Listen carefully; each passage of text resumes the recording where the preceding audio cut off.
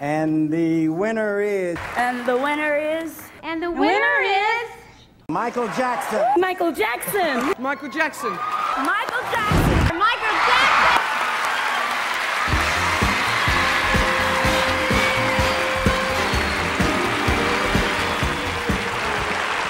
This is wonderful.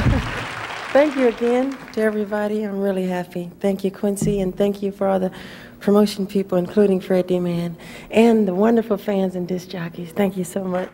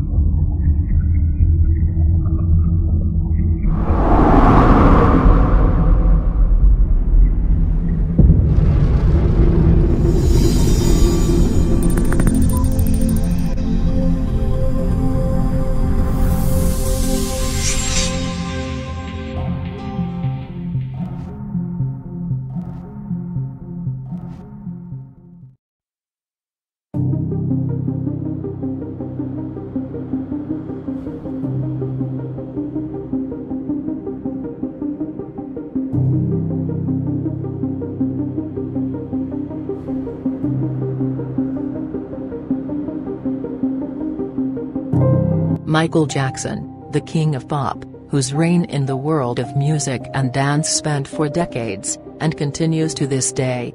Starting off from a very young age 5, he cultivated his skills and talent to such an utmost perfection that the only competition was none but himself. From breaking worldwide records, to being revered and invited by notable figures, and being on the same pedestal as that of powerful leaders, he climbed the stairs of profound success and superstardom. But was his struggle and stardom that easy? As he became more popular, the media became more and more aggressive towards him. His appearance, words, and actions were being intentionally and maliciously manipulated and distorted by the media to portray him as an eccentric freak. They completely dehumanized him, making him fair game to bully, torment, and disrespect. The headlines were full of malicious phrases like freak, bizarre, weird, wacko jacko, and sicko. As the years passed by, especially around the 80s, there was a notable change in Jackson's appearance. His skin color had started to grow more and more pale, and his nose had become smaller. Media took hold of this opportunity, and said he bleached his skin to become white, and made it sound like a choice that Michael made for not wanting to be black. This narrative was, however, demonstrably false and fabricated, as there were many physiological and immunological factors that contributed to the change in his appearance. This is the situation. I have a skin disorder that destroys the pigmentation of the skin. It's something that I cannot help, okay? But when people make up stories that I don't want to be who I am, it hurts me. On the Oprah Winfrey Show, that he at one point actually showed them. It didn't get on camera, of course. He was just showing them off camera. He rolled up his sleeve, and that the skin was mottled. There were blotches. Vitiligo is a medical condition that Jackson claims has afflicted him for more than 20 years. This disfiguring skin disease affects nearly 2% of the world's population and strips all pigmentation from the skin. The result is not just pale, but porcelain white. The beginnings of the vitiligo started happening relatively early. You know, he even was trying to hide it from me. He tried to hide it for quite a while. You know, we'd always try to cover with makeup and even out his skin tone and everything until it just got so extensive. I mean, it's all over his body. We were always trying to hide it and cover it for the longest time until he just had to tell Oprah and tell the world, listen, I'm not trying to be white. I have a skin disease.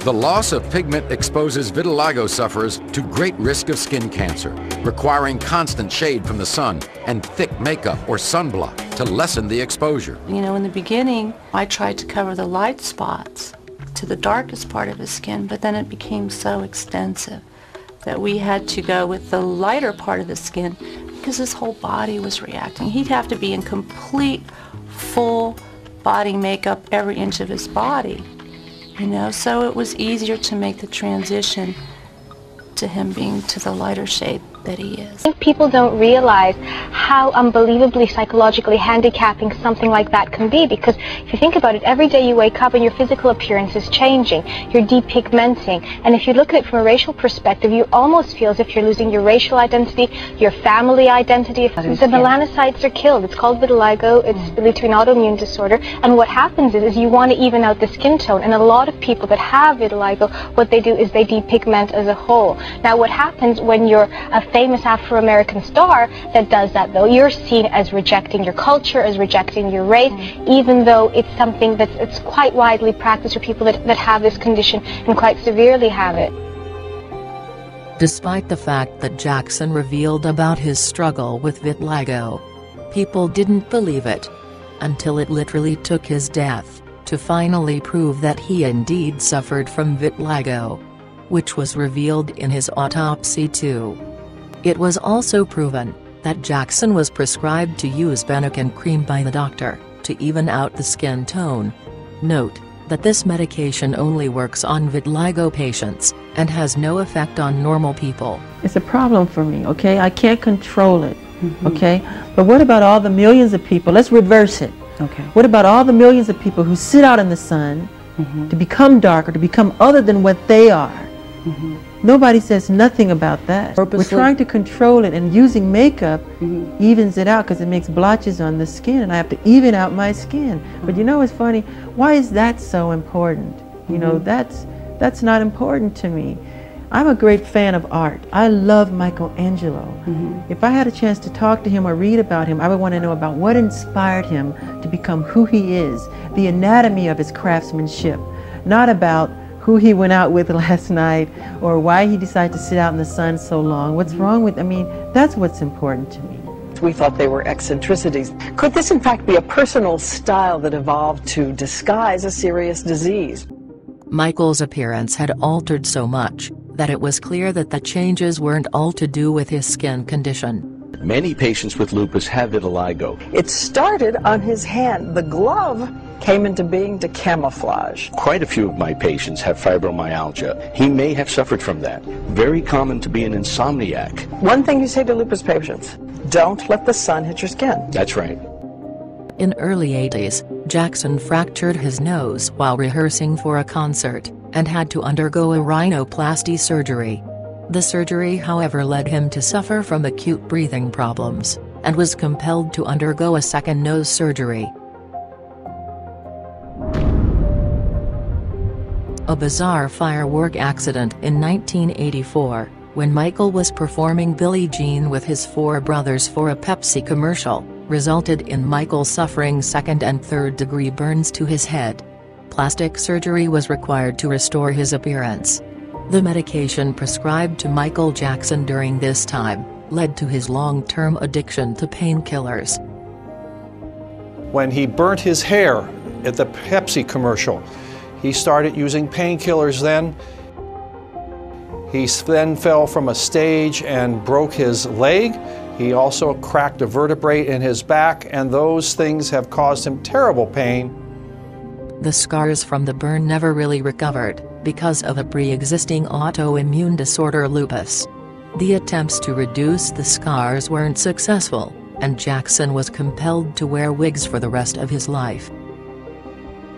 The accident was so intense that the injury caused to his scalp by the accident remained sensitive for life. Even 23 years later, Jackson could still feel the excruciating pain from the scars. How the public perceive Michael Jackson is largely influenced by the racist narratives that underpin the media. What does Michael Jackson look like? What kind of man was he? Why did his nose become smaller? Why did his hair become straight? Why did he wear such unique clothes? Why did he wear a mask? The chances are, you were taught the answers to these questions by the media. They sensationalized a museum that showcased the changes in the shape of Jackson's nose, which was overly exaggerated anyway. Does it get any more absurd and ridiculous? And what was the obsession with Michael's paternity? Well, one glimpse at Michael Jackson will show you that he doesn't really look like an African-American man anymore. I think the Jackson family is all about this. I think that's why they'll fight for the children, because where the children go, that's where the money goes. Who's the real baby daddy of at least the first two kids? These kids are not biologically related to Michael Jackson. They're not. And I keep reporting that, and the fans keep saying, no, they are. They're his. Yeah. No, they're not. They're not. Get a clue. Get a clue. Because, well, the children don't necessarily, and I guess the biracial children could look different, and they can, be whiter or darker, or they can be sort of all one or all the other. Yeah, but blue eyes, not so much. It's quite evident that Jackson's eldest son, Prince Michael Jackson, too has inherited the same skin disorder vitiligo that his father suffered from. It is Michael Jackson, and he lives to be strange. He's in free fall now, and we all gotta stay glued to the set till we see the splat. You can easily sense the sheer racism and hatred in their tone. How hateful can one get to rip off the pride of a black American for being a father of his children? Exhilarating rumors about him sleeping in a hyperbaric chamber, buying the bones of the Elephant Man, questions surrounding his sexuality and virginity made headlines. While some went as far as to claim that Michael, LaToya, and Janet were the same person. Even today, Jackson's photographs are distorted, and the disfigured images of his face are used in horror video games, sold on bags and t-shirts, making him a subject of ridicule and mockery. Media's obsession and the systematic racism had a lot to do with Jackson's ethnicity. A racist and derogatory slur, Wacko Jacko, was increasingly used by the British tabloids from the 80s onwards to denote Jackson. The origin of the term Jacko is linked with the term Jacko Macaco, which was the name of a famous monkey that was used in monkey baiting matches in London in the early 1820s. Subsequently, the term Jacko, or Jacko Macaco, was a Cockney slang to refer to monkeys in general. And Jackson, being an African American, was hence started to be related with this term more often. And this you should not do. You should not say he's an animal. Should not say he's Jacko. I'm not a Jacko. I'm Jackson. Wacko Jacko. Where'd that come from? Some English tabloid. I have a heart and I have feelings. I feel that when you do that to me. It's not nice. Don't do it. I'm not a wacko. But you are somewhat eccentric, to say the least. The way you dress, the way you look, it invites attention. The whole appearance, as you grew up, was larger than life, more extreme. You don't think that calls the paparazzi to you? No. No? No. Maybe I like to live that way. Maybe I like to dress that way. I don't want paparazzi, really. But if they come, be kind. Write the right kind thing to write. I've been living in that kind of life all my life. The tabloid press, that kind of press, not the press, the tabloid, the paparazzi, that type. I've been running for my life like that, hiding, getting away. You can't go that way because they're over there. And well, let's go this way. Pretend we're going that way and we'll go that way. Somebody should say, hold on, stop. This person deserved their privacy. You are not allowed to go there. Years of bullying and dehumanizing had gotten to a point where Jackson started to hate his own appearance. In 2001, on the sets of You Rock My World, they wanted to darken his skin and remold his nose a little. Shortly after hearing this, Michael locked himself in the bathroom and began to break everything. When Frank Cascio came in, Michael was sitting on the floor, cutting his hair. So now his hair is half long, half short. He held his head in his hands, and while sobbing he said, "Would you believe it? They think I'm ugly. They want to remold my nose. What is wrong in me? I don't tell them how they should be. They think I'm a monster. I'm a monster. I'm a monster." They destroyed his self-confidence and made him think that he's some kind of a monster. Yet, The monstrous treatment of Jackson by the media continued, and later, it got even worse. I want to set the record straight, that if people hear a lie long enough, people believe it, that people have lied on me. I'm a black American and I'm proud of it, and I'm honored of it. The bleach skin rumor, which is a rumor, I don't bleach my skin. They once said I wanted a white kid to play me as a child, which was a rumor. Inauguration rumor, saying I didn't want to do President Clinton's inauguration. I'm not gay. This says, don't judge a person unless you have spoken to them one-on-one, which is true. I made a list of things. When I get angry enough, I write down what I want to say and what I want to talk about to set the record straight. Because you get to a point where you get tired of people lying. I get tired of situations like this, where people completely lie on me, and I'm sick of it. The paparazzi are known for their lack of physical and ethical boundaries, in their eagerness to capture celebrities' most private moments. In 1997, they were largely responsible for the car accident that took the life of one of Michael Jackson's dear friends, Princess Diana. Remember something, just because it's in print doesn't mean it's the gospel. People write negative things because they feel that's what sells.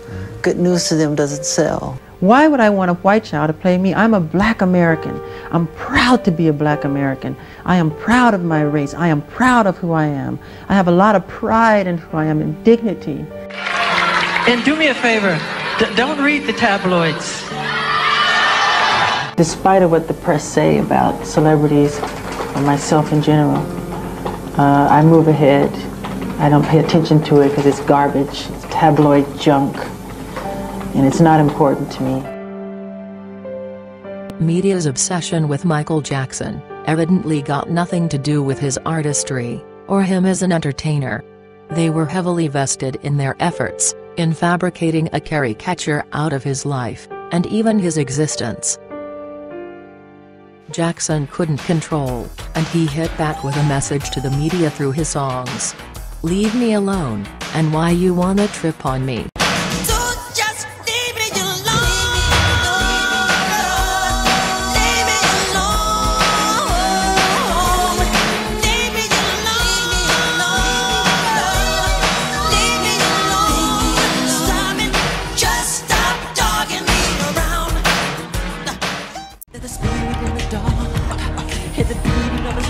He responded to the negativity that was being propagated by the zealous media and press, through the lyrics of his songs.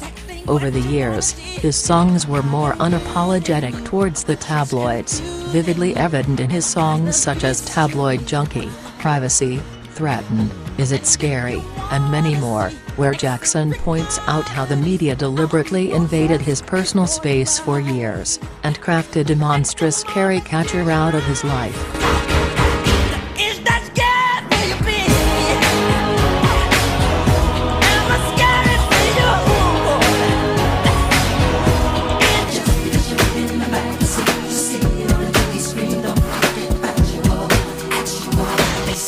Homosexual. There are other issues when it comes to Michael Jackson and his skin tone. One of them was often addressed by him, that white America never forgave him for breaking records and becoming more famous than their idols, mainly white artists. He surpassed Elvis Presley, the Beatles, and many more untouchables. The moment that happened, some people began to not only root for his downfall, but to actively work for it. As if the fact that a young black man was taking the world by storm was wrong and abnormal, and he needed to be put back in his place to where he belongs. Unfortunately, this didn't end with tabloids.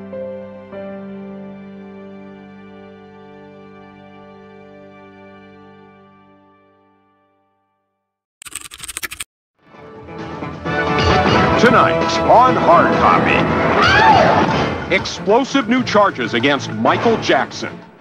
Tonight, Hard Copy's Diane Diamond reveals the exclusive details behind the child abuse allegations. The official documents that I've seen include a very detailed account of just what this 13-year-old boy says happened to him.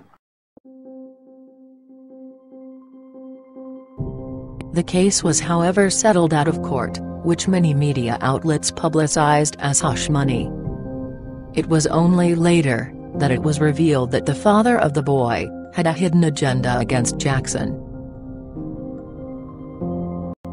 Michael Jackson met Jordan Chandler in 1992, after the star's car had broken down, and he went to a nearby car rental agency that was owned by the boy's stepfather, David Schwartz.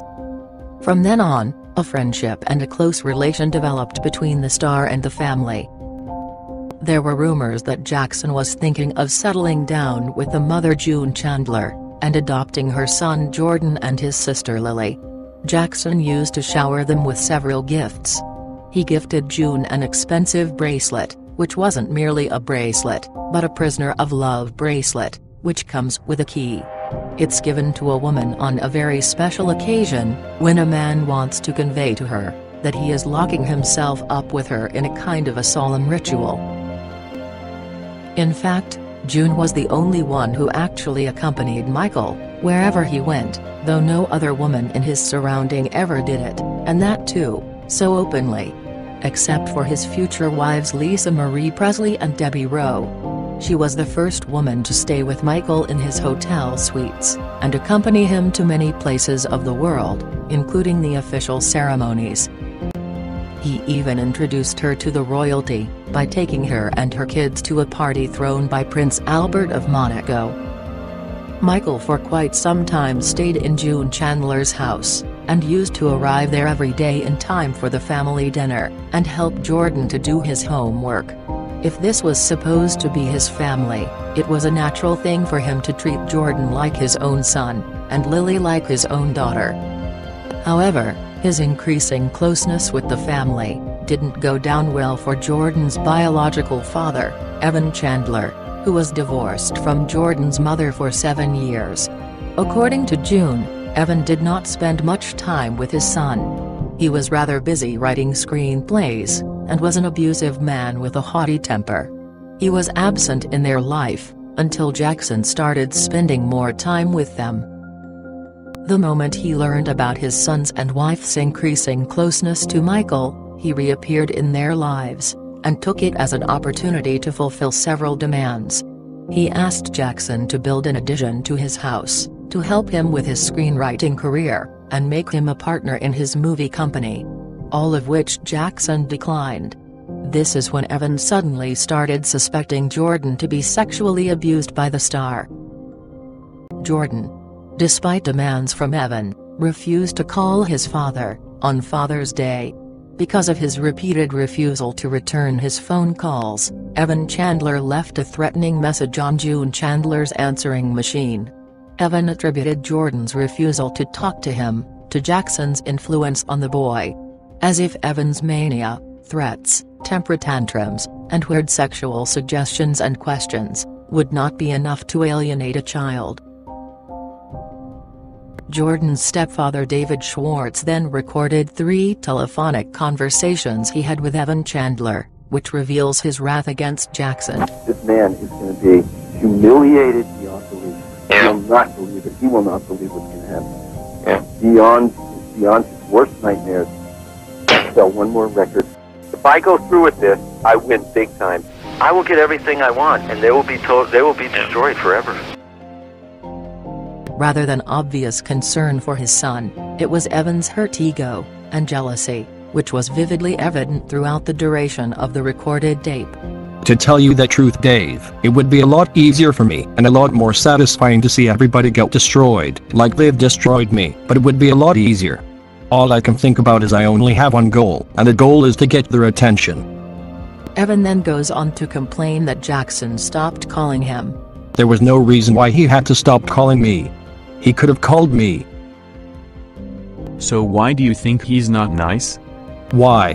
Because he broke up the family, that's why. Evan further divulged to David Schwartz about his plan for an extortion attempt. There are other people involved that are waiting for my phone call. I paid them to do it. They're doing their job. Everything is going according to a certain plan. That isn't just mine. There's other people involved.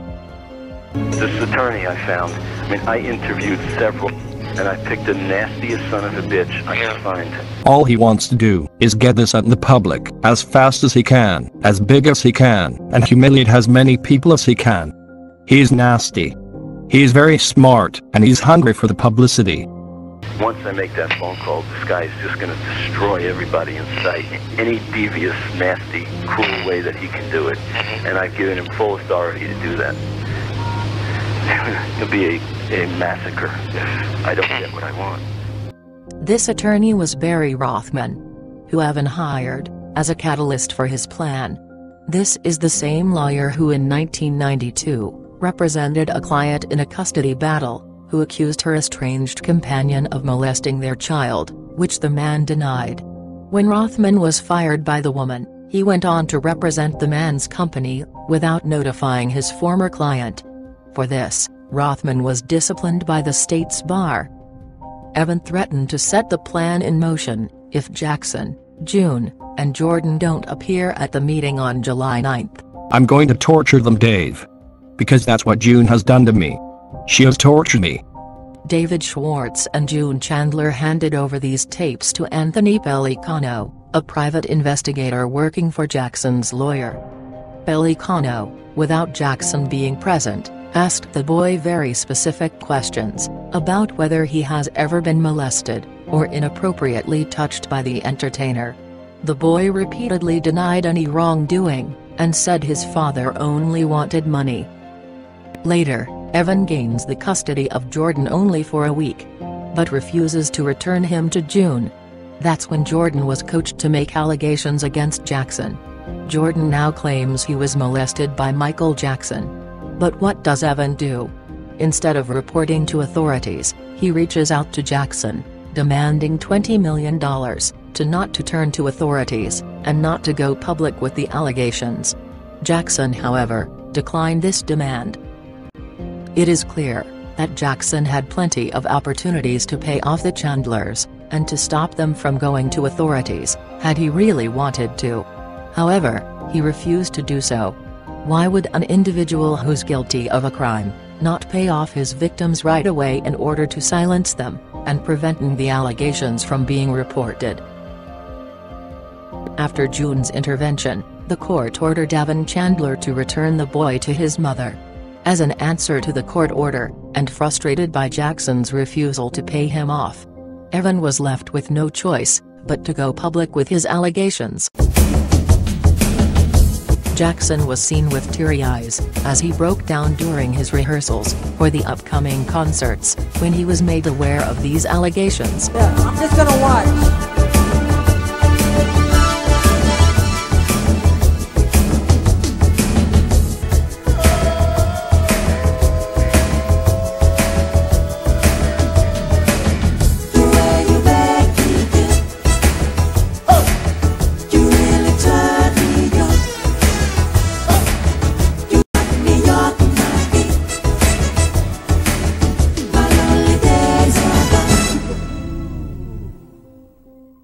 There have been many disgusting statements made recently concerning allegations of improper conduct on my part.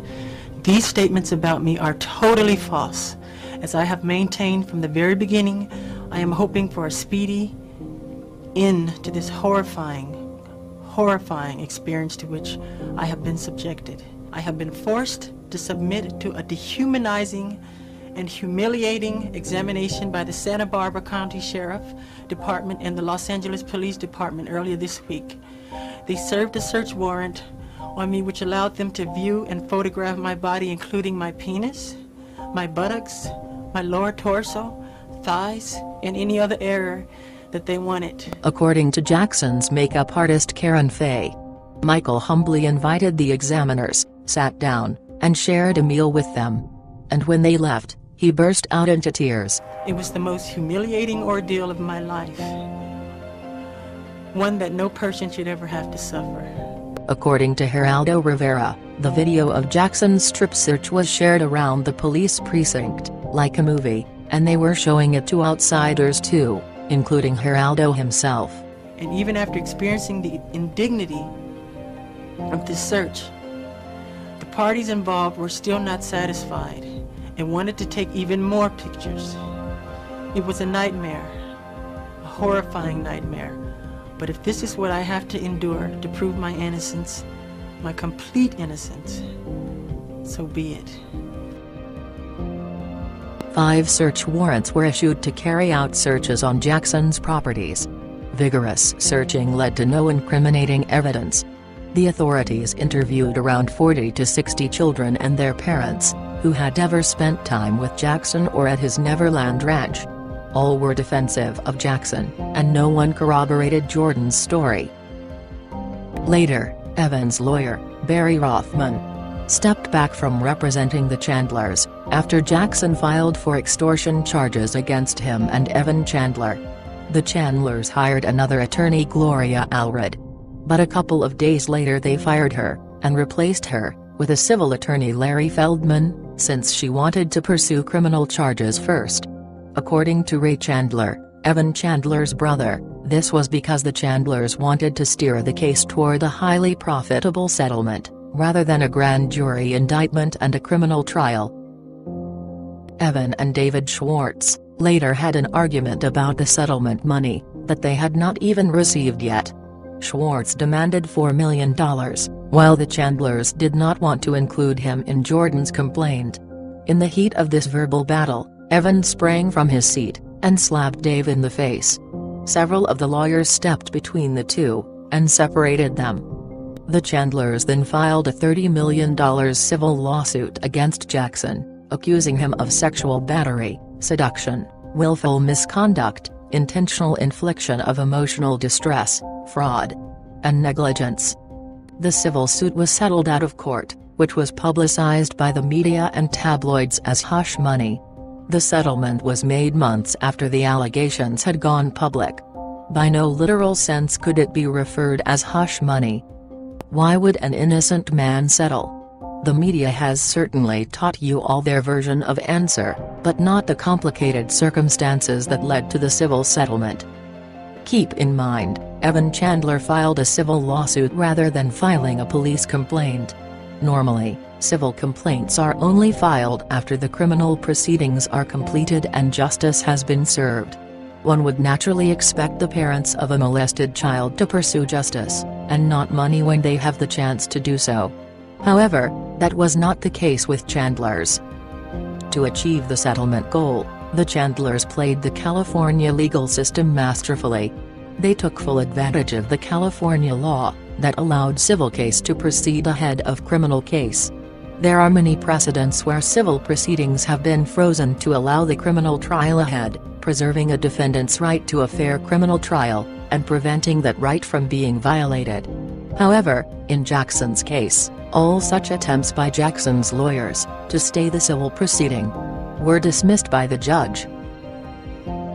The assistant of Barry Rothman, who represented the Chandlers, revealed in details on what went behind the closed doors between Rothman and the Chandlers. And he was behind closed doors with my attorney, the Jordy Chandler was.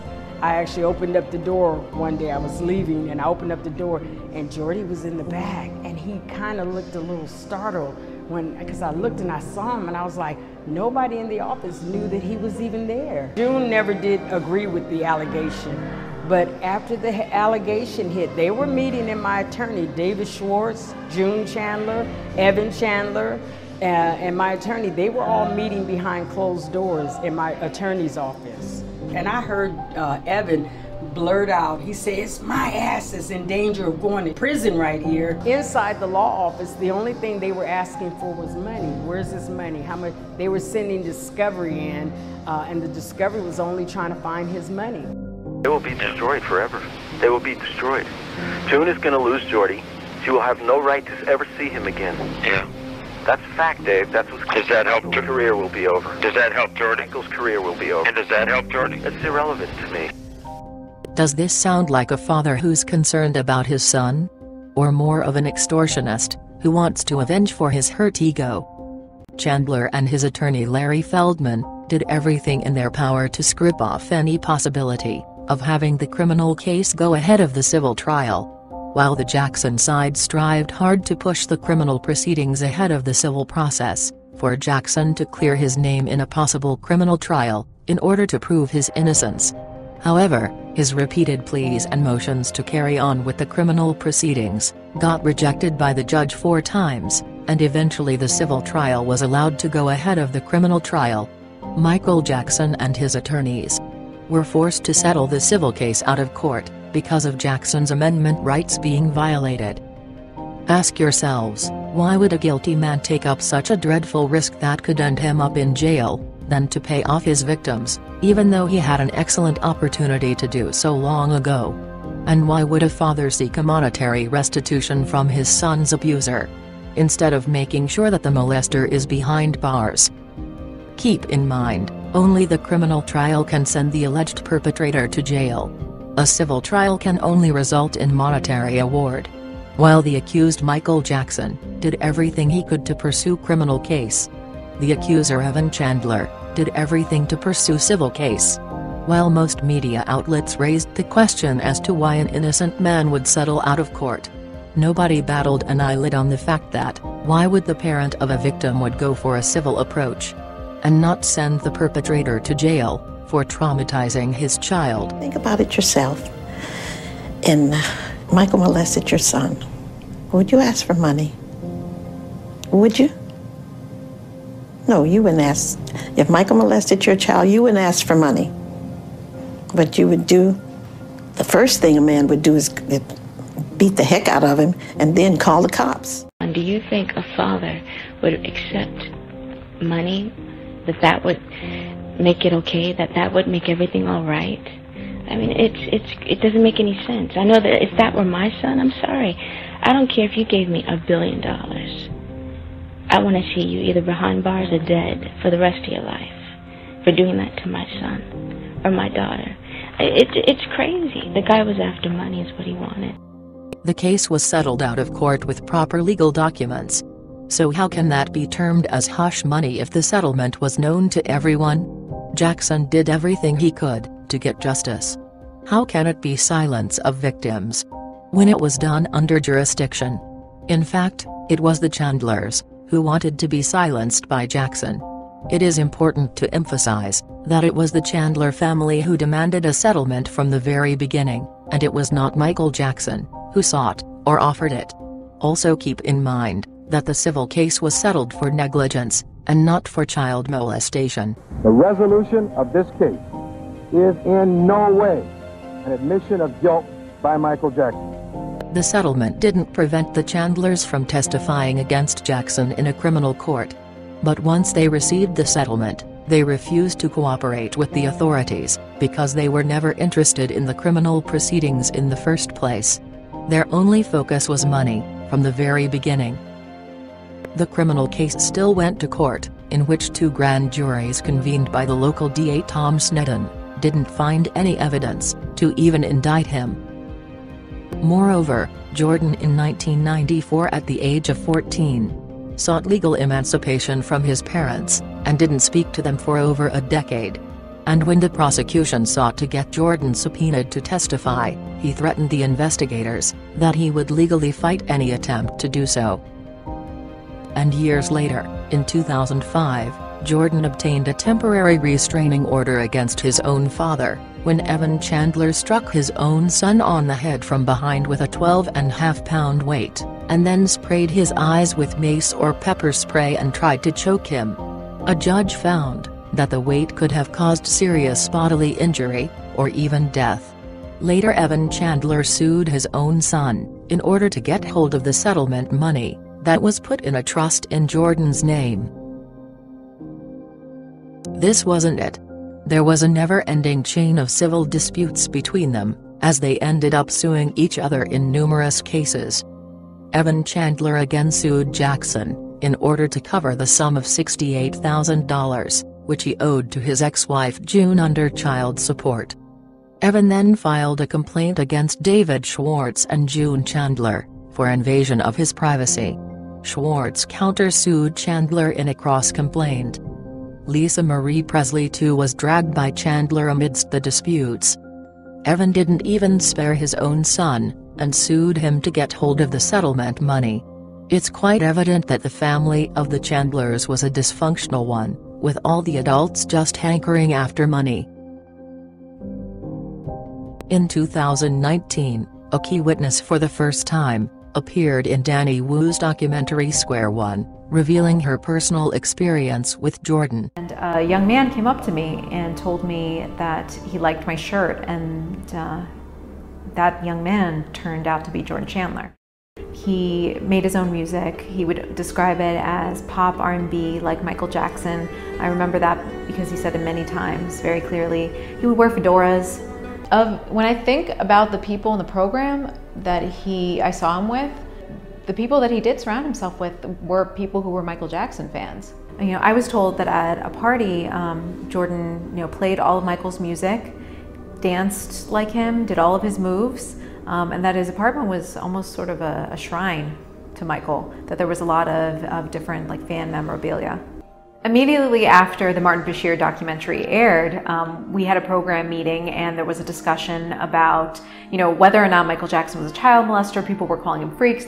During that conversation, Jordan Chandler chimed in and said that he too believed that Michael Jackson wasn't capable of the things he was being accused of. And he said that voluntarily, and he said it without my prompting, and he wasn't asked.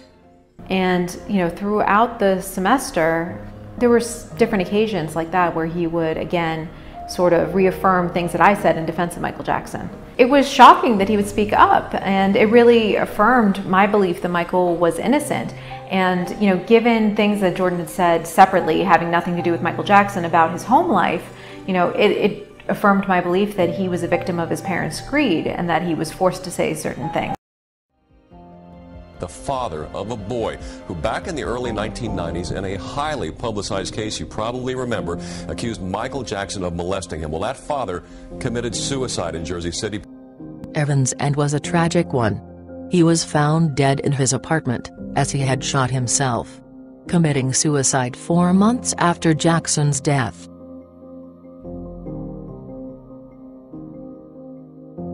Evan Chandler was known by many in the Beverly Hills area to be an opportunistic and exploitative man. Unfortunately, Michael Jackson found out too late, after Evan had already set his extortion scheme in motion.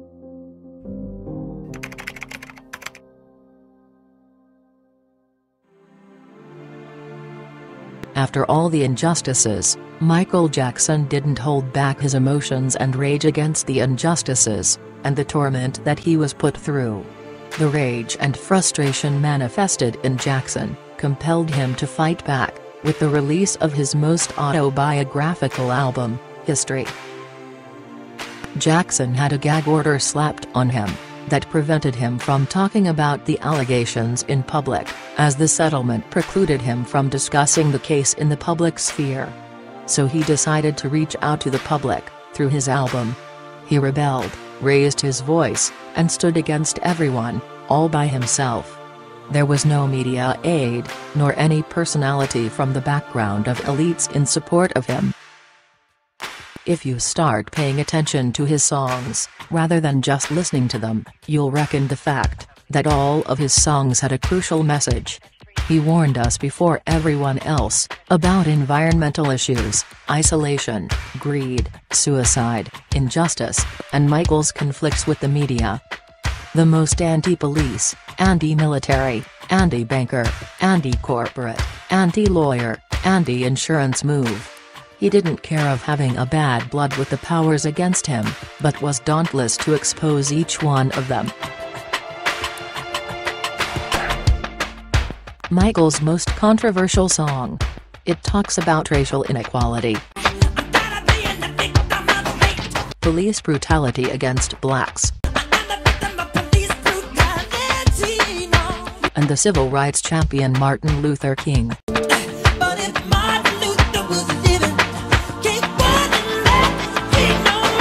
Inspired by the brutal lynching of Rodney King in 1991, when he was beaten by 4 police officers, which had led to the 1992 Los Angeles riots, the song became far more personal, after Jackson's great deal of humiliation at the hands of the Santa Barbara and Los Angeles Police Department's ruthless investigation, during 1993 allegations. He exhibited his raw anger and outrage against the system. It wasn't just about ridiculous and unfair media speculation anymore.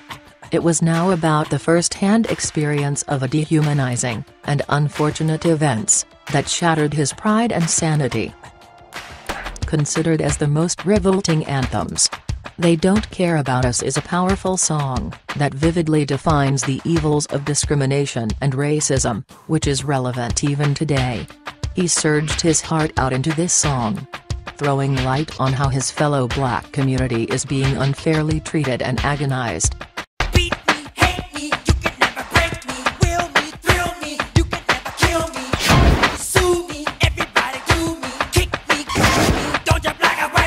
The lyrics of this song holds its significance, which apply to this date.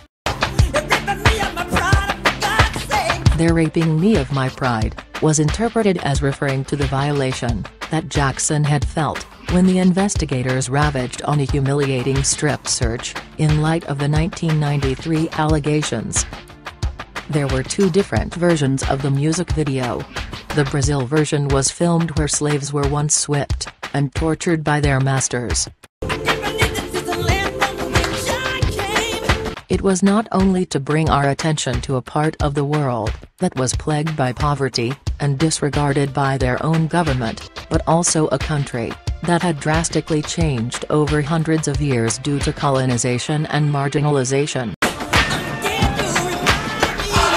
Jackson featured and popularized the Afro-Brazilian drumming group, Olodum, a band that takes part in social movements against racism.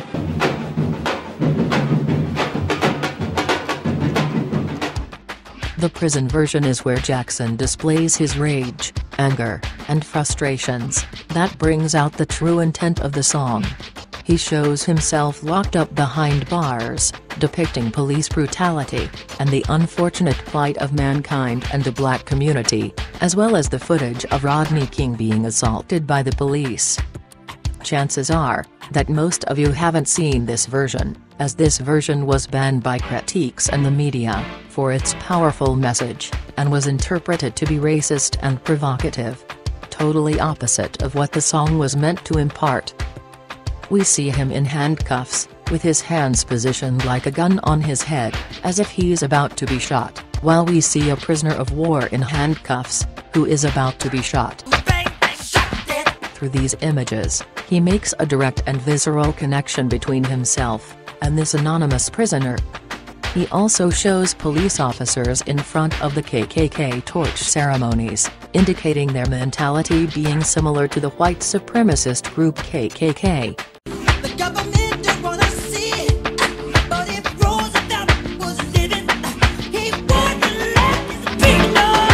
He remembers Franklin Roosevelt and Martin Luther King, conveying that had they been alive, they wouldn't have let these travesties and injustices to take place. By juxtaposing numerous images like these, he links racial injustice in the U.S., with war in Southeast Asia, hunger in Africa, political oppression in China, and urban poverty in Brazil. In other words, he isn't simply protesting the injustices he's facing from a racially biased criminal justice system here in the U.S. He is also drawing a link with political, economic and military oppression around the globe. It is obvious that for some in power, at the time, this was a dangerous song, and the objections were merely an attempt to deflect from its strong message. But eventually, this track became an anthem for the Black Lives Matter movement in 2014, due to the frustration over the Michael Brown and Eric Garner grand jury decisions that acquitted the police officers who brutally murdered those two innocent black men in broad daylight. On Twitter, "They Don't Care About Us" became a trending hashtag. In several parts of America, they blasted this song through car windows, and was sung and performed by protesters. As this video is being recorded, another innocent black man, George Floyd, has been lynched to death by the Minneapolis police, for literally no fault of his. An incident that sparked worldwide protests and outrage over the system. It's 2020, and it's exactly what Michael Jackson had warned us about. that they don't care about us. He alarmed us about the white America that goes silent when white MAGA protesters march towards the state capitol with guns and rifles, but unleashes tear gas on Black Lives Matter protesters, peacefully protesting the murder of George Floyd. In a country where the president displays his hypocrisy and preference over two incidents, shows everything that's wrong in America, referring to white armed protesters as good people, and peaceful Black Lives Matter protesters as thugs. This is exactly that's wrong in America, and it's exactly what Michael raised his voice against. No wonder this video got banned. Though many tried to suppress the song and even the video, but the message remains equally relevant in today's age, where social injustice, particularly towards people of color, is far more visible, and attitudes towards social injustice have led to complete injustice intolerance.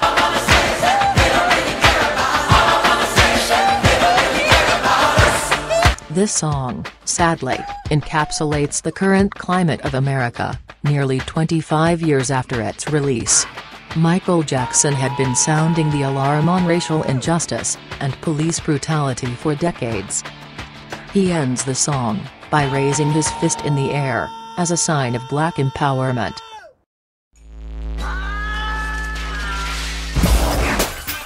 Another prominent song, Scream, where Jackson expresses his wrath over the prejudiced system of his country. A duet with his younger sister Janet Jackson, this sci-fi extravaganza was listed in the Guinness Book of World Records, cited as the most expensive video of all time, created at a cost of $7 million.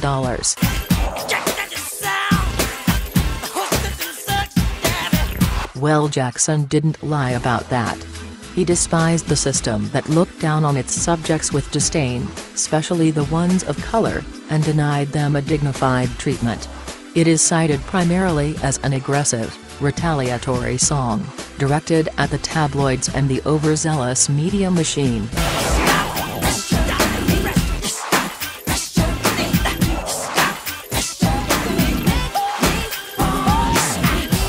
As the title suggests, he screams out loud, and pleads the speculating press to stop pressuring him, and that he's tired of their obsession with every aspect of his life.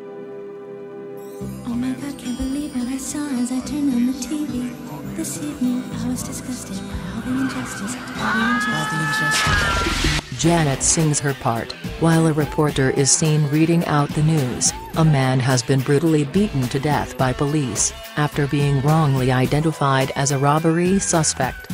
The man was an 18-year-old black male.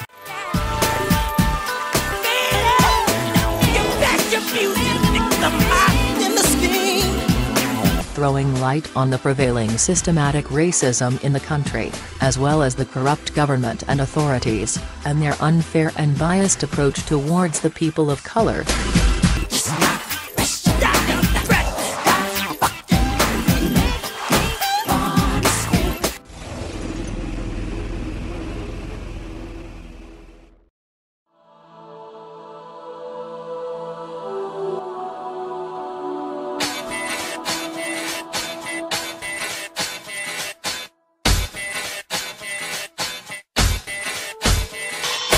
He didn't stop here. His art became more and more unapologetic with time. His 39 minutes long short film Ghosts, composed of 3 songs, Is It Scary, Too Bad, and Ghosts, featuring a maestro, a mayor, a ghost, a demon, and a skeleton, all played by Jackson himself, tells us the story of an eccentric man with supernatural powers, who's being forced out of a small town by its mayor. The mayor of Normal Valley leads a mob to the mansion of the maestro, who has been entertaining local children with magic tricks and ghost stories. The children assure the parents that the maestro has done nothing wrong, but the mayor intends to banish him as a freak. The maestro then challenges the mayor to a scaring contest. First person who gets scared has to leave. He performs magic tricks and dance routines with a ghostly horde, and finally possesses the mayor, thus forcing him to dance.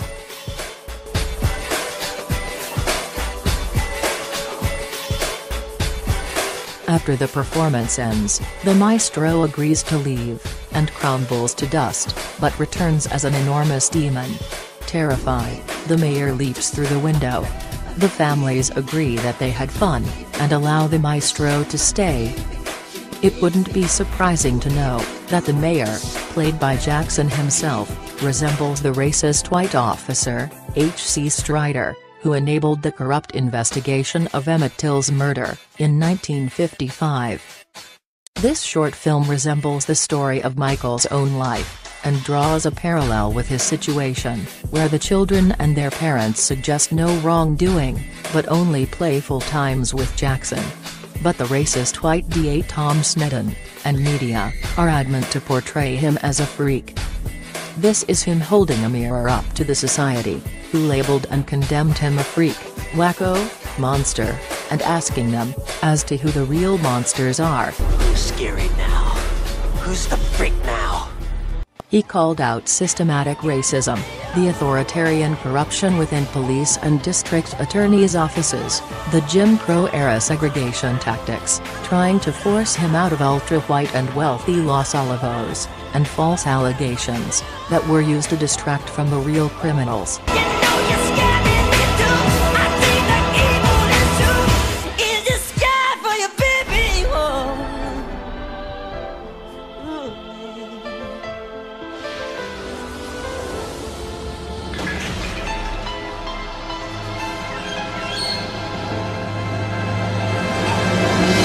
Are you scared yet?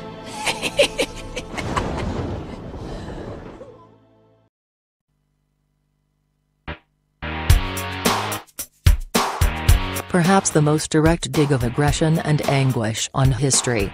A clear and thinly veiled diss track towards the then Santa Barbara County District Attorney, Tom Sneddon. To avoid potential legal action, the song was renamed DS, with Tom Sheldon being printed as the official lyrics. To the listener's ear, however, Jackson seems to clearly sing, "Tom Sneddon is a cold man."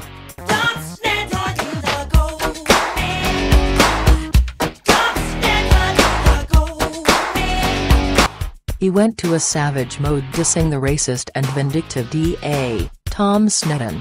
In the excerpt, Jackson accuses DS of being politically motivated, having a poor social life, and a bad childhood upbringing.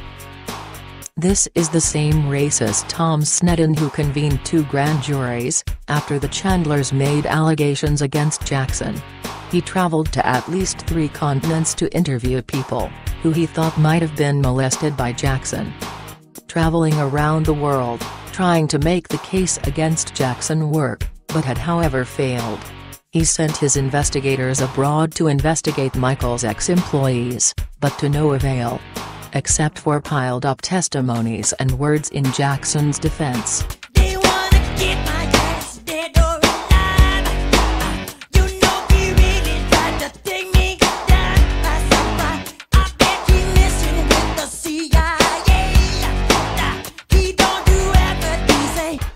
Jackson suggests, Sheldon has links to the CIA and the KKK, and he just wants your vote to remain the DA. Jackson comes for Sneddon as a man, all but outright calling the attorney a corrupt, white supremacist, with no substance or true character.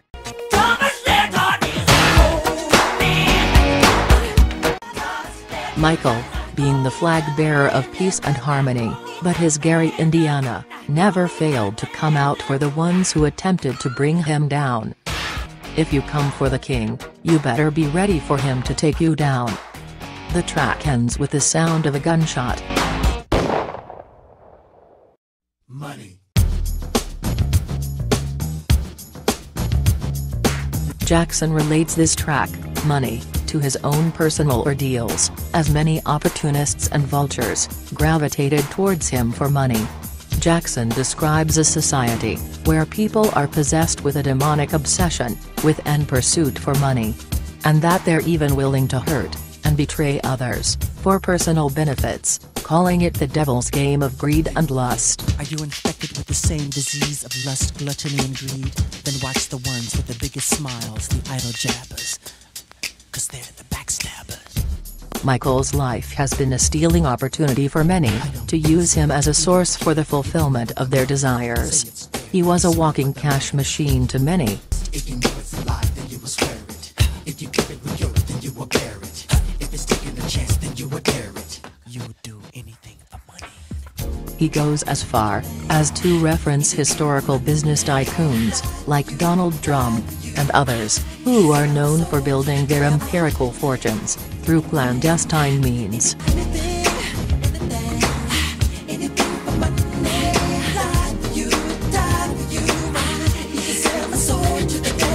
The song matters, because it takes a dig at Jackson's own personal experience, and then goes on to relate it to the plight of the world. It's his way of making people realize that the reason he was targeted in the first place was nothing but the greed and the devilish pursuit for money. Have you seen my childhood? Childhood is one of the most vulnerable and honest tracks Jackson ever created, and also called it the most autobiographical song he has ever written.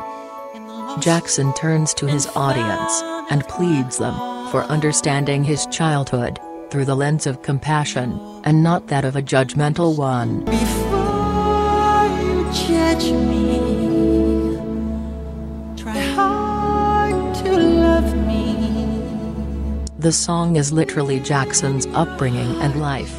And throughout, he laments the negative side of his public perception, created by the ruthless media. Anyone who knows Jackson, he attributes his childlike demeanor to the sacrifice of his childhood, for being a star and a prodigy, at such a tender age. As he sings, it is clear that Jackson has since and forever longed for the childhood he never had.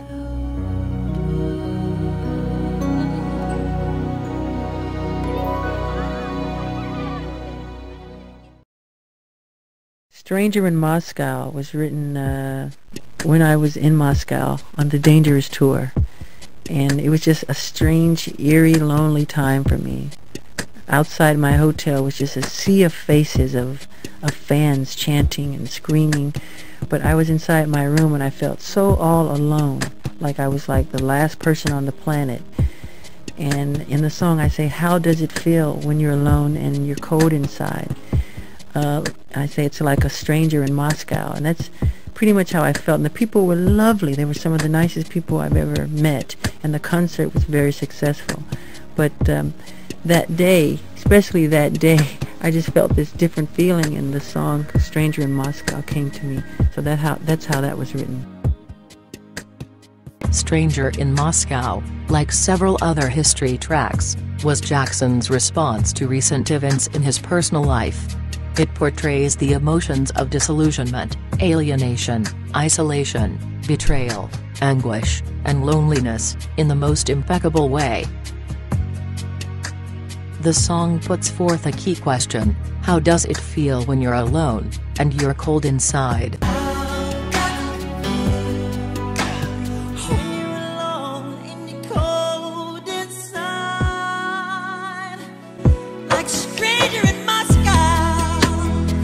Lyrics like Swift and Sudden Fall from Grace, and Armageddon of the Brain, are not just poetic, but also reflect the happenings that were manifesting in Jackson's life up to that point and beyond.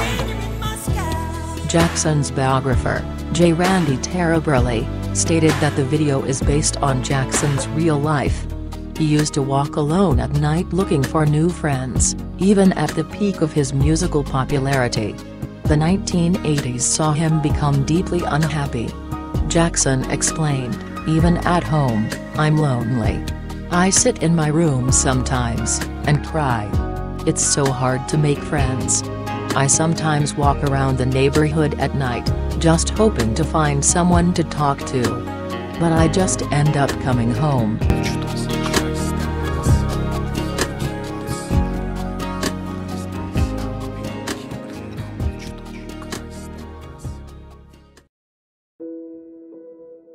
There is another crucial part of Jackson's legacy that deserves attention. His pioneering role as an African-American artist, working in an industry which was, and still is plagued by segregation, stereotypical representations, or little to no representation at all. As his skin became whiter, the foundation of his work became blacker. America has a long history of racism. Michael saw it, and tried to incorporate this social ill in his short films, and the lyrics of his songs. Michael was woke. He was aware of the injustices against black people. One thing about Jackson that everyone should know, is that he kept himself aware and updated, on the happenings of his country, and the world. He was highly educated and learned, having an entire library filled with books on black history and culture. And he had a list of books lined up all along the floor. And I looked over and I said, yo, Mike, you know, people just sending you stuff like that. He says, no, that's what I read. I mean, he had everything from the autobiography of Malcolm X, Eat to Live. He had Sri Aurobindo, Krishnamurti. I mean, like these exotic books, you know, that you would never imagine Michael was down with. Right. And we sat there 3 hours, man, chopping it up about all of this. From metaphysics to psychology to how the black man is treated. And I was like looking at him like, how the black man is treated? I'm telling you, it was a trick. Eat to Live by Elijah Muhammad? Yes, sir. Wow. Yes, sir. Mike, people don't know about Mike on the real.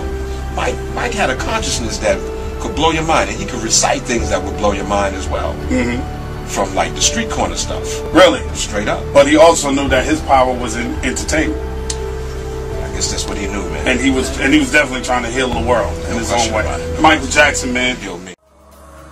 He wasn't merely an entertainer. He was an activist.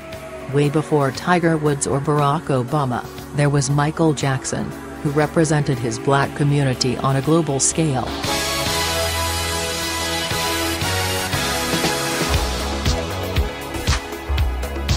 His music videos are the prime reason MTV is a popular name. Billie Jean was the first video by a black artist to be played on the channel on heavy rotation. When MTV was on the verge of being shut down, it was Michael's 3 music videos that MTV had their first quarterly profit. Ironically, MTV was rescued by an artist of a color that was banned from their channel. And not just that, they even renamed the Video Vanguard Award after him, as the Michael Jackson Video Vanguard Award, for his revolutionary contributions to the world of music. The popularity of Michael Jackson's videos helped bring MTV to fame. Jackson's success at that time rescued the music industry out its late 1970s recession, and revolutionized it by initiating a marketing focus on blockbuster albums and video presentation. Gradually, his songs became so politically charged, which made the white America uncomfortable, so much so, that they started banning his music videos in an attempt to suppress the truth, labeling them as intolerant and violent. One such video was Black or White.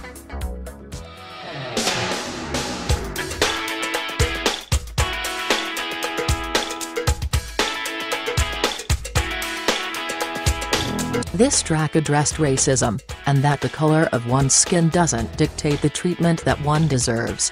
As perfectly elucidated in the phrase, "It don't matter if you're black or white."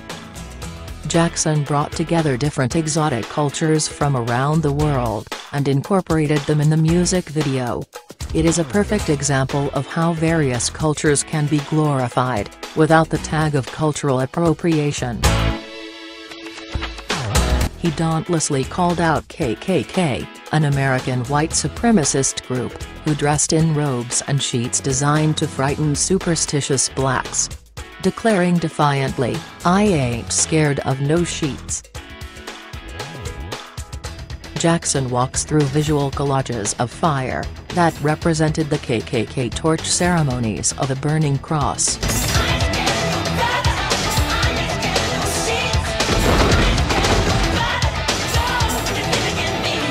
This song urged the world, to fight against discriminations based on race and color, by boldly portraying people from all countries as equal, be it India, the US, Kenya, Ethiopia, China, or France, in its video, with a common notion of humankind. The solo segment at the end of Black or White short film, Jackson walks out of the studio, as a Black Panther, and then morphs into himself. Then he walks outside on the street, to perform some of his most physically complicated and intricate dance techniques. He is seen going aggressive, breaking the glasses, having racist white supremacy signs, such as Hitler's Nazi sign swastika. "Nig, go home. No more wetbacks," and KKK rules. The video got banned, because it was labeled as too sexually explicit. Media claimed that Michael's Black Panther segment was too sexually charged, and was influencing children to be violent, forcing music stations to ban the full 11 minutes video. When the entire Hollywood is possessed with war movies, violence, and vulgarity, nobody bats an eye. But a 4 minutes video, with a significant social message, was translated to be too much for children. It was quite evident that the media deliberately wanted to ignore his message, and get it erased of airways, because he was once again making a Black political statement. The dance moves are deliberately laced with anger, and even violence, as he destroys the racism and prejudice, emblazoned on graffiti-marred public property. And through his dance, takes ownership of the public space of the street. He dared to be assertive, and make his stance clear in the Panther dance.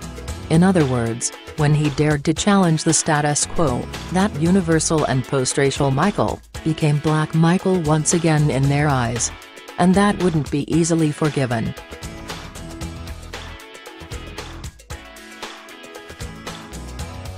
In 1993, he performed at the Super Bowl halftime show, which forever changed the prospect of the halftime shows. Jackson's halftime performance increased the TV ratings by a significant amount, and has been claimed to be one of the most watched events in American television history. His performance was a symbolic one, as he highlighted unity among races, by showing the logo of Student Nonviolent Coordinating Committee, which is an organization of civil rights movement. With the children raising black and white placards, pleading for racial tolerance and understanding. Jackson's main aim was to use the platform for imparting the message of equality, humanity, and child rights. In 1995, the historic Million Man March was organized in the United States of America, Washington, where African Americans gathered to demonstrate their unity and power. Jackson donated $100,000 to the event, which was revealed only after his untimely death. Remember the Time short film was conceived by Michael Jackson himself, after his friends at Hollywood refused to make a movie, which celebrates the greatness of the Black community. He then decided to make it himself. This short film had an entire Black cast, featuring some of the most prominent Black luminaries, Magic Johnson, Eddie Murphy, and Iman. The video is set in ancient Egypt. In contrast to Hollywood's stereotypical representations of African Americans as servants and slaves, Jackson presents them here as royalty. The music video was a celebration of Black history, art, and beauty.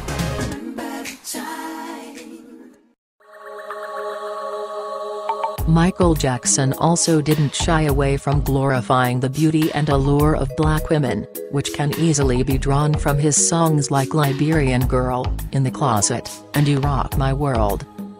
When no one was talking about Black women, Michael not only glorified them, but also casted them as his love interest in his short films.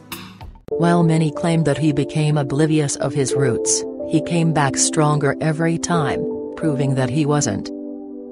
He wasn't just the king of pop, but also a real-life king. literally, when he was crowned the King of Ivory Coast in Africa. He never betrayed his roots. His skin color may have changed, but his intentions didn't. He was proud to be black, and he never failed to prove it, or say it to the world. Michael loved all races and all nationalities. His empathetic nature, and his frequent deliberations with other cultures, and personalities of varying cultures, expanded his horizons, and his love for humankind as a whole. That was his message, and anything other than that is a lie. With almost every song of his being a political statement, and his involvement in exposing racism and injustices in the country, it is understandable as to why he was eventually seen as a threat to the industry. When in today's times, artists refrain from expressing their political stance, which may jeopardize their reputations and careers, any political statement is going to have a backlash, and a price will be paid. It was Michael Jackson, who was never afraid to put himself out there for the truth as he saw it. We could always count on Jackson to represent our voices. His adult catalog is a trove of social activism, starvation, AIDS, war, gang violence, racial relations, communal tensions, and the tortured environment. It was Jackson who put on concerts for war-torn Sarajevo. It was Jackson who put together a group charity song and concert after 9/11. It was Jackson who used every ounce of his global celebrity and fortune to make a difference. He was there. When nobody was there, he was there. But who knew he'd make himself a target, and that plenty of efforts would be made to drag him down. His Invincible album later on became a target, when Sony refused to promote the album, and boycotted it, giving rise to the Sony conflict.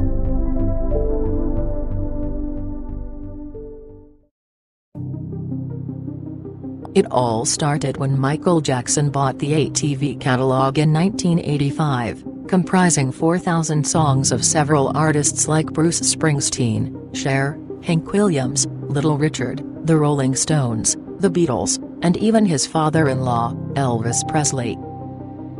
It is one of the most prized catalogs in the history of modern music. The one whose value Jackson instinctively knew would only increase throughout the years, and the validation of his acute business savvy.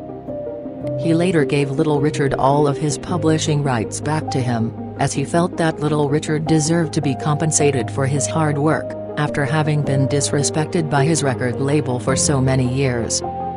But not everyone was happy with Michael's purchase. Paul McCartney became upset upon hearing the news of Michael buying the Beatles catalog. He was talking to me and asking my business advice, and one of the things I said to him was, think about getting into music publishing. And then he looked at me kind of, I thought he was joking, he said, I'm going to get yours. Oh. So I kept thinking it was time for a raise. But I did talk to him about it, but he kind of blanked me on it. He kept saying, that's just business, Paul, you know. So I went, yeah, it is, and waited for a reply. But we never kind of got to it, and I thought, so we kind of drifted apart. It was no big bust-up. Yeah. We kind of drifted apart after that. As their relationship turned sour, Paul would then come up with his own version of events, whenever he's asked about his relationship with Jackson. Many say that the quarrel with Paul was a turning point for the way Jackson would be referred to by the media. Jackson's biographer pinpoints exactly 1985 as the year he went from Jackson and Star to Wacko Jacko, bizarre, and eccentric. But on a positive note, Michael Jackson's purchase of the ATV music catalog paved way to one of the most legendary music covers in history, his 1988 version of the Beatles song, Come Together.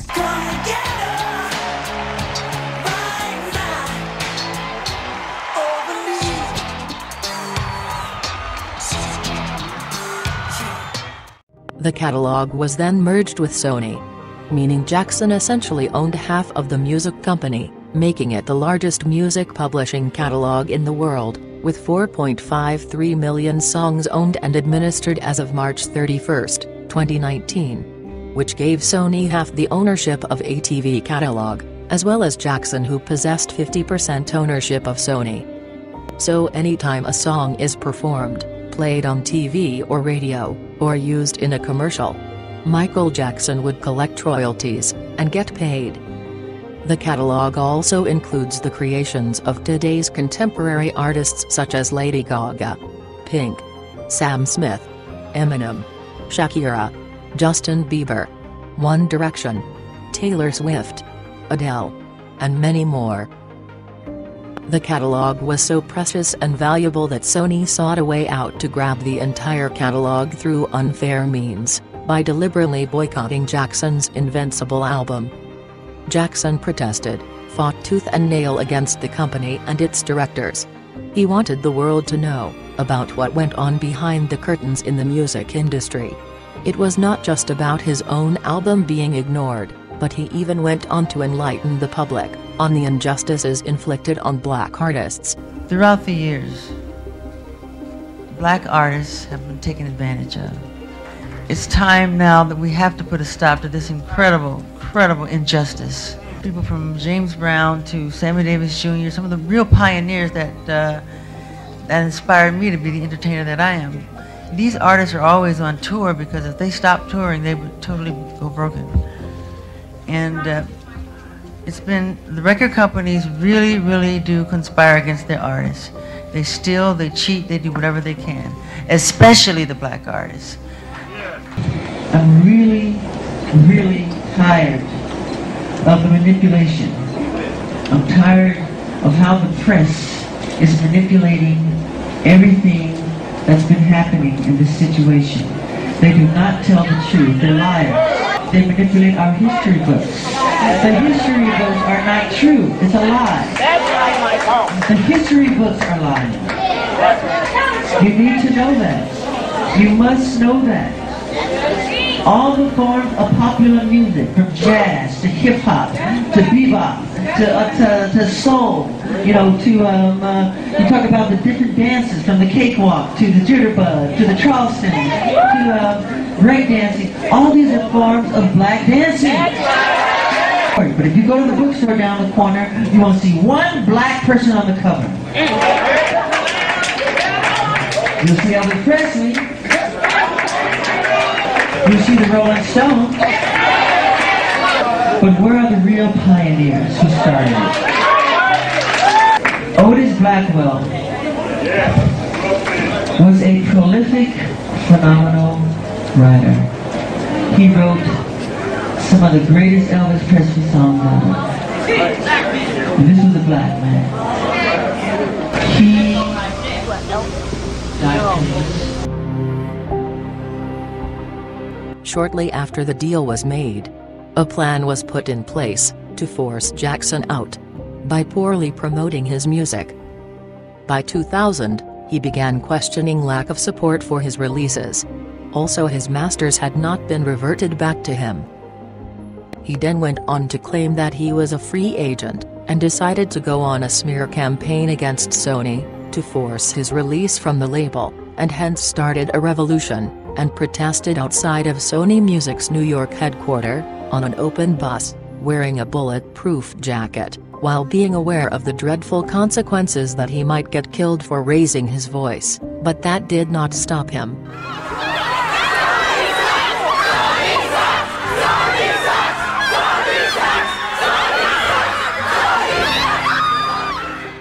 Sony, being the artist that I am at Sony, I've generated several $1 billion for Sony, several billion, and they really thought that my mind is always on music and dancing, and it usually is, but they never thought that this performer, myself, would outthink them. Yeah. We can't let them get away with what they're trying to do, because now I'm a free agent. I just owe Sony one more album. It's just a box set, really, with 2 new songs, which I've written ages ago. Because every album that I record, I write, like, literally, I'm telling you the truth, I write at least 120 songs every album I do. So I can do the box set and just give them any 2 songs. So I'm leaving Sony a free agent, owning half of Sony. So I own half of Sony's publishing, and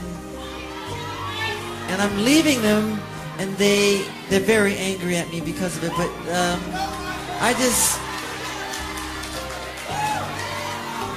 I just did good business, you know. So the way they get revenge is to try and destroy my album. The tradition of great performers, from Sammy Davis Jr. to James Brown to Jackie Wilson to Fred Astaire, Gene Kelly. The story is usually the same, though. You know, these guys work really hard at their craft, but the story ends the same. They usually are broken, torn, and usually just sad, and the story is very sad in the end because the companies take advantage of them. And Tommy Mottola is a devil. I'm not supposed to say what I'm going to say right now, but I have to let you in on a secret. Say it. Please don't videotape what I'm going to say, okay? Turn that off, please. Know what? I don't mind. Tape it. Mariah Carey, after divorcing Tommy, came to me crying. She said to me that this is an evil man. And Michael, this man follows me, she said. He taps her phones. And he's very, very evil, and she doesn't trust him. And he is a horrible human being. And we have to continue our drive until he's terminated. We can't allow him to do this to great artistry. We just can't. He tried to warn about Sony's intentions regarding the catalog. Imagine a black man owning 50% of the world's biggest publishing catalog, and whilst sitting on the board of directors, telling you that the company is controlled by racists. And then you get an idea as to why he needed to be killed. Michael told me that they were going to murder him. He was afraid. He was afraid for his life. The people that were involved in his life, the people that were controlling him. He asked me to come upstairs, and then he grabbed me and started crying, said, please don't leave me. They're trying to kill me.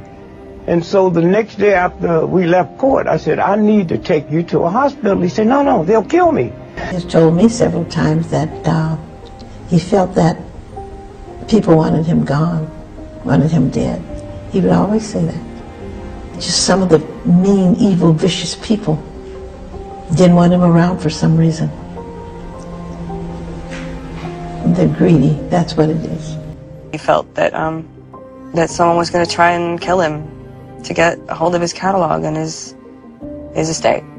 So he actually gave you names? He did, and I would like not to say them, but he expressed to me his concern over his life. In my Sony catalog is all the Beatles music, all of, Little Richard's music. I own Sly and the Family Stone. I own Elvis, so many Elvis songs, and it's a huge catalog. It's very valuable. It's worth a lot of money, and there is a big fight going on right now as we speak about that. Now, I can't say whether or not. I can't comment on it. There's a lot of conspiracy. I'll say there's a lot of conspiracy going on as we speak. Michael was very suspicious of many people who had crossed his path. He felt people were after his catalog. He felt the media wanted to make a fortune on watching him be destroyed and carted off to prison. He was suspicious of many people who had crossed his path. I don't want to give a bunch of names. What is your greatest lesson learned? Not to trust everybody. Not to trust everybody in the industry. There's a lot of sharks. And record companies steal, they cheat. You have to audit them. And it's time for artists to take a stand against them. Because they totally take advantage of them. Totally. They forget that it's the artists who make the company, not the company who make the artists. Without the talent, the company would be nothing but just hardware. I mean, Just. This is a 22-page document of all the acts he owned in alphabetical order. And what do the headlines say? Michael owned 50% of Sony. It's crazy how cruel corporations can be. You know, you gotta understand, Mike was one of the most powerful men in the music business. And then he owned 50% of Sony, ATV. The Beatles catalog. Which is, Beatles just one of many catalogs that he owns 50% of. They were mad at him due to the business that he did. Yeah. Let's be real. I'm gonna say it out there straight for everybody listening. My uncle didn't die. He was murdered. I feel the same thing about Prince. We're losing a lot of stars because you have to remember, these are basically insurance policies.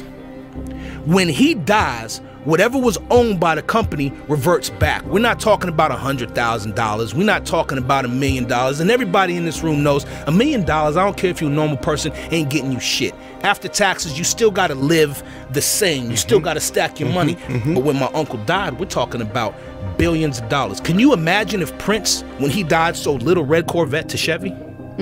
Woo. Let's just say, you think about it. Yeah. They say Prince died broke. How do you die broke with $1 billion catalog? If he would have sold 3 songs, he'd have had a couple $100 million sitting in his pocket to play with. Yeah. All he had to do is, here, take these 3. I got the catalog of the rest. Right.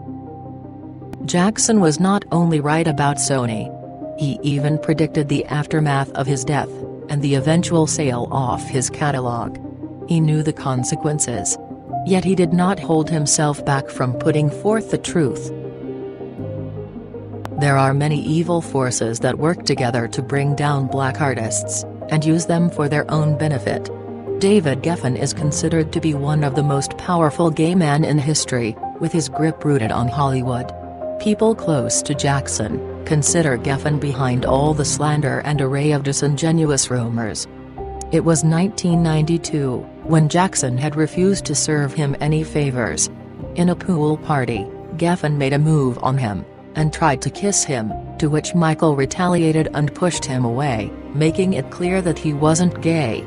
This is where his career began spiraling down. Michael had called for a career suicide, turning Geffen down on a love endeavor. And that's when the first allegations against Jackson had surfaced. It is said that, if you're a good friend of Geffen, he'd probably even die for you. But if you're his enemy, then you better kill yourself. Jackson was even betrayed, and robbed by his own friends Steven Spielberg, David Geffen, and Katzenberg, who stole his Neverland Ranch, Boy on the Moon logo, and used it for their own production DreamWorks. Janet Jackson's Super Bowl halftime show malfunction, where Janet, being the victim, was barred from Super Bowl, and was blacklisted from MTV. Meanwhile, Justin Timberlake was given a free pass, even without any apologies. America and Hollywood have never been fair to black artists, especially the Jacksons. Before Michael Jackson raised the racial barriers, black artists were banned from MTV, and weren't considered suitable for the front covers of magazines. Jackson once said, "I've been told over and over again, that black people on the covers of magazines don't sell copies. Just wait. Someday those magazines will come begging for an interview." And Michael Jackson, of course, was right. The minute I started breaking the all-time record in record sales, I broke Elvis's records. I broke Beatles' records. The minute it became the all-time best-selling albums in history in the Guinness Book of World Records, overnight, they called me a freak. They called me a homosexual. They called me a child molester. They said I tried to bleach my skin. They made everything to turn the public against me. This was all complete conspiracy. You have to know that. I know my race. I just look in the mirror. I know I'm black. Going to Universal and buy, we would own Jaws, E.T., Close Encounters, you know, all the classics from Universal. Own all of that stuff. That will allow us to do a a channel.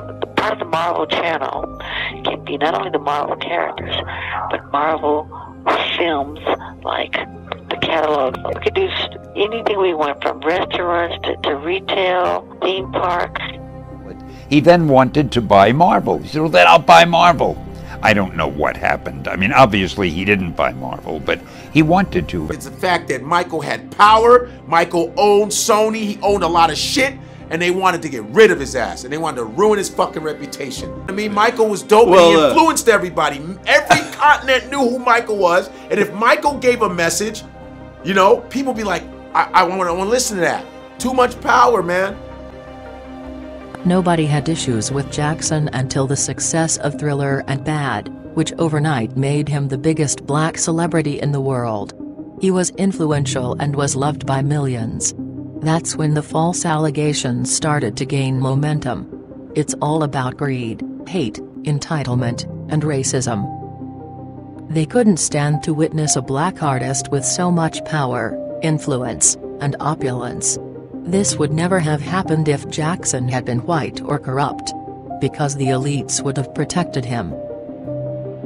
At times when celebrities played it safe, by not being too vocal about issues, but had to come across as woke.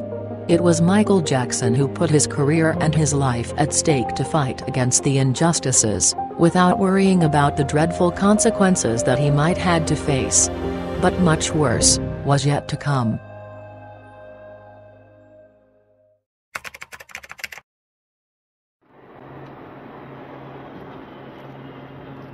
An arrest warrant for Mr. Jackson has been issued on multiple counts of child molestation. The bail amount on the warrant has been set at $3 million. The information is disgusting and false. Years ago, I allowed a family to visit and spend some time at Neverland. Neverland is my home. I allowed this family into my home because they told me their son was ill with cancer and needed my help. Through the years, I have helped thousands of children who are ill or in distress. These events have caused a nightmare for my family, my children, and me. I never intend to place myself in so vulnerable a position ever again. I love my community, and I have great faith in our justice system. Please keep an open mind and let me have my day in court. I deserve a fair trial like every other American citizen. I will be acquitted and vindicated when the truth is told. Thank you.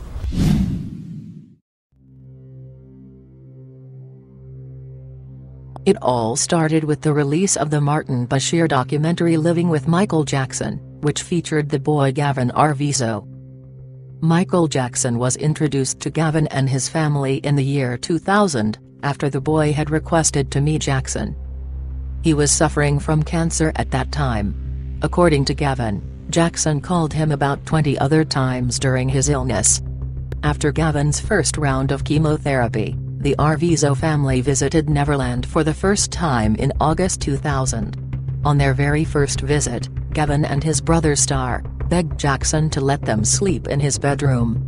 This is the night that is referenced in the 2003 Martin Bashir documentary, that caused massive public uproar, even though both Gavin and Jackson made it clear that while the kids slept on the bed, Jackson slept on the floor. Gavin came to Michael and said, "Michael, could we sleep in your room tonight?" And Michael looked at me and says, "I don't know, I think you better ask your mother." "Oh, we already asked our mother. She says, sure, no problem." I'm like, no, this is something's odd. This is not right. And then as I was about to go tell Gavin that he cannot sleep in Michael's room, Michael says, "Okay, I have a solution for this. You have to sleep in the room with me." The two children slept on the bed, and Michael and I slept on the floor. After this incident, Jackson actively avoided them, and maintained distance from the family personally, while helping them to cope up with Gavin's illness as well. He allowed the Arvizos to use the ranch for a blood drive for Gavin, where all his employees donated their blood. Jackson gave the family a white van and a laptop as a gift, which were later sent back to Jackson, in order to have them repaired as they had broken down. But according to the Arvizos, they never saw any of these items again. They didn't have much contact with each other until the Bashir documentary in 2003. Martin Bashir was a British journalist who earlier had interviewed Princess Diana. and then proposed to have Jackson interviewed, in order to present to the public the real Michael Jackson. Jackson gave Bashir something he has never given any journalist: unprecedented access to his private life, allowing Bashir and his film crew to follow him for 8 months. We began a journey together, across continents, through his past, and rapidly into the disturbing reality of his life today. During the creation of the documentary, Bashir suggested to Jackson that in the film, he could show to the public how he had helped children with serious illnesses throughout his life. Jackson presented Bashir with 2 choices: David Rothenberg, who was mercilessly put on a blaze by his own father when he was a child in the 1980s, and the other, cancer survivor, Gavin Arvizo. But Bashir went with the 13-year-old Gavin instead, even though Dave was present as well. So Gavin with his siblings Star and Davlin were invited on the sets. Not sick at all, no more cancer. All gone. All gone. Jackson trusted that Bashir had no hidden agenda in how he presented his relationship with Gavin, and out of naivety and gullibility, allowed himself to be filmed showing affection to Gavin, after insisting Jackson off camera to hold Gavin's hands, and cleverly planting a conversation to imply that the two had slept together in the bed. Do you stay in the house? Does Michael let you enjoy the whole premises? There was one night I stood in there, I asked him if I could stay in his bedroom, and he let me stay in the bedroom. And I was like, Michael, you can sleep on the bed. And he was like, no, you sleep on the bed, sleep on the bed. We're like, no, you sleep on the bed. And then he finally said, okay, if you love me, you sleep on the bed. I was like, oh, man. And so I finally slept on the bed. But it was fun that night. I slept on the floor. Well, Mr. Jackson didn't say we sleep in the bed together. What Mr. Jackson said was Gavin Arvizo slept on his bed and he slept on the floor. Jackson felt betrayed by Bashir. He exploited Jackson's poor judgment in public relations, and portrayed the relationship between Jackson and the boy in a false, misleading, and manipulative way. His face, his denials about plastic surgery, his relationship with Blanket's mother, and of course, I also wanted to return to the Neverland sleepovers. Confronting him wouldn't be easy, but now it had to happen.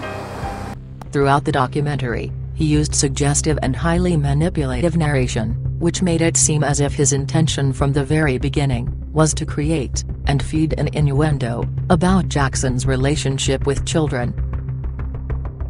A rebuttal documentary, The Footage You Were Never Meant to See, was released by Jackson's team, showing the footage of Jackson's cameraman capturing the moments that Bashir had intentionally edited out. About Michael's ranch, Mr. Bashir's on-air comment was, "One of the most disturbing things is the fact that a lot of disadvantaged children go to Neverland. It's a dangerous place for a vulnerable child to be." But what he said behind the scenes was this. I was here yesterday and I saw it, and it's nothing short of a spiritually kind thing. This comment about Michael's method of raising children was included on Bashir's special. They are restricted. They are overly protected. I was angry at the way his children were made to suffer.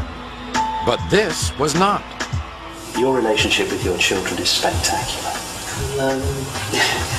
And in fact, it almost makes me weep when I see you with them. Martin Bashir is an interesting example of a man who made his name off of the back of Michael Jackson, lured him in under the pretense that he was going to help Michael Jackson's career by erasing any possibility of allegations of the past, by bringing forward Michael's ability and want and desire to help children and create this international children's holiday that Michael wanted so badly. He promised Michael that that's what this would be about, this international children's holiday, and that he'd make Michael Jackson look like another Princess Diana.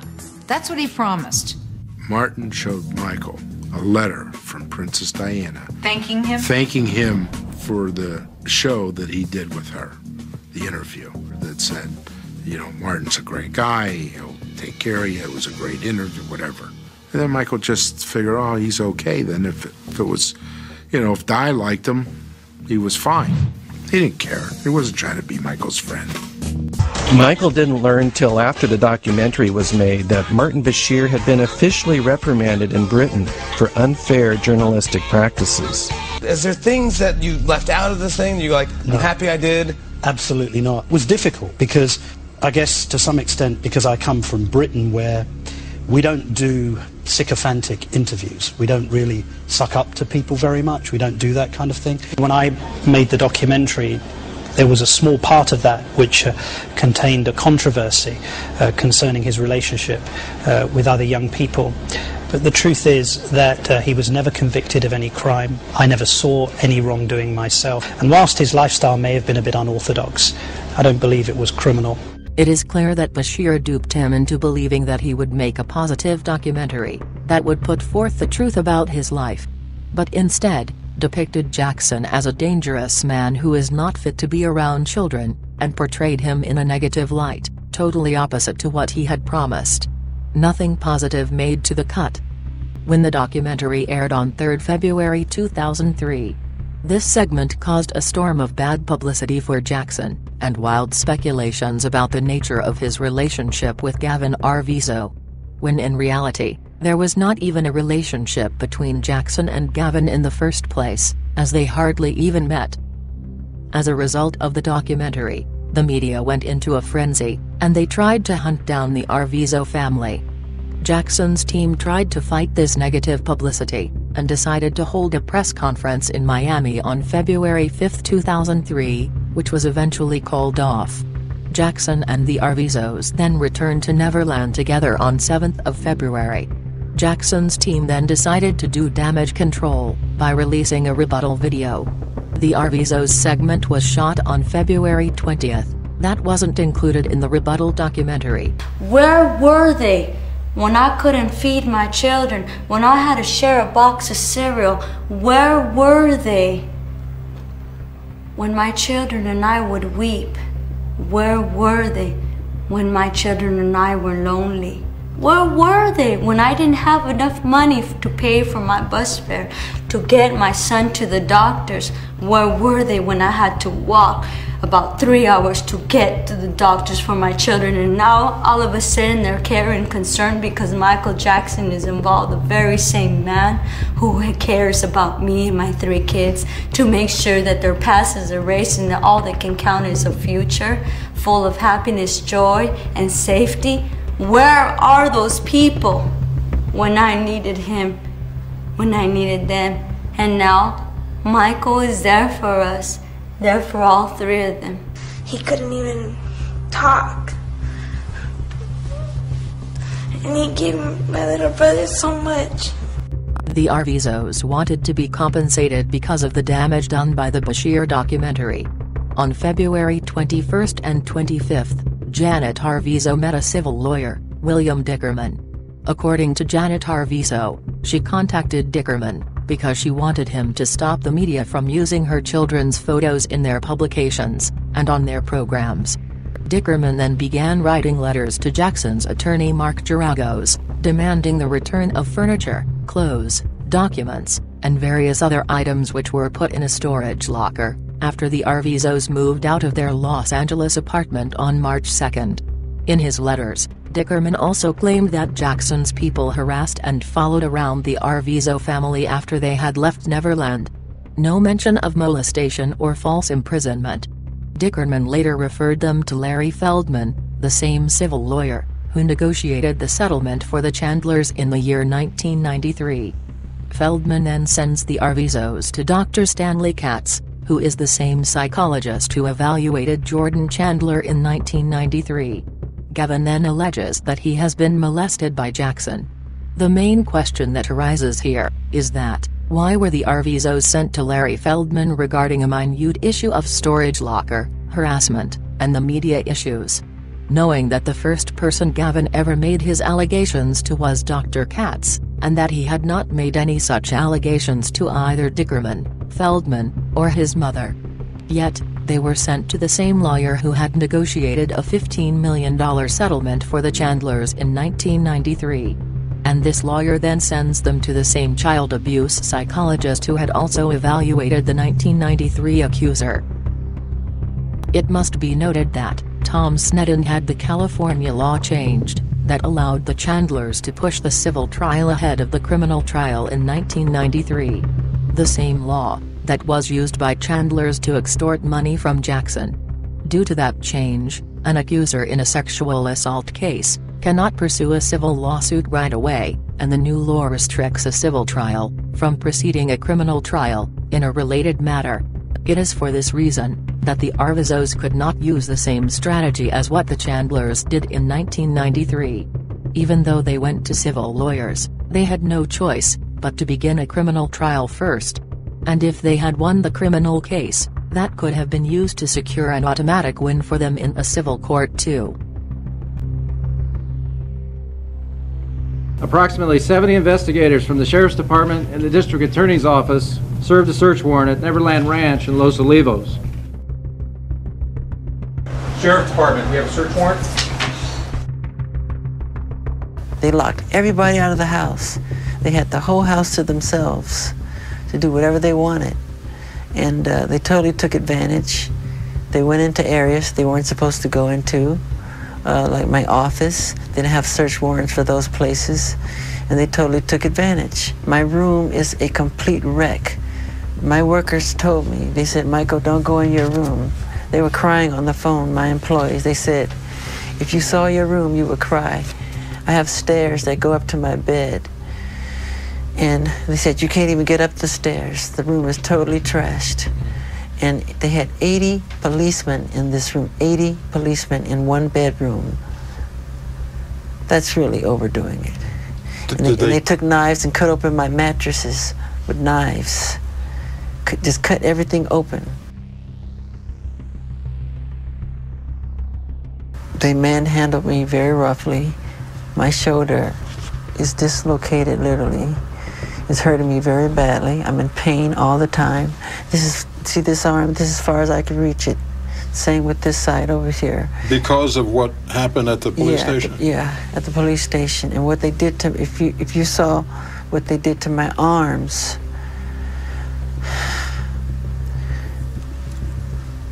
it was very bad what they did. It was very swollen, I want to say, with the handcuffs, the way they tied them too tight behind my back. Behind your back? Yeah, and they put it in a certain position, knowing that it's going to hurt and affect my back. Now I can't move. It keeps me from sleeping at night. I can't sleep at night. One time I asked to use the restroom, and they said, sure, it's right around the corner there. Once I went in the restroom, they locked me in there for like 45 minutes. There was doo-doo feces thrown all over the walls, the floor, the ceiling, and it stunk so bad. Then one of the policemen came by the window and he made a sarcastic remark. He said, does it smell good enough for you in there? How do you like the smell? Is it good? And I just simply said, it's all right. It's okay. So I just sat there and waited. For 45 minutes? Yeah, for 45 minutes, about 45 minutes. And then one cop would come by and say, oh, you'll be out in a second. You'll be out in a second. Then there would be another 10 minutes added on, then another 15 minutes added on. They did this on purpose. The law enforcement and prosecution went to great depths, but couldn't find anything. In turn, during the trial, several evidences had come into light that proved this case was nothing but a total debacle. The Arvizos initially claimed that Jackson had started molesting Gavin as soon as they had returned from Miami with Jackson on February 7, 2003. This claim, however, later changed to Jackson started molesting Gavin after February 20th, when the prosecution found the rebuttal video footage, where the Arvizos are seen praising Jackson, which was shot early morning of February 20th. As a result, the Arvizos changed their initial timeline of the allegations from February 7th to February 20th. They began to claim that the young man had been molested right after the Bashir documentary, and then to their horror, we came up with a videotape where the young man and his brothers and mother all praised Michael for being the nicest person they'd ever met. And at that point, the prosecution changed its theory and tried to say the molestation began after that videotape was put together. So it was kind of a two-step process, all of which was completely absurd. Martin Bashir's documentary resulted in public outrage in the media about Jackson's relationship with children. And a high media interest and tabloids were trying to hunt down the Arvizo family. Jackson's PR and legal team were simultaneously working overtime on damage control. Even investigations were held by DCFS and Santa Barbara County Sheriff's Department to investigate Jackson and Gavin Arvizo. So to believe the Arvizo's story, you have to believe that all while this was happening, and while these investigations were ongoing, and the whole world was in uproar, Jackson suddenly started molesting Gavin Arvizo, even though for 3 years he had not touched him, and not even trusted him and his family. This is exactly the story that the Arvizo family ended up with, after they were forced to change their initial timeline, because of the discovery of the so-called rebuttal tape. They even brought a conspiracy charge against Jackson, claiming that between February 1st and March 31st, 2003, Jackson conspired with his co-conspirators to abduct Gavin Arvizo, and to falsely imprison the Arvizo family, so they could be forced to participate in the rebuttal video. But as per the video, the Arvizo family did not seem to be under any duress at all, while they were shooting the rebuttal video. Wait, you know how these Bashir, you know how Bashir zoomed in on him holding hands?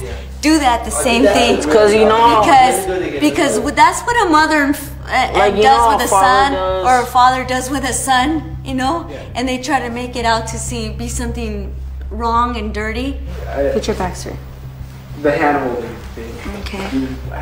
How did that make you feel? Oh, we're on camera? Yeah. Oh. We are? Yeah, I was just rolling. Oh, God! This is the outtakes of the outtakes.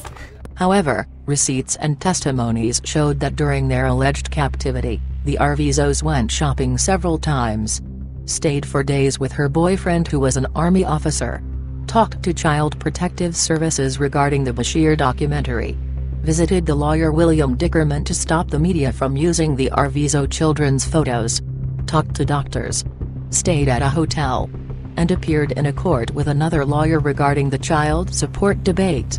Yet, they never reported to authorities, their lawyers, the doctors, or to anyone, that they were allegedly being kidnapped and held against their will. They claimed they were held captive against their will, and weren't allowed to reckon the time of the day, when there were several clocks at Neverland, including this huge clock. They made an outrageous and exhilarating claim, that Jackson and his people attempted to flee them to Brazil, in a hot air balloon. Well, Jackson's people did keep an eye on the Arvizo family, but there was no imprisonment or kidnapping. But that was only because they were suspicious of the Arvizos, and how they may use the media uproar resulting from the Bashir documentary, for their own benefit. The media at this point tried to contact the Arvizos, and Michael Jackson already had experience with the practices of the tabloid media, and what effect the temptation of tabloid money can have on people. We've got the tape of what happened right before that interview with Department of Child and Family Services. When the caseworkers arrive, the children appear to be watching a home video of Jackson and the alleged victim. Jackson's heard singing. This is something personal. And here's what I didn't hear in it, Dan. She talked about that specific threat. We know where your parents live. We listened to the tape that you listened to and put on the air, and in that break, when Asaf, the Jackson investigator, talks to her, there is no threat. In fact, the words threat, the words killers are not used there or anywhere else in anything, and in the tape exhibits that have been played in court so far. Dan, everything about this woman says Michael is innocent. Remember, Bashir followed Michael and these kids around and never found anything that was sexual abuse. Then she talks on this tape that we've seen and to Protective Services, nothing. Only after the fact, at this trial, when she can make a lot of money, if Michael is convicted, she spins everything that helped Michael with a negative spin. They were at all times during that February 7th to March 10th period of time, whenever Michael was there was always a third party around, always. What about the allegation that some kind of intoxicating agent, said to be wine, was given to this child to make him more pliable? Ludicrous. I mean, it's ludicrous on its face. There are in excess of 100 employees at any one time at that ranch. There is full-time security at that ranch. There are people who are there at all times, day and night, 24/7, who are specifically instructed to make sure that people don't do that. The kids are nowhere near alcohol or liquor. During the trial, the prosecution made several baseless claims, with witnesses not only contradicting their own past testimonies, but also admitting to have lied under oath. Gavin Arvizo on the stand claimed it was Jackson who told him that men have to masturbate, otherwise they may rape women. Turned out that in his interview in 2003, Gavin said that his grandmother told him that. But on the stand, he completely differed from it. Initially, in Star Arvizo's interview with Dr. Stanley Katz, Star claimed that on the 2 occasions, when he allegedly witnessed Jackson inappropriately touching his brother, Jackson's hand was on top of Gavin's clothes. But later, on the stand, he claimed that Jackson's hand was inside Gavin's pants on both occasions. In the interview, Star also claimed that on the second occasion, he witnessed Jackson molesting his brother while having his penis out of his underwear. Later, this claim disappeared from their allegations, and on the stand, Star never claimed to have witnessed such a thing. On the stand, he claimed he did not see any alcohol in the room, while these alleged acts of molestations were taking place. But later, he was reminded that earlier he told the grand jury that he saw vodka. So now he suddenly remembers that he did see. Initially, Star also claimed to Dr. Katz in 2003 that he had witnessed Jackson rub his private parts against Gavin's butt, and touch Gavin's butt. Not only did this claim disappear from their allegations, but at the trial in 2005, when Jackson's lawyer Thomas Mazzaro confronted him with what he initially claimed to Dr. Katz, Star flat out denied ever saying such a thing. Initially, in 2 interviews, Star claimed that he too had been inappropriately touched by Jackson. Later, this claim completely disappeared from the trial. Not only Star's own testimonies were contradictory, but there is another piece of evidence that makes his whole story questionable. There was much talk in the media about the alarm system in Jackson's bedroom. Neverland was a place where dozens, or even hundreds of people stayed, and walked around at Neverland. Be it guests, relatives, friends, fans, or staff. There have been several instances, when fans had managed to have sneaked into his ranch, and even to his bedroom, and camouflaged themselves for weeks. There's no doubt as to why an international celebrity wouldn't want to get a warning when someone enters his private quarters. The prosecution's and the tabloid media's theory about it was that Jackson installed it to get warned if anyone entered his bedroom while he was molesting children. But this is just a never-proven prosecution hypothesis, not a fact. Ironically, this alarm system that the tabloid media often tries to use to incriminate Jackson blew another hole into Star Arvizo's story. How come that Star Arvizo was able to walk into Jackson's bedroom and observe the molestation 2 times, without Jackson hearing the alarm and noticing him? So what, Michael Jackson didn't hear this alarm go off and just continued to molest this sleeping boy while someone else walks in? When Star was asked about it, he claimed that it was not audible upstairs, because the door at the bottom of the stairway was closed. Jackson's defense team did an alarm test, and the video of it was presented at Jackson's trial as evidence that proved that the sound of the alarm was loud and clearly audible in the upstairs portion of Jackson's bedroom, where the alleged molestation happened. The audio recorded the sound of the alarm warning that someone was coming up the steps, to show that Michael would have been aware of anybody coming into his bedroom. Initially, the Arvizo kids claimed that Jackson had given the kids sleeping pills. However, later this claim completely disappeared from their allegations. During cross-examination, Jackson's lawyer Tom Mazzaro showed Star Arvizo a copy of Barely Legal, and repeatedly asked if it was this specific edition that Jackson had showed him and his brother. The boy insisted that it was. only for Messier to reveal that it was published in August 2003, 5 months after the Arvizo family had left Neverland. Remember, he is the witness. He is the one who saw Michael Jackson allegedly molesting his brother, and yet on different occasions he described what he saw quite differently, and Tom Mesereau pointed that out. There were several other claims that were made, such as Jackson deliberately showing himself naked, or him showing pornography on internet, or seeing Jackson simulating sex with a mannequin. However, these claims were either contradicted by their own testimonies, destroyed under cross-examination, or weren't included in the trial. During the trial, it was also revealed that the Arvizo kids weren't as naive and innocent as the prosecution tried to portray them. After repeated stays in Neverland, even while Michael was out of town, they began to exhibit an attitude of entitlement with Michael's staff and resources. Witnesses at the trial reported that they thought the family started conspiring to take advantage of Michael and his generosity. They had access to all parts of the property and freely used the amusement park, the zoo, the arcade, and movie theater. The kids figured out the Neverland security codes and were admonished by the staff for breaking into Michael's wine cellar and consuming alcohol. Eventually, the Arvizos got too out of control, and Michael started to distance himself from them. By this point, they were charging thousands of dollars of luxuries on Michael's account. Several people, including Neverland employees and Jackson's relatives and friends, revealed their unruly behavior during their stay at Neverland. Carol Lemire, Michael's former hairstylist, knew the Arvizos independently for years before they even met Jackson. She stated that the Arvizo kids had serious behavioral problems. She recalled an occasion in a restaurant, when Star tried to pick up the waitress by offering her a $5 tip. Then Star demanded the waitress' phone number, and became vocally angered and irate when she refused, demanding his money back. She told the investigators that Devlin even told her stories about their mother physically abusing them, forcing them to shoplift, and making them tell lies, and about their father David sexually molesting Devlin. Devlin even told Lemire that Jackson was going to buy her family a house.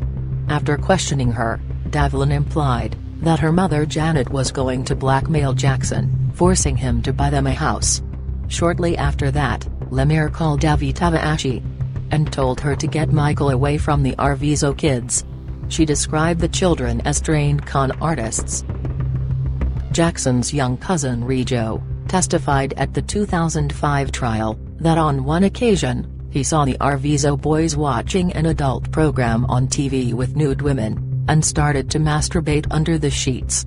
They invited Rijo to join them, but he refused, and ran away. He testified that he witnessed them stealing money and other items from the office of the house manager, and from a drawer, where a chef kept his belongings, where they found out the various combinations to keep padlocks on doors throughout the ranch, including the wine cellar. He saw the Arvizo boys frequently go to the wine cellar, and to Jackson's room several times, while the singer was not present. Rijo's elder sister Simone also testified that while she was in the pool one time, Gavin and Star repeatedly urged her to take off her bathing suit top, and called her a pussy and a bitch, because she wouldn't take off her top. She even witnessed them stealing a laminated $1,000 bill from Jackson's desk in his office. Julio Avila, a Neverland employee, stated that he found the Arvizo boys to be troublemakers, and behaved as if they owned the place. He stated that both Gavin and Star spat at him and other employees while on the rides. They would also drop their shoes from the top of the Ferris wheel. Once, they even dangerously started a ride by themselves. He said that he observed Star Arvizo writing the words, "You suck dick," on a wall, in one of the control rooms in the park, and he also witnessed Star bringing pornographic magazines to the park, and hid them in various places, including the control box of the park stereo, and on the rides. When being asked, Star told him he brought them from home. Maria Gomez testified at the trial that she saw adult magazines in Star Arvizo's backpack while she was once cleaning the guest unit where they stayed. Kiki Fournier, an ex-employee, testified as a prosecution witness. that star Arvizo once pulled a knife on her in the kitchen. In an interview with the sheriff's investigators, Louis Palanker stated that she wrote a check of $20,000 to the Arvizos to renovate a sterile room, but later learned that the family had paid the contractor only $800 for the renovation. She stated that the Arvizo family was out of balance, and that she felt that the kids collaborated in what their mother was saying. She stated that this family can be as wacky as they want to be. And she knows that Janet is unbalanced and totally bipolar, and that she needs to see a psychologist. She also felt that the children were coached to ask her for a laptop computer as a gift. She also said that these people were teaching their kids to lie. But Palanker's tone between her police interview in January and testimony in March 2005 changed after she got into a romantic relationship with one of the case's prosecutors, Ron Zonin, who she even got married to. Now, Jay Leno was interviewed by the Santa Barbara Sheriff's Department and secretly recorded by the sheriffs. He didn't know he was being recorded. And he told them words to the effect that this family had contacted him, that the 13-year-old accuser had tried repeatedly to get through to him, and that finally he had a conversation with him. He said that the 13-year-old sounded, overly rehearsed, sounded scripted. There seemed to be a woman in the background, directing what he said. And he got a bad feeling about what this young man was saying to him. And he thought they wanted money, although they didn't actually ask for it. And after that conversation, he told the staff not to let them put any calls through to him again. Now, George Lopez was called by the prosecution to talk about their efforts to get money from him, even going so far as to accuse him of stealing money from the child's wallet. Another prosecution witness, Cynthia Ann Bell, a flight attendant, testified that Jackson usually drank wine on the plane because he was a very nervous flyer.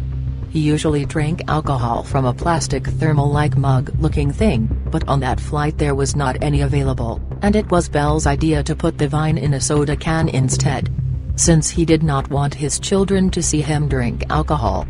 She testified that she never saw Jackson give alcohol to the Arvizo kids, something that the prosecution claimed. She had nothing but nice things to say about Jackson, and had the polar opposite impression of the Arvizo children, especially Gavin. She described Gavin as very rude, and further stated, "The individual was unusually rude, discourteous. I remember him talking about, I got this watch from Michael, and it's really expensive, just loud, obnoxious, like serve me my food, this isn't warm, this isn't the way it's supposed to be," and he was just unintelligent. It was embarrassing to have him on board actually. It now makes sense as to why Jackson wanted to distance himself from these spoiled kids. During the investigation, it was revealed that the Arvizo family was already involved in several fraudulent cases, where they tried to make money by unfair means. In 1998, the Arvizo family was involved in an incident at the JCPenney department store, when 8-year-old Gavin was caught stealing 2 school uniforms from the store. There was a scuffle between Janet and the guards, and both Janet and her husband David were arrested and taken to jail, where they were charged with burglary, assault and battery, and petty theft. But the charges were eventually dropped by the store. A year later in 1999, the Arvizos filed a civil lawsuit against JCPenney for battery, false imprisonment, and infliction of emotional distress.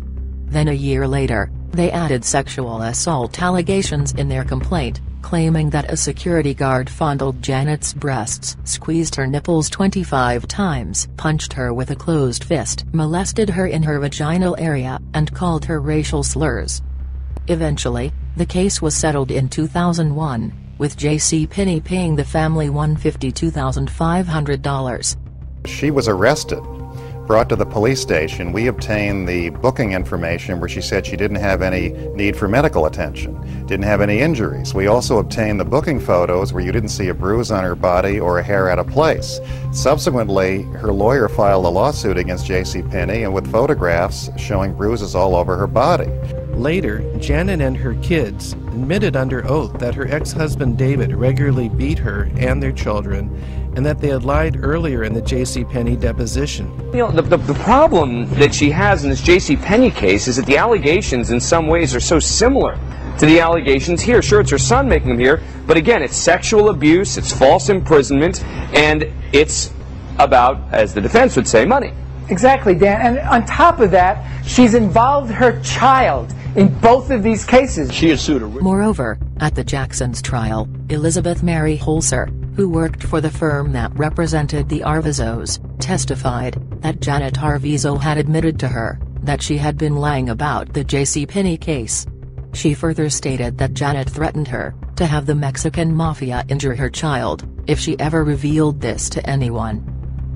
Not only did the mother lie in the JCPenney case, but she also committed welfare fraud. It's now an NBC News exclusive from the Michael Jackson trial. Documents that show how the accuser's mother may have committed perjury and fraud over a period of nearly 2 years. Even the prosecutor said she may have committed perjury in certain of her applications.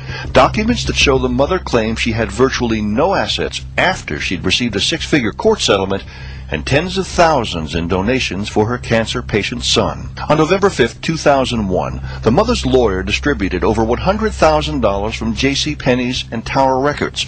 At least $32,000 of that settlement money was deposited in one bank account, with separate interest-bearing trusts set up for each of her sons.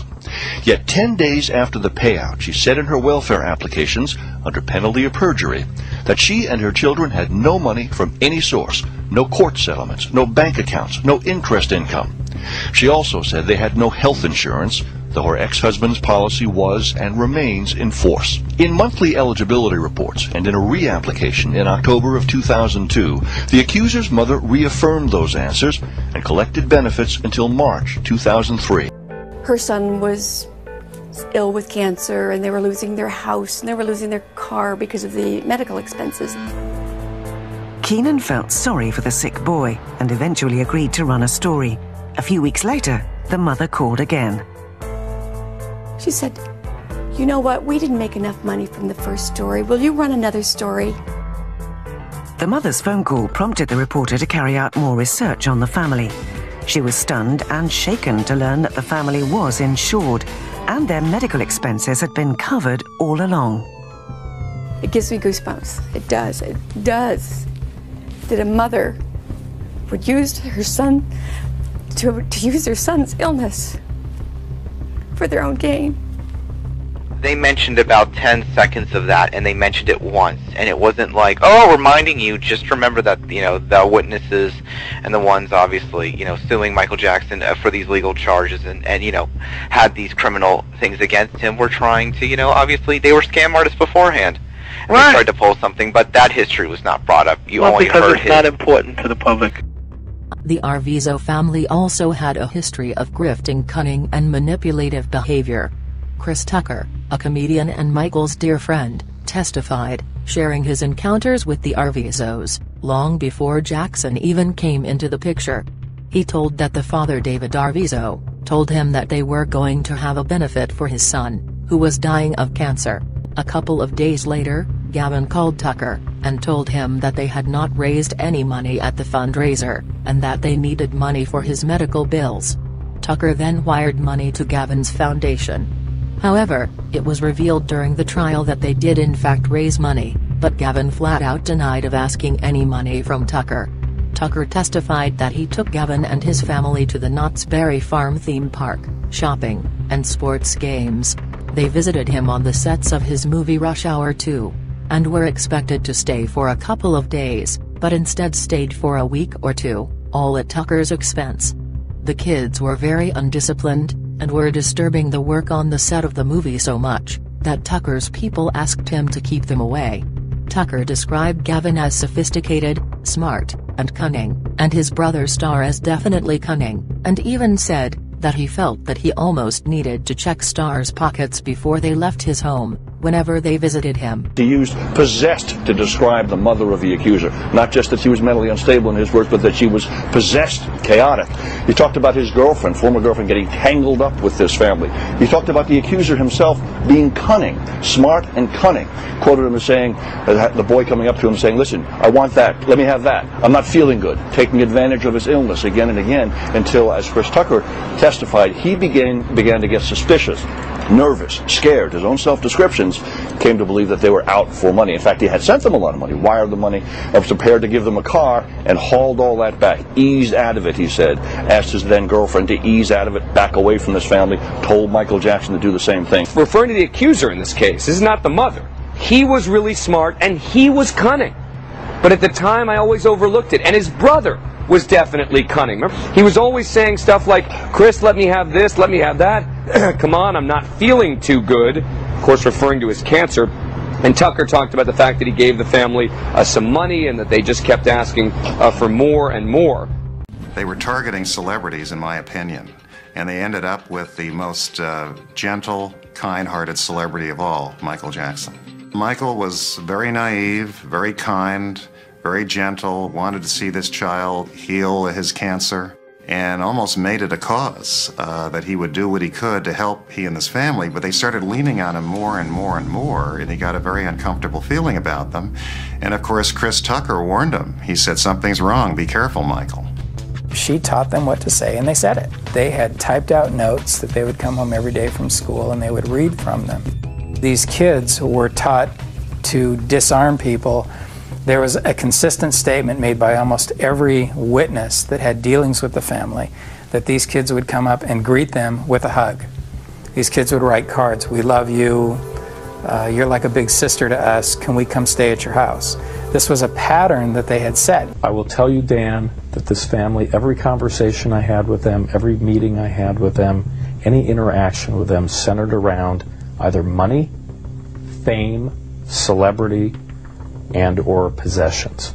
The family apparently was aware of prior allegations that had been made against Michael in the past and had hinted that there was really nothing keeping them from doing something similar unless, my understanding was they were very concerned and upset that they were not compensated for the Bashir documentary which had aired. When they started making threats, Michael realized this was not a family he needed around him. And I think he would have done anything he could at that time to distance himself from them, or to distance them from him. They were trying to do whatever they could to take care of what they saw as a potential problem, a loose cannon, someone who was very well knowledgeable of the '93 event or allegations and had threatened to do something similar. It was always characterized as nothing more than an attempt to extort money. In the entire time while he was sick and undergoing chemotherapy, I actually never even met the mom. I never met the mom for a year. Yeah, I thought it was weird. There were times when we would we would spend the night with the accuser in the hospital while he was undergoing chemotherapy, and the mother was never there. These kids were very comfortable being at Neverland. These kids knew all the security passwords to every room you could imagine, even the rooms that were, blocked off to anyone else, that were personal to Michael. The last time that I actually saw them, I left them at Neverland. But the night that I spent the night, they actually asked to sleep in Michael's room. However, Michael was not there, but they insisted and they really wanted to. I thought to myself, what child would want to go into the room where these awful things were happening to them? According to the timeline, it was after these things had already been happening to him. And he tried to do so much for them. And they told me that Michael was the one who helped cure this child of cancer, just his love and his support. Well, the same people who were able to say that they were capable of then turning their backs on him and making these just awful allegations for the sake of money or whatever it was just, I just felt really betrayed. It was the Arvizos right from the very beginning who chased Jackson, and not the other way round, as Janet Arvizo claimed.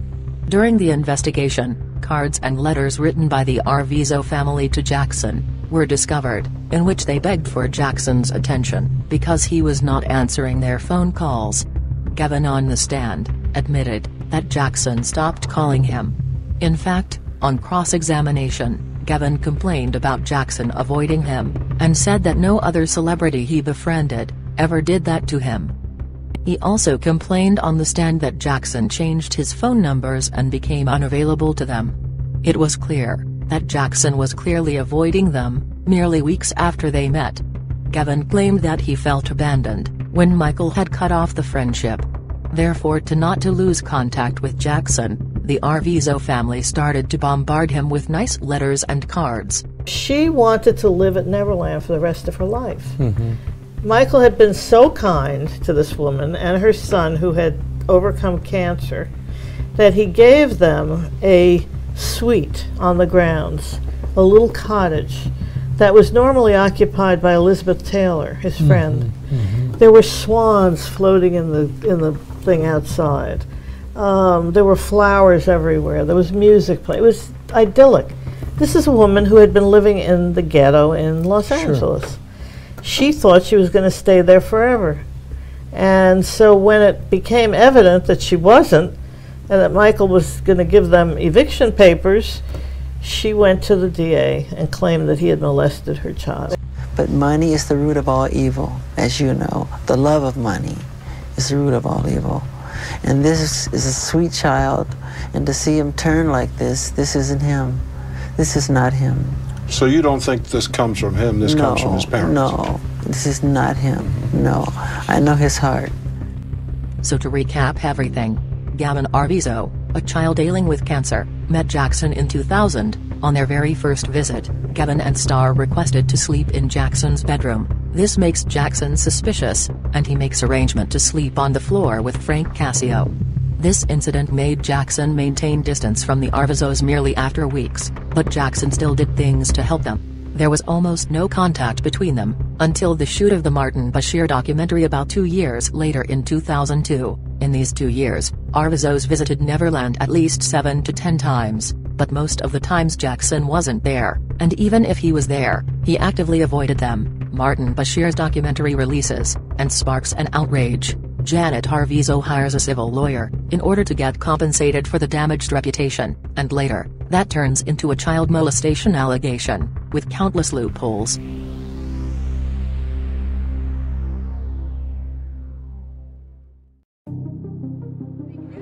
If you don't read the newspaper, you're uninformed. If you do read it, you're misinformed. So what do you do? That's a great question. What is the long-term effect of too much information? One of the effects is the need to be first, not even to be true anymore. So what a responsibility you all have to tell the truth, not just to be first, but to tell the truth. We live in a society now where it's just first. Who cares? Get it out there. We don't care who it hurts. We don't care who we destroy. We don't care if it's true. Just say it, sell it. Anything you practice, you'll get good at, including BS. I am particularly upset by the handling of this mass matter by the incredible, terrible mass media. At every opportunity, the media has dissected and manipulated these allegations to reach their own conclusions. I ask all of you to wait and hear the truth before you label or condemn me. Don't treat me like a criminal, because I am innocent. The whole thing was a debacle. It should never have been tried. The case was an open and shut case, with countless loopholes and contradictions. But did the media care to cover the aspects fairly? No. They only cared for their ratings. Media's role in suppressing the truth was massive and calculated. While Jackson was fighting for his life, they made the trial more of a circus with their unwise reporting. The media was so heavily vested on the prosecution's case that they deliberately ignored the defense. Much of the media reported only on the salacious claims of the prosecution witnesses, while failing to report that these same witnesses were totally discredited during the cross-examination. The defense case was given little airtime and attention, while the prosecution's claims were treated as gospel. The truth was not important, as it did not sell. The media, just the way they reported the case was just remarkable. They would hear salacious testimony and the reporters would run out and report it. They would not wait for the cross most of the time, or they'd want to ignore the cross. And it was just clearly their goal was ratings, revenue, which you would expect. They're nothing but businesses. And their goal was to see him go down. Court TV was just reporting, you know, the scandalous comments that prosecutors would bring out of their witnesses on direct examination, and then ignoring what would happen on cross-examination. You know, nobody's talking about the cross-examination that eviscerates a lot of these witnesses. And I had great respect for Court TV until this particular case. They just became a cheap tabloid as far as I was concerned. They brought in Diane Dimond, who was not a lawyer, who clearly had a bias. She'd been sued by Michael Jackson in the 90s, had even gotten District Attorney Tom Sneddon to sign a sworn declaration to support her position in the case. And the fact that they would make her their lead correspondent, it's hard to explain the atmosphere that surrounded that trial. It was a tabloid mess. It was just daily efforts to besmirch and degrade and dehumanize and mock Michael Jackson. They think what they watch on TV is the trial, and that's not the trial. Even lawyers you've never heard of would end up on TV, talking about the case they have no connection to. I think that we have developed an industry of would-be experts who are not professional, who are not experienced, who are very amateurish in their comments about what's going on in courtrooms, and who are willing to give opinions when they're not even there. And I think it has become the theater of the absurd. And I think it reached its lowest level in this case. The factual inaccuracies, the obvious bias among people like Court TV. How do you compress, 6 to 8 hours of testimony into a soundbite? You can't possibly be accurate. From time and time, various internet websites, gossip blogs and even the mainstream media have been gossiping and blatantly lying to have found child pornography during the police searches at Neverland. Child pornography is illegal in any form, and the mere possession of it is a crime in itself. Had there been any child pornography found in Jackson's possession, he would have been arrested right away and charged for it. He was never even charged with such a crime, let alone convicted of it. All were legal art books and art photography. Majority of them didn't even have children in them. In fact, 3 of these books are in the United States Library of Congress. The pornographic magazines and adult DVDs that were ever found were all heterosexual in nature, and all legal. Even the prosecution admitted that all of this material was illegal, and none depicted any illegal activities such as child erotica. However, they claimed that Jackson used these to groom children for sexual abuse. But these unproven theories came from an accuser with serious credibility problems. Jackson was a prolific and voracious reader who frequently spent thousands of dollars at a time in bookstores. He had a huge library and owned over 1 million books, much of them in storage.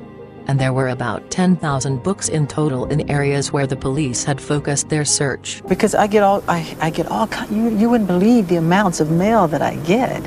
And if you say to somebody, if I let the fans know I love Charlie Chaplin, I'll be swarmed in Charlie Chaplin paraphernalia. But if I say I love children, which I do, they swarm me with everything pertaining to kids. Michael received so many books and magazines from all over the world. And a lot of the so-called Playboy magazines were magazines that he received from others, not that he went out and bought them. And so he had a huge library of all sorts of books, classical to children's books. I mean, he had a library that was bigger than a public library.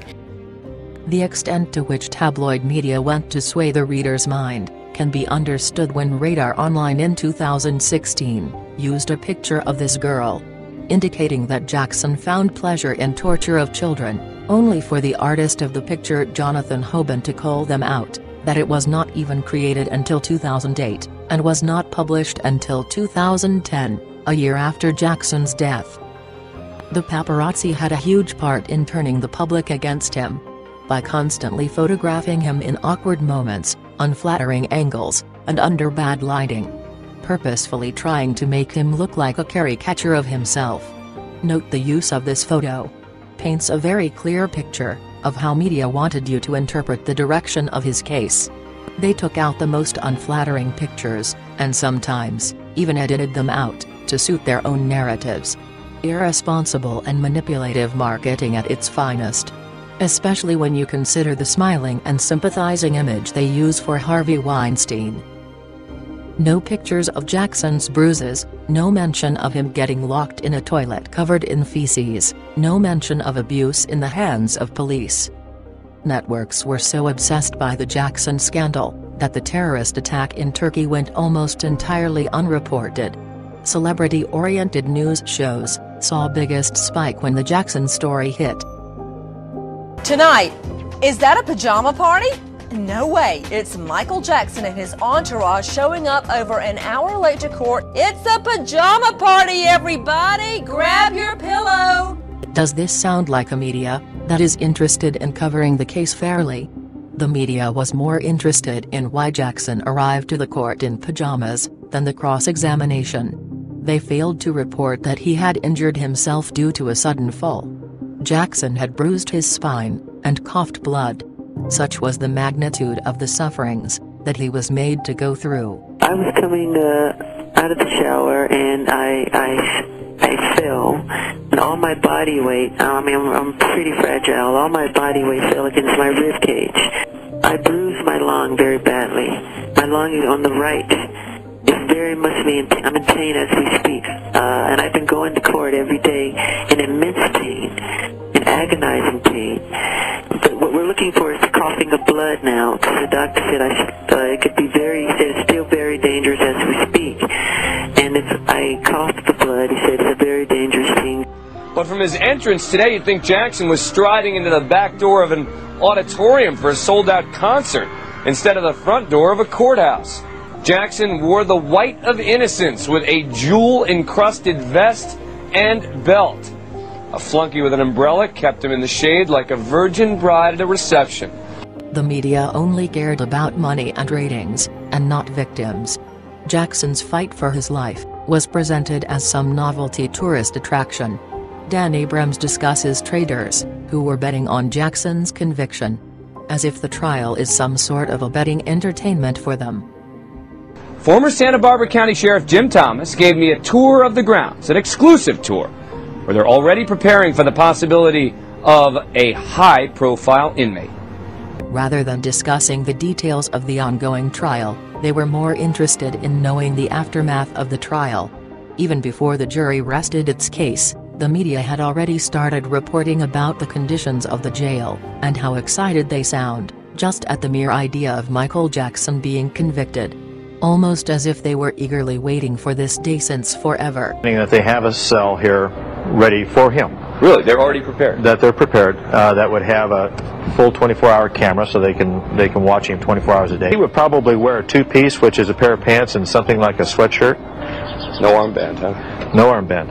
And I can assure you there'd be no deputy sheriff carrying his umbrella. Yeah. People wanted to make so much money on watching the great Michael Jackson rise high and then splatter. They wanted the story to have a miserable ending for him. They hoped they would see him in the courtroom in chains, in jail clothes, without makeup, without his hair fixed up, without the clothing he liked to wear. They were looking forward to seeing the final chapter where Michael Jackson gets destroyed. Had Michael Jackson gone to prison, there would have been a cottage industry in covering suicide watches, family visits, fan visits, prison guards. You could just start to think about all of the hoopla that could have been made on a daily basis about whether Michael Jackson was wearing pajamas or he wasn't, or somebody slipped him something, or he was in the hospital now, or he was on drugs, and Janet went to see him, and it could go on forever. 3, 2, 1. Even though his fans will be with him forever, in the end, the jury just did not believe that Michael Jackson was Peter Pan, that what was going on here behind the gates at Neverland was nothing innocent, that there was nothing normal about a 45-year-old man sleeping with young boys. There were just too many previous allegations to ignore. You had idiots like fans. Their prejudice against Jackson were so unbelievable that they even pre-recorded the guilty verdict before the verdict was even announced. This is the extent of hatred with which the media was covering the trial. If Michael Jackson is found guilty and goes to prison, his life is ruined. If Michael Jackson is found innocent, his life is still ruined. He will say it's the media. He will unleash his fans on me again and say it's me. He'll say it's you. He'll say it's Uri Geller. He'll say it's anybody but him. But it really is just him. He is a victim of his own very, very damaged mind. Las Vegas, the place is up for grabs tonight. Odds 2-1. Jackson will be convicted in 1 to 5 counts. Cha-ching. Welcome back, everybody. I'm Nancy Grace. Thank you for being with us tonight. I've said many times since the verdicts that the reporting hit the bottom of the barrel. Not with everybody. We had very professional journalists, who people I still call journalists, but we also had bottom feeders like Court TV. Diane Diamond from Court TV had been sued by Michael Jackson in the mid-90s, very contentious litigation. Tom Stead and the DA had risen to her defense, signed sworn declarations in her civil case. They stayed in touch for a long time. She really identified herself with a conviction in all of her media work. She was reporting back to Lisa Bloom, the daughter of Gloria Allred, who constantly reports Michael Jackson and tries to get involved in anything he does, even when she has no stake in the matter. And of course, Nancy Grace was the third one on that show. They want to create daily drama, daily conflict, daily excitement, and that's never going to change. Their priorities are ratings and money, and they will do whatever it takes to obtain those priorities. We thought, who better to send to the Michael Jackson trial to give us a fair and balanced analysis. It's just an analysis of what's happening. Our good friend Triumph, the insult comic dog. Oh, I think he cried one day on the stand. He cried and he came in his pajamas and then... He came in his pajamas? You've got the hair and the clothes. You've even got the same vagina. None of us can really know if Michael Jackson is innocent or guilty. But there is one thing we do know. He's guilty. While Jackson was fighting for his life, the media and some comedy shows made their living by mocking and ridiculing a black man on television, only for TRP and ratings. KFI radio talk show host came to the front of the courthouse, with private security guards carrying a box of mushrooms in bags, with a sketch attached to them of Jackson's genitalia. This was supposedly the sketch drawn by first accuser Jordy Chandler in 1993. He gave a description of Jackson's genitalia to police department that became a piece of evidence that was sealed in a law. Many claim that the description matched. But had it matched, Jackson would have been arrested right away. No thanks. You want to look at it? You want to ask me why we're handing out mushrooms? No? Want to see? That's the Jordy Chandler sketch of Michael Jackson's private there. See how it resembles a mushroom? See that? Now you want it, don't you? Huh? Sure, you can even eat it. It's hallucinogenic. The prosecution should have subpoenaed the 1993 boy, and his drawings of Jackson's genitals, which were the smoking gun in that case, never came in. Now, my understanding is the prosecutors tried to get him to show up, and he wouldn't. If he had, I had witnesses who were going to come in and say he told them it never happened, and that he would never talk to his parents again for what they made him say, and it turned out he had gone into court and gotten legal emancipation from his parents. His mother testified that she hadn't talked to him in 11 years. The racist Jimmy Kimmel Show had a Michael Jackson fan impersonator at the courthouse. He thought it would be fun to invite kids into the Michael Jackson bouncer. I've been bouncing all day with all these kids. Look, I caught a bunch of kids. This is all for you, Michael. All right. I've got a bunch of kids. This is all for you, Michael. The sheer audacity to even make such obscene comments disguised as jokes on television. How obnoxious would you have to be kidding about catching kids for Jackson to abuse, while supposedly advocating for his victims? This is the same Jimmy Kimmel who forced two boys to kiss each other. This is the same Kimmel who in the past has mocked black people several times. and who himself has been rumored to have links with pedophilia. Hey, well, please release them when Michael gets out. Yeah, now, Jake. I'm not making any promises. Okay, Jake, so are you going to be bouncing until they deliver a verdict? I'm hoping to if my T5 vertebrae holds. Well, what's he like? What's he like? He's a good guy. He's a good guy? Yeah. Show me where he touched you.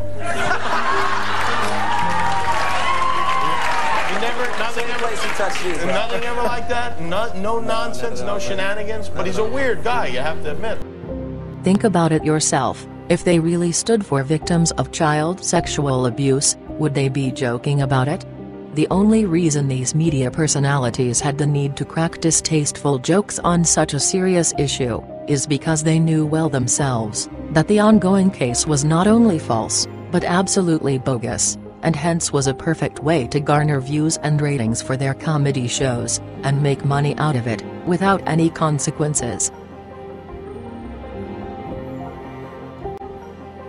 There is no way to know precisely how much money the media wasted on the dehumanization and slander of Jackson. Probably millions. While the prosecution both in 1993 and 2005, struggled to find credible corroborating victims and witnesses in support of their case against Jackson. Much of the media, instead of reporting impartial and factual events, they corrupted the legal proceedings, by offering monetary rewards to people who were willing to make up slanderous lies about Jackson and his relationship with children. In 1993, Ron Newt was contacted by National Enquirer, who offered him $200,000 to say that in the 1980s, his then 11-year-old twin boys had been molested or improperly touched by Jackson. I said, I'm here to help Michael. Oh, he said, oh no, we don't, that ain't what we want with you. We heard it that your boy spent nights at the house. We want to know if Michael tampered with him. I just picked him up or touched him in any kind of way. If he did, we got $200,000 for you. He said, you show what I'm gonna do. I'm gonna draw a check up, a contract up, and I'm gonna show you we're finna give you $200,000. So they want to pay you $200,000 to say that Michael Jackson molested your kids? Yeah, just touched him or whatever, molested, touched him or anything. He said, say he grabbed you on the butt. Say he grabbed you and touched you in any kind of way. He told us he took all these people down. Now he was going to take Michael down. That he would really destroy him. He told us he took all these other famous people down. All the major people that had scandals against them. He said, we take these people down. That's what we do. My dad said, these dudes are offering this money to take Michael Jackson down. And the guy said, say he touched you. All you have to do is say it.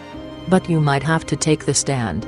You might have to go on Oprah in front of all these people. You have to be prepared for this thing. Just say it. And we'll give you money. Recently, in March 2019, Newt was approached by people connected to Oprah to lie about Jackson. He refused, and was due to go on Tariq Nasheed's radio show, where he was to talk about how it was guys related to Oprah that were wanting to set Michael up. Unfortunately, 2 days after he refused, and on his way to meet Derek, he mysteriously died. No prior health issue, nothing. Ron was recently offered more money from people connected with Oprah to tell more lies on Michael. Yesterday, Ron mysteriously died. You don't think that for the interviews that they're doing, they're not getting paid? Because I've been offered 6 figures already for an interview, and I turned them all down. I told them to go fuck themselves. In 1993, Jackson's cousin Tim Whitehead was offered $100,000 to say that Jackson was gay. Actor Alfonso Ribeiro, who as a child artist appeared in the Pepsi commercial with Jackson, revealed that his father was offered $100,000 to say anything negative about Jackson. With the mainstream media ignoring the most important facts of the case, there's no doubt that Jackson was a victim of false allegations, and plenty of kids and parents tried to sue him for money. For which one was even caught on camera. A kid accused Jackson of molestation, only to be revealed that the kid had not even met Jackson. You planted all this stuff in this kid's head. I didn't plant it in his head. He was asking questions, I answered them the best I can. I told him what I could tell about the place. Because I want Michael to face it. So this kid is a A1, #1 liar. Professional. Rodney Allen, the man who coached the kid to accuse Jackson, turned out to be a pedophile himself, who was later convicted and put behind bars in Canada. An 18-year-old Daniel Capon, with his mother, contacted the police, accusing Jackson of sexually abusing him when he was a child. They were represented by Gloria Allred, the same attorney that was hired by Chandler's in 1993. They filed a civil lawsuit against Jackson, but later the boy's father revealed that the boy never even met Michael Jackson. Not only that, the boy even sued Jackson, accusing him of stealing songs from him, including the ones in the Bad album that was released in 1987, when Capon was no more than 2 years old. The Jackson story is the biggest story at the time. It was front page news on every English paper. We will fly stories. We will take a shred of fact and go with it like a great footballer with a ball. We will spin down the field with that and try and score a goal with it. Maybe we will, maybe we won't. But we'll take a shred of evidence and try and turn it into a story. I cannot think of a story that's bigger. I mean, this is a story, if not of the decade, or certainly of the decade, but probably of one of the great stories of the century. When you buy a story, there's always this shadow of doubt that are they telling you the truth, or are they telling you what you want to hear? It all boils down to cash, and you'll now have housekeepers go to work for celebrities who keep diaries and who take pictures and who make a living out of this. We have maids, and we have housekeepers, and we have chauffeurs, and we have personal managers. And if you look in trade papers in Hollywood, you will see ads. Do you know a lot about the stars? Is there something about your job or the people you know that makes you an expert on show business? If so, we'd like to talk to you. The problem was people around him. Poor Michael Jackson has always attracted just a large number of just very disingenuous types who would try to ingratiate themselves with him, try to make him think they were his friend, and then turn on him in some way. What happens with celebrities so often is this, people want to be around them, and they try to create a need for themselves. What they try to do is keep the celebrity off balance, insecure, terrified, scared. They create their need, and they don't want that need to be fulfilled, or they won't be needed anymore. So basically, they're constantly trying to get their 2 cents in to keep the celebrity off balance, scared, and create a reason why they should be there. And Michael was probably the biggest target of that I've ever seen. Suing celebrities and dragging them with lawsuits has always been a facile path to make millions. Jackson was a walking cash machine for many. His name alone could earn fortunes. As Tom Mezzaro had perfectly said, "Why work when you can sue Michael Jackson?" Jackson's makeup artist Karen Fay had revealed that he had an average of 1,500 lawsuits going on all the time. People constantly were making all sorts of false claims, such as fake paternity, accusing him of stealing their music, etc. Most just wanted to meet him. The prosecution did not shy away from using former Neverland employees, who Jackson fired, and who were previously paid money by tabloids. Blanca Francia, Ralph Chakin, Adrian McManus, Kasim Abdul, all admitted on the stand that they were paid money by the tabloid media. Philip Lamarck also admitted to have asked tabloids for $100,000, and then $500,000 for his story. Many of them sold their stories to supermarket tabloids and tabloid television. 2, as I mentioned, were involved in a losing lawsuit against Jackson. Others, Bob Jones writing a book. Others have changed their stories demonstrably. A group of former Neverland employees, notoriously known as Neverland 5, were fired from Neverland in the 90s, 2 of them for stealing from Jackson's property. It's Michael Jackson's lead attorney, Tom Mezzaro, devastated this witness's credibility. He established that this witness had sued Michael Jackson for wrongful termination.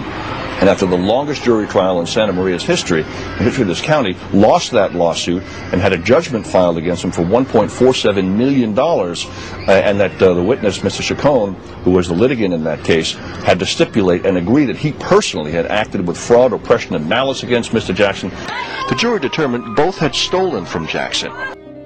They filed a civil lawsuit for $16 million against Jackson, citing wrongful termination, which they lost, and were not only sanctioned $66,000 for lying under oath and hiding evidence, but were also ordered to compensate Jackson and pay $1.47 million as his legal expenses.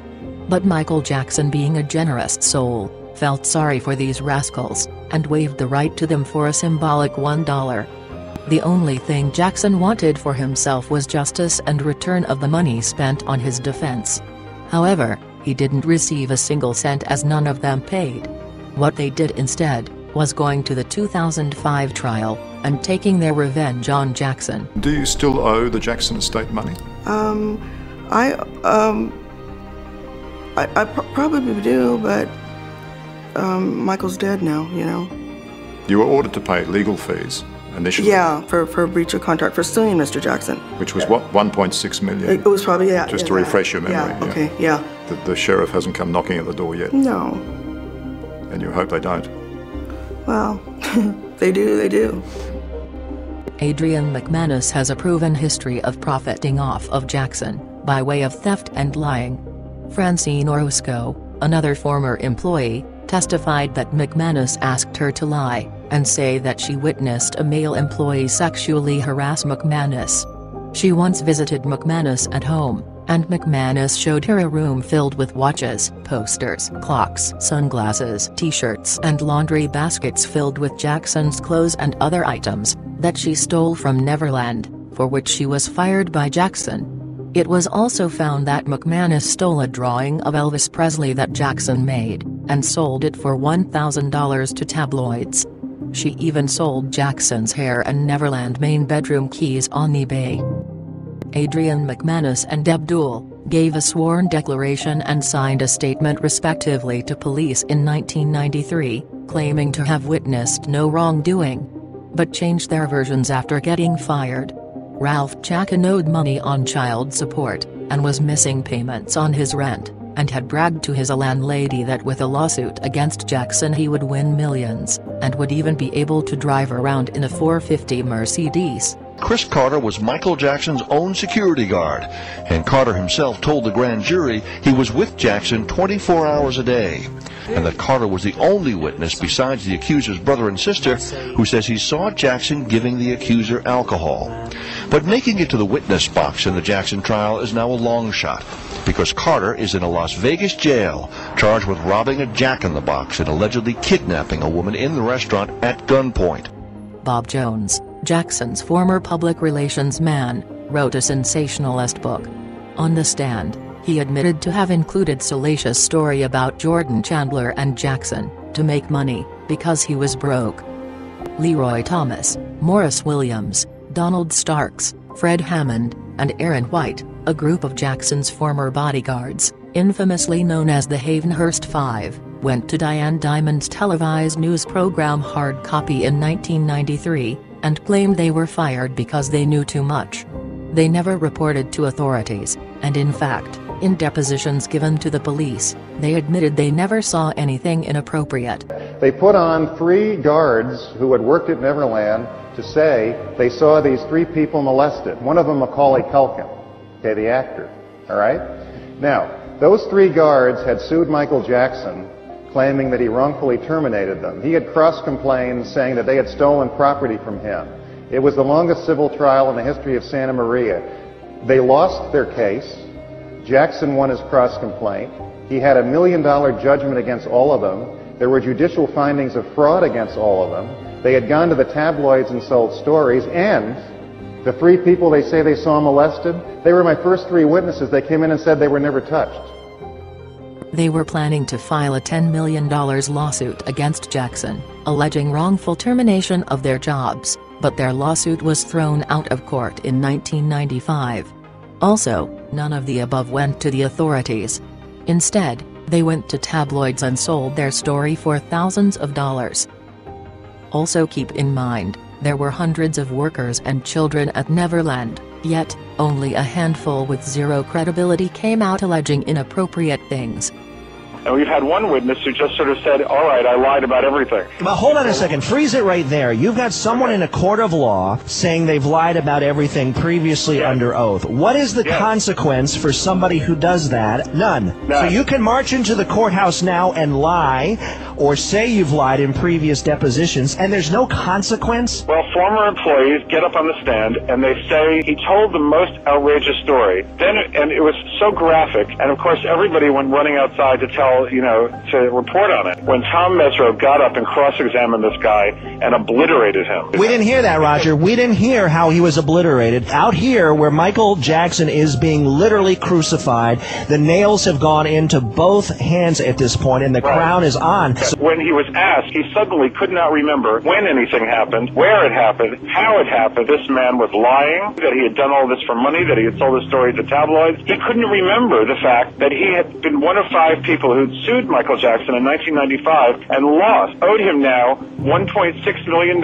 Hold on a second. Sneddon is calling witnesses who owe Michael Jackson money. 4 witnesses, 5 people. They lost their case. It drove 4 of the 5 of them into bankruptcy. A lot of people who come on the stand and say, look, there are a lot of 12-year-old boys roaming around Neverland. They spend time in Michael Jackson's room. But that's all. That's all anybody really knows. Whether anything else has happened beyond that has been sort of disproved in every cross-examination. Because you are hearing a lot of this, that Michael Jackson is finished, this is devastating, how could all these people be lying? The question is, maybe they are all lying. Why isn't that a possibility? Well, I've never seen so many witnesses provide so much salacious, disturbing testimony, and I've never seen so many witnesses crumble so quickly under cross-examination. I'll probably never see it again. I mean, it almost became a circus. People would get on that stand and say they'd seen the most horrific things on the planet. There would be just a heavy atmosphere in the courtroom. So you could almost cut the silence with a knife after they were finished. And on cross-examination, they would just splatter. Another couple, Stella and Philippe Lamarck, would emerge as key witnesses in the Jackson investigation. This French couple worked for Jackson for 2 years, until 1991.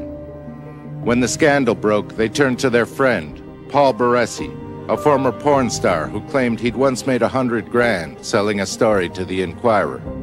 My interest in helping them was that they promised me a percentage of what they got. I was not on any kind of crusade to bring anyone to justice, and whether Michael was guilty or innocent at that point was inconsequential. My interest was strictly for the money, as was their interest too, I might add. So you have, say, Australia, or say we got $20,000. For them, it's quite a cheap story. I mean, they've got a cracking story for $20,000. But that's not enough alone to tempt someone like the Lamarcks to sell their story. So then you go to Germany, you get another 20,000. You go to Italy, another 20,000. Before you know it, you're up $200,000, and that is enough for a family to come forward and talk. A lot of people who claim to have witnessed Jackson doing this, that, or the other, they weren't going to the police first. Their main interest was money, and they would come to journalists who could give them money. The first time I heard the story about Jackson, his hand was outside the kid's pants. They were asking $100 grand. As soon as their price went up to $500 grand, the hand went inside the pants. So, come on. The second great wave in the Jackson scandal. Former employees who tell their stories. Michael Jackson's former housekeepers lift the lid on what they say was life at the Neverland Ranch. The Kindoys at first wanted $900,000. Where they got that figure, I have no idea. It came down to $500,000. They're 2 people I would not trust at all, and I think that they really have gone to town to do Michael Jackson down for the mighty dollar. Now they see money again being offered around and they want some more. I swear I saw MJ fondling the little kid, like his hands traveling from the kid's face, his thighs, legs, around his body. News of the World gave its tapes to the police, who only then put 2 cops on a plane to Manila. Maybe these servant stories were true, but which version? And what would a courtroom lawyer do with a story which, for 2 years or more, was withheld from the law, while it was teased and touted edited, rewritten, and finally turned to cash. In the end, the DA concluded the Quindoys and Lamarques were both useless as witnesses. I'd see the undergarment of the child lying on the bed or on the floor. I saw the child naked. Well, if they're lying, they should be afraid because they're going to be in big trouble if they're not telling the truth. In the tabloids, it doesn't matter if it's true. If you got someone to say it's true, everybody's happy. This was a multi-dollar business for the media. They took every former employee's testimony at face value and marked them as credible, when in reality, their stories kept changing for money. The 2003 to 2005 period, which culminated in the trial, saw the tarnishing of Jackson's image escalate to levels never seen before. From the pictures published on magazines, to the continuous mocking on television. It felt as if he couldn't take a single step without being harshly criticized. The media certainly taught the public what to think and feel about Jackson, and how to respond to any news about him. To be disgusted, proclaim guilty. Call him a freak. Call him Wacko Jacko. Strip him from his ethnicity. And call him a white man. The lead prosecutor Tom Sneddon had a very corrupt history.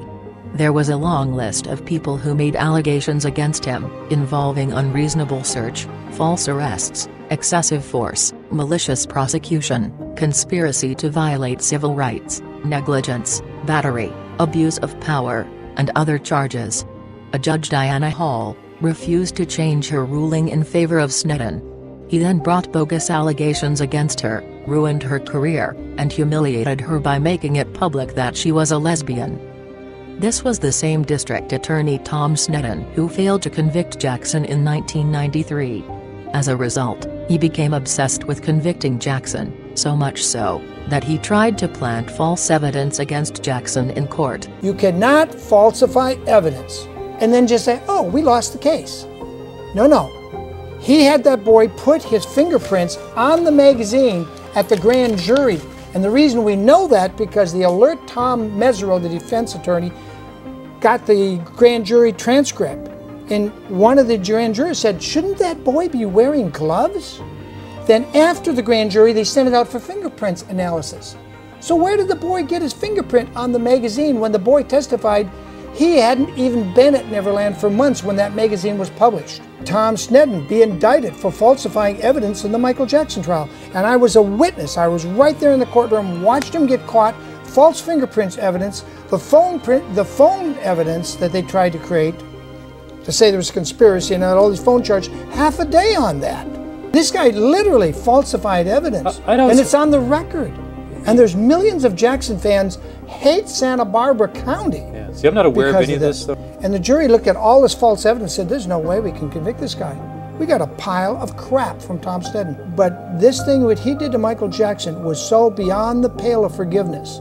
I believe Tom Sneddon should be serving time in prison. As usual, the media overlooked this questionable and illegal activity on the part of prosecution. He just came across like he was just trying to do anything he could to persuade us to look at things his way regardless of the evidence, but he just wanted, it's almost like he had a vendetta against him. And one way or another, I'm going to get you before I retire. I think they got too emotionally invested in the case. I think Tom Sneddon seemed gleeful. He took a little too much pleasure in dishing out misery to Michael Jackson. That to me was the biggest tell of all. It sent the message that this is more than somebody who's probably committed a crime and I'm going to prosecute him. There was, again, such an eagerness to dish out some bad stuff to Michael Jackson. Almost all of their witnesses were crooks, procured, and paid, who fell apart in court. The prosecutorial corruption was extensive. They illegally raided the defense personal investigator, illegally seized defense files in another raid, illegally breached the Neverland search warrant, then kept changing their case to circumvent the defense. They sent squads of armed police officers to the homes of potential defense witnesses, including vulnerable women, to try to frighten them away from the case. Meanwhile, someone with access kept leaking prosecution documents to the media, to taint the jury pool. Thambia Sundaram, who operated a non-profit dental clinic in the Santa Barbara County, made serious allegations of a pattern of abuses among Santa Barbara law enforcement and the DA's office, including Tom Sneddon. He stated, when the city officials were unable to shut down his clinic in 1996, he was arrested on multiple counts with his wife and employee. Sundaram then sued Sneddon for conspiracy, false imprisonment, and other violations of his civil rights, for which he received $300,000 in damages. According to Sundaram, he attended a fundraising event in 1994 with Tom Sneddon and other government officials, where plans to get rid of individuals in Santa Barbara, who owned substantial amounts of land, were discussed. Racist remarks were allegedly made on that occasion. Jackson's property was allegedly brought up during the conversation, and ways to get Jackson out of the county were discussed, in order to acquire his Neverland Ranch for vineyards.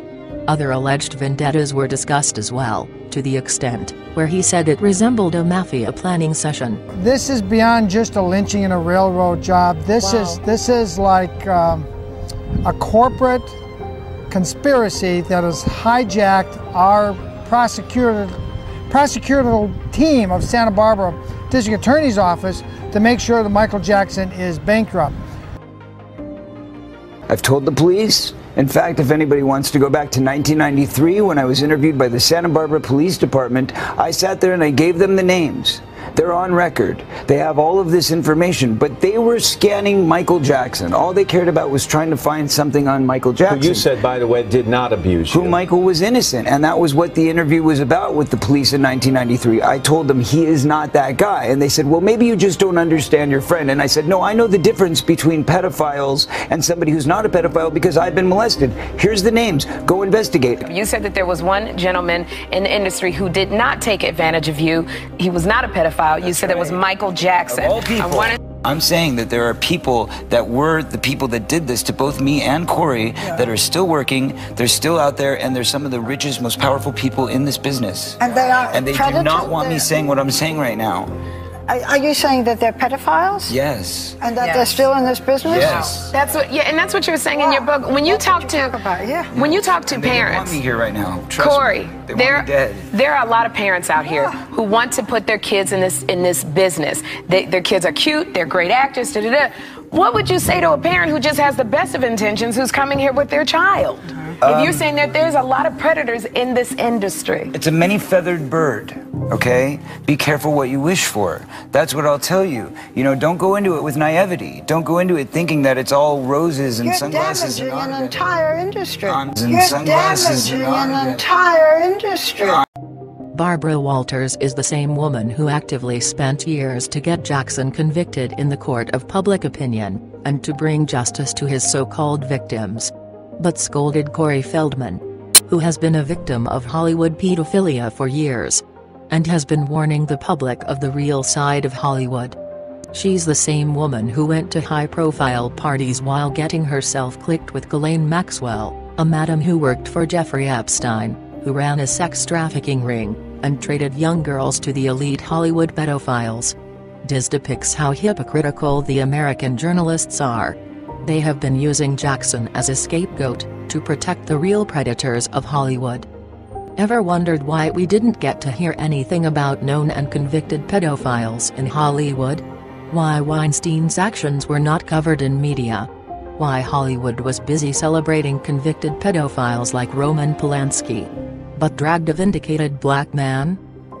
Years old, and somebody, which I was trying to say this to my friends who had children, you're 7 years old and someone is stroking your penis. It feels good.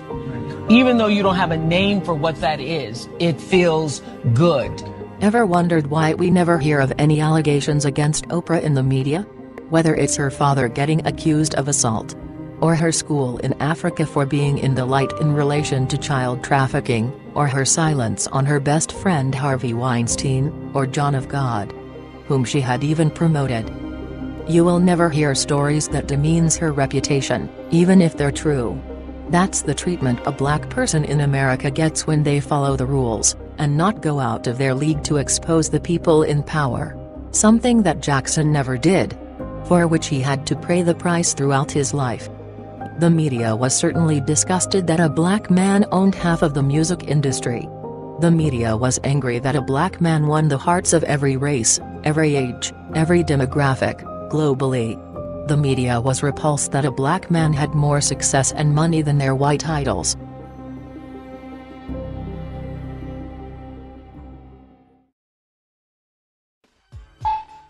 It's all up to the jury now. Deliberations in the Michael Jackson trial have finally begun. The jury arrived here about 45 minutes ago. They've been deliberating now for the past 35 minutes. 12 hours, 45 minutes, and counting. The jury's been deliberating almost 24 hours. Still no verdict, but it is less than 1 hour. We are supposed to find out the fate of the Michael jury Jackson. has reached a verdict in that Santa Maria courthouse. And now the jury in the Michael Jackson case has reached a verdict within the hour.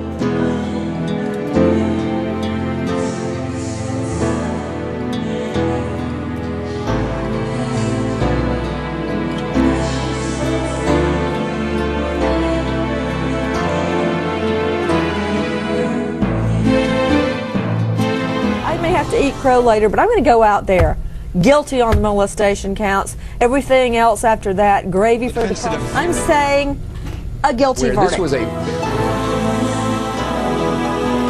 and I will eat crow if they don't get this guy on Michael something. I absolutely think they're going to convict on child molestation. I think there's going to be a conviction on the molestation, Kimmy. I think you're right, and we may be having crow pies again.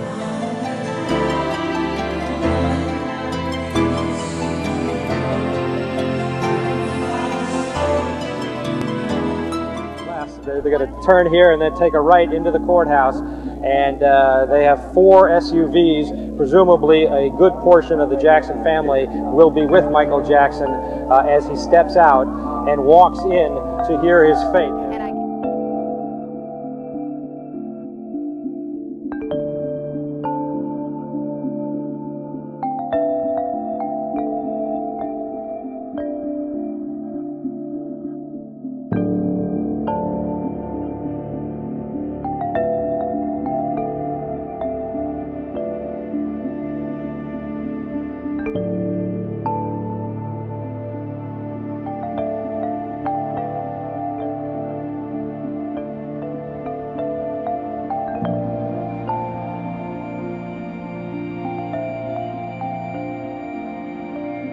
Of the courtroom clerk reading the verdicts. It's coming in now. Momentarily, we go there live. And now the courtroom. Count 1, verdict. We, the jury in the above entitled case, find the defendant not guilty of conspiracy. Count 2, verdict. We, the jury in the above entitled case, find the defendant not guilty of a lewd act upon a minor child. Count 3, verdict. We, the jury in the above entitled case, find the defendant not guilty of a lewd act upon a minor child. Count 4, verdict. We, the jury in the above entitled case, find the defendant not guilty of lewd act upon a minor child. Count 5, verdict. We, the jury in the above entitled case, find the defendant not guilty of a lewd act upon a minor child. Count 6, verdict. We, the jury in the above entitled case, find the defendant not guilty of attempting to commit a lewd act upon a minor child. Count 7, verdict. We, the jury in the above entitled case, find the defendant not guilty of administering an intoxicating agent to assist. Count 7, verdict, lesser offense. We, the jury in the above entitled case, find the defendant not guilty of providing alcoholic beverages to persons under the age of 21. Count 8, verdict. We, the jury in the above entitled case, find the defendant not guilty of administering an intoxicating agent to assist in the commission. Count 8, verdict, lesser offense. We, the jury in the above entitled case, find the defendant not guilty of providing alcoholic beverages to persons under the age of 21. Count 9, verdict. We, the jury in the above entitled case, find the defendant not guilty of administering an intoxicating agent. Count 9, verdict, lesser offense. We, the jury in the above entitled case, find the defendant not guilty of providing alcoholic beverages. Count 10, verdict. We, the jury in the above entitled case, find the defendant not guilty of administering an intoxicating agent. Count 10, verdict, lesser offense. We, the jury in the above entitled case, find the defendant not guilty of providing alcoholic beverages to persons under the age of 21. Michael Jackson not guilty of child molestation. Michael Jackson not guilty of handing alcohol to a minor. Michael Jackson not guilty on every single count. Not guilty on all 10 counts. Michael Jackson now officially not guilty. マイケル・ジャクソン被告の裁判で And 14 times, a total of 14. Not guilty on all counts. Not guilty on all counts. Not guilty of child molestation. He is not guilty. 10 times he's not guilty. So Look right. The accuser's mother could not be believed, and her kids who accused Jackson of child molestation could not be trusted either. We saw these witnesses. For the most part, they were horrific witnesses, in my opinion. Tom Sneddon did not have a case, and yet he prosecuted Michael Jackson. Had it been anyone else, Michael Jackson or that other person would not have been a court. I can't say there was anything that convinced me to say guilty, ever. The evidence in the case, they had nothing. They had absolutely nothing. This was a setup. It never would have been brought if it was in any other county. Tom Sneddon has had this grudge for 13 years. This piece of garbage called The People versus Michael Jackson to a grand jury. It was presented and the state paid the price. There was nothing in that closet that was able to convince any of us of the alleged crime. I went in there with the courage to convict a celebrity because I really believe in doing what's right. And witness after witness, I was more convinced of the innocence. The non-African American jury. Right. No one can look back and say that this was another O.J. racially motivated verdict. This is a jury in a very, very conservative part of California, a jury that by all markings looked like a pro-prosecution jury. And if this jury had no doubt, none of us should have any doubt whatsoever. Thank God Michael is vindicated for all time. Now maybe people will leave him alone. Michael Jackson walks away a free man, acquitted on all counts. An important day in Michael Jackson's life. He hugged his mother, he hugged his father, he gave all of his brothers and sisters a kiss, and he saw his children, who are the most important thing in the world. He started to cry more and more with each not guilty. There were more tears at one point. He even put both hands to his eyes to stop the flow. Their lawyer for Michael Jackson lost it. When she lost it, I lost it, because she was so, throughout the whole trial, she would look at the witnesses, not move. She would just stare at them the whole time. She never slept. And she was always so alert and everything. And then to see, my gosh, her emotions just come pouring out, that was just, He looked over at us. In fact, I made eye contact with him when the last part of the verdict was read. And he kind of just mouthed. He didn't openly say it, but he just kind of like said, you know. And there were some tears, I guess. Yeah, he was crying. You could tell he was crying. Talking a little bit.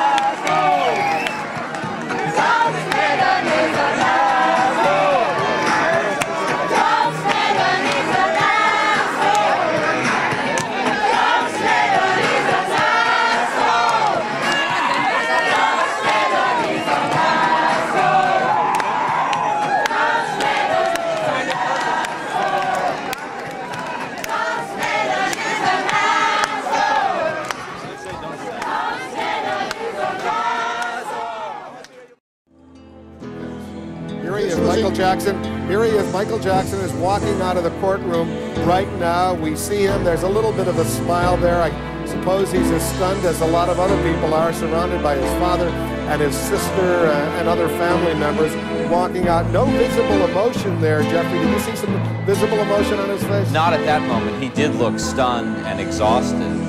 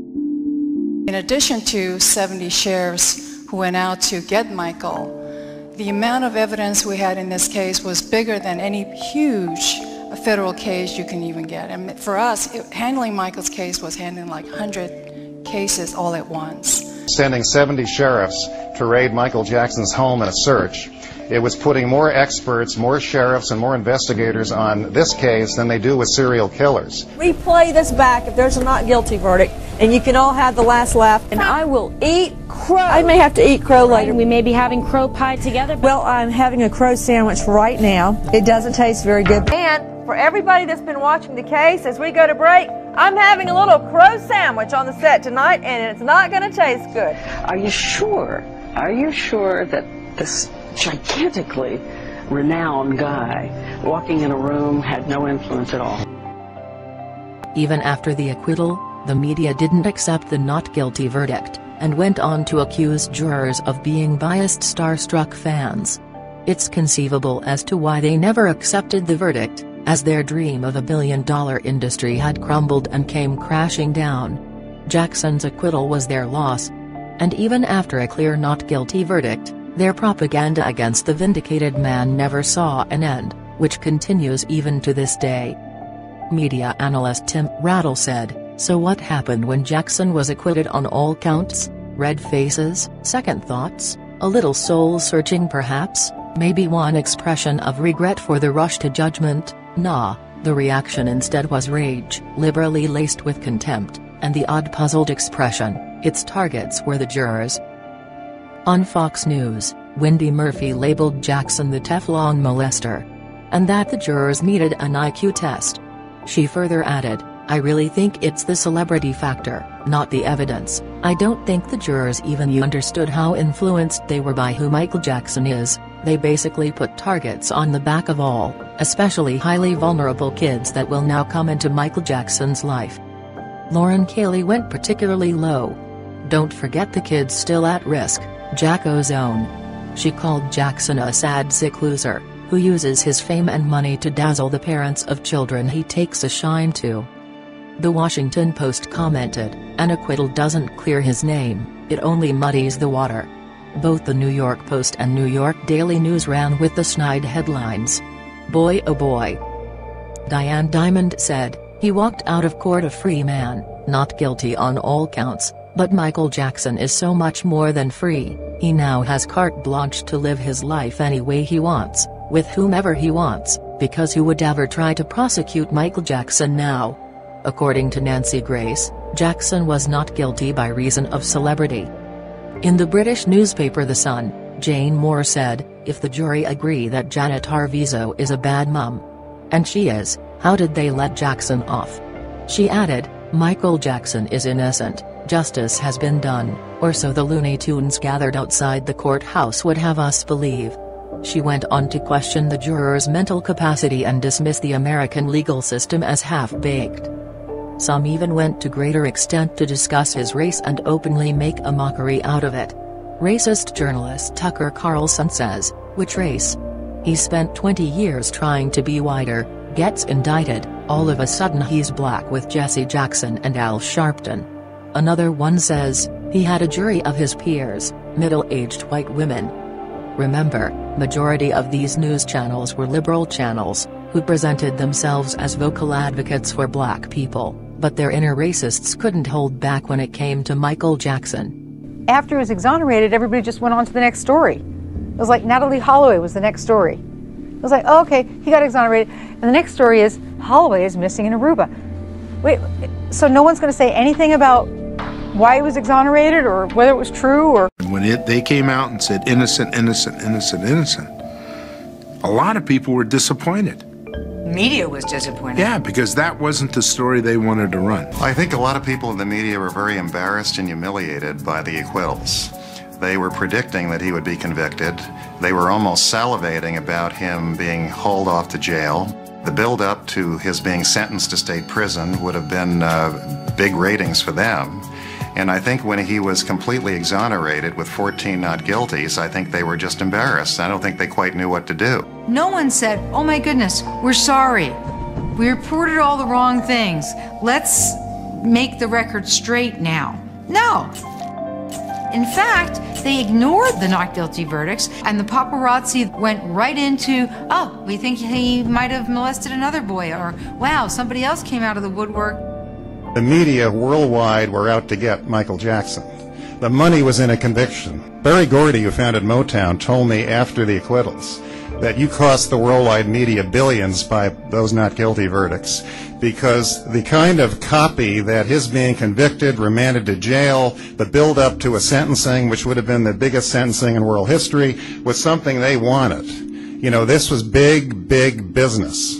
They were doing everything they could to spin a conviction. The trial was ludicrous, and the fact that the media wouldn't let up and that the public never saw the truth. Oh, I was told, oh, a positive book about Michael Jackson? No, we don't want it. You want to write a pro-Jackson book? No, we're not doing it. An innocent man. The $4 million trial is over, and Michael Jackson is free. All accounts, back home at Neverland, a free man tonight. Michael Jackson is not just free on bail. Michael Jackson is free.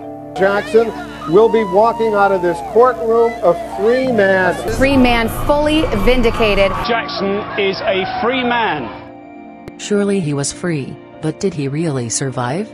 Little did the media know, or report, that Jackson was brought to the hospital immediately after the verdict was read. Everyone who followed the trial saw what a horrifying toll it took on Jackson's physical and emotional health. He was skewered alive by everyone, for their own greedy reasons. The media treated Jackson like a prop in a sideshow act. They didn't care about him, his children, his family, his friends. They knew the Arvizos were full of shit. But they didn't care. They could report the facts, but they simply refused to do so. Same one said that Jackson's deteriorated health was an act, and that he would moonwalk out on the acquittal. But the truth is, he never really coped up with the trauma. What toll do you believe that trial took on Michael? I think it killed him. I think the trial killed him. You could see him shrinking during the trial physically. When it was over, he called me. And he finally called me after it was all over to thank me for being fair to him, because nobody else was. They all were out to get him in one way or another. And I said to him, Michael, how was the trial for you? And he said, it was the hardest thing I ever did in my life. And that was true. Michael was a very sensitive and gentle soul, and he was not up to this. He became ill over and over again. As the trial got closer and closer, he became more paranoid, more frightened. I mean, it is a frightening prospect when every time you turn on the television, think about it, someone is saying you're going to go to jail for 20 or 30 years and good riddance, and he's sick and he's a pervert and all the rest of it. I would often be with him and watch with my own eyes when he would retreat into a fetal position. He would crunch himself up in the corner of a couch. He would be in a room. This is not when the children were around, obviously. He would be in a room where the blinds were drawn and no sunlight was coming in, and he would cover his ears in the way children sometimes do when they don't want to hear a parent tell them they can do it or can't do it or something. And I found the only way to, when he behaved like that, was to be a parent and to be stern with him and tell him, you know, you've got to man up here. I mean, if you put all these accusations together, they were saying he was a monster. And you take an extraordinarily sensitive, gifted, vulnerable person like that and make him sit there 5 days a week for 5 months, not to mention the stressful build-up to the trial, where the media coverage was terrible. And you know, every day he knows if these strangers choose to believe the prosecutors and the police, you know, I'm probably going to die in a California state prison. You know, as we all know, on verdict day, he just looked horrible. He looked like his cheeks were sunken in, that, you know, he hadn't slept for days. He looked very, very haggard and paralyzed with fear. He was exhausted. He was just He had trouble even walking. This was a trial that, in essence, was a life and death situation for Michael Jackson, something from which he may never have recovered. And in fact, let's face it, he didn't recover. He died trying. He died trying. He was split. The trial broke his spirit. The dozens of agencies investigating him left no stone unturned. While the press bullied him, tormented him, and dehumanized him pitilessly. Being arrested, being handcuffed high on his arms, dislocating his shoulder, locking him in a toilet full of feces, being publicly shamed, and his mugshot slapped on every newspaper. This was the treatment the most famous person on this planet received. He was verbally, mentally, and physically abused. Yet some people think he got a lesser punishment. Yet some believe that a black man in America, accused of molestation, investigated by dozens of agencies, racist hateful police and DAs, brutally prosecuted, his accuser testifying with an all-white conservative jury, somehow got away with decades of molestation. They did everything possible to get this man behind bars. Yet people think he got off easy. Thinking he got off for being so powerful and rich, yet he couldn't buy off the media.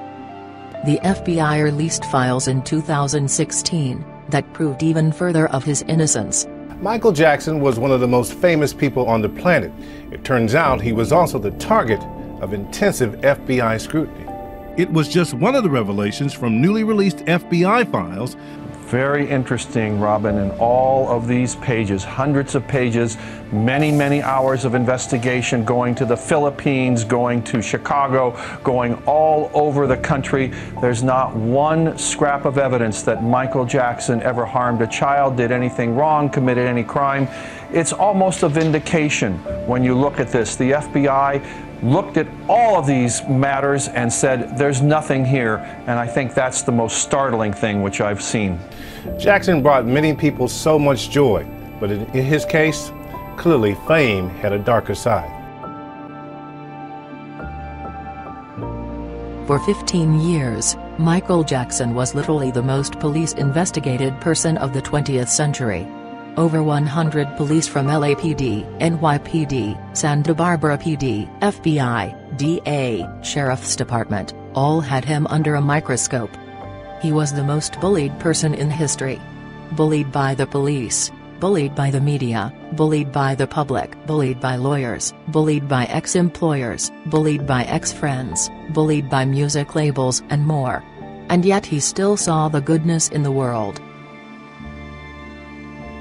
Even though he was acquitted on all counts, but the allegations broke him from within. The trial had left him so devastated, that he visited Neverland never again. That's what they wanted, and they sadly succeeded. He left America, and went on to live in Bahrain for years. His own country had put him down from all possible ways. He went to the Persian Gulf for a time, and became more reclusive and more suspicious. Is he going to come back to working? I don't think so, except maybe in Europe. You don't think he'll ever live in the United States again? Well, really, why should he? He's been treated like dirt here. Neverland is me, you know. It represents the totality of who I am. It really does. I love Neverland. Neverland was once a paradise, from which an innocent black man was evicted by destructive police officers through evil accusations and house searches. Michael was Neverland. This connection should never have been severed. Neverland is still a beautiful piece on earth. It is still magical. But the magic of Neverland is no longer the same without Jackson. I won't live there ever again. I'll visit Neverland. It's a house now, it's not a home anymore. Every single A-lister had gone completely silent all this while, but went on to praise him when he died. All these people are coming out of the woodwork now trying to pretend that they loved him, they cared about him. And I happen to know, because I was in the inner sanctum preparing his defense, that many of these people refused to get involved at all when we needed them. There were a number of celebrities who've been on television professing their great love for him. I know when we approached them that they refused to cooperate. They didn't want to get involved. Very few of his friends actually remained by his side during this period of his sheer pain. Michael Jackson had a lot of people in his life who turned on him, betrayed him, manipulated him, used him, betrayed his confidences. It made him, in many ways, very lonely because he didn't know who to trust. In the middle of the trial, he would call Susan Yu, my law partner, and he would call her in the middle of the night, and he would call me then in the middle of the night, and he was crying, and he would say, you guys are doing so well, please don't let them pay you off. And I would say, Michael, what are you talking about? He said, I know they're going to offer you millions because they want me to go down, and they see that you're doing a great job, and Susan Yu is doing a great job, and they're going to pay you. I said, Michael, nobody's paying me a dime. This is not the kind of person I am.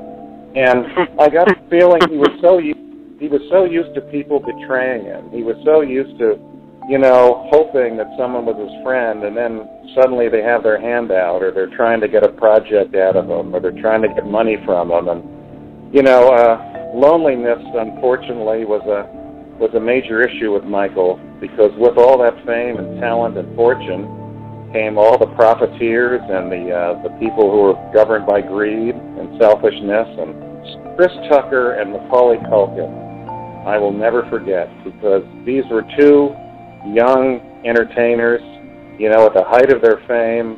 They had people around them telling them, don't get involved in that trial, don't help Michael Jackson, he's going down, your career's going to be tarnished. And they both said to me, whenever Michael needs us, we're going to be there. We don't care what anybody advises us to do. Agents advising them, don't get involved. And they didn't care what they said. They were going to help Michael, and they wanted the truth to come out. But you only find out when you're in trouble who your friends really are.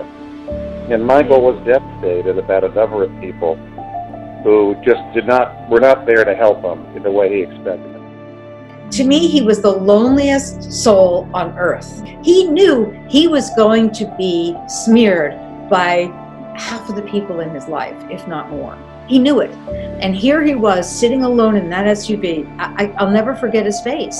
And I wanted to cry, because no matter how many people you think love Michael, he was alone there, and he was facing what could have been something that would have killed him. I want you to give it up for the king of pop, Michael Jackson. Congratulations on winning the World Music Award, Diamond Award.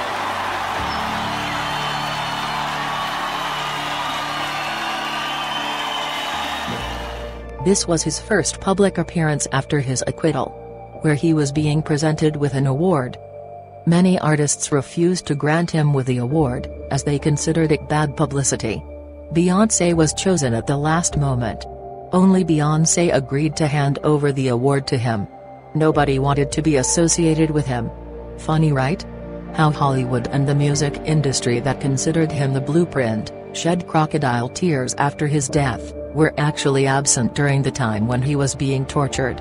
Jackson's role in revolutionizing the music industry was acknowledged by conveniently disowning him and turning their backs on him.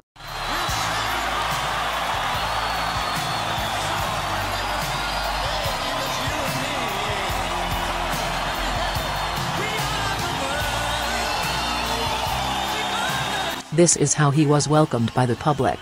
But as usual, the media once again maliciously tried to manipulate the public and turn them against him.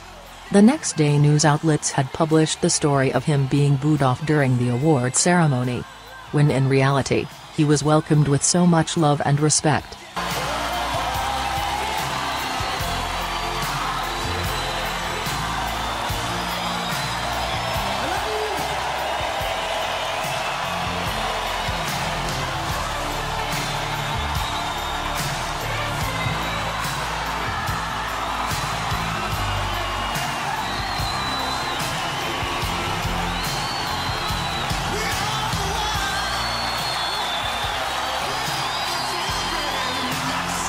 Nothing had changed.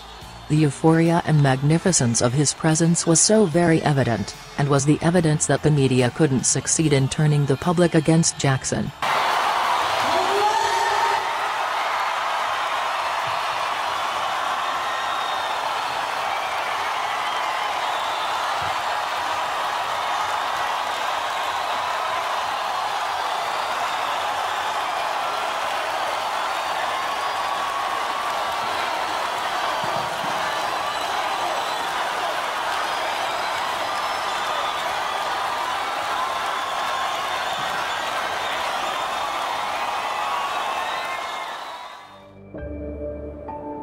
Jackson was surely acquitted.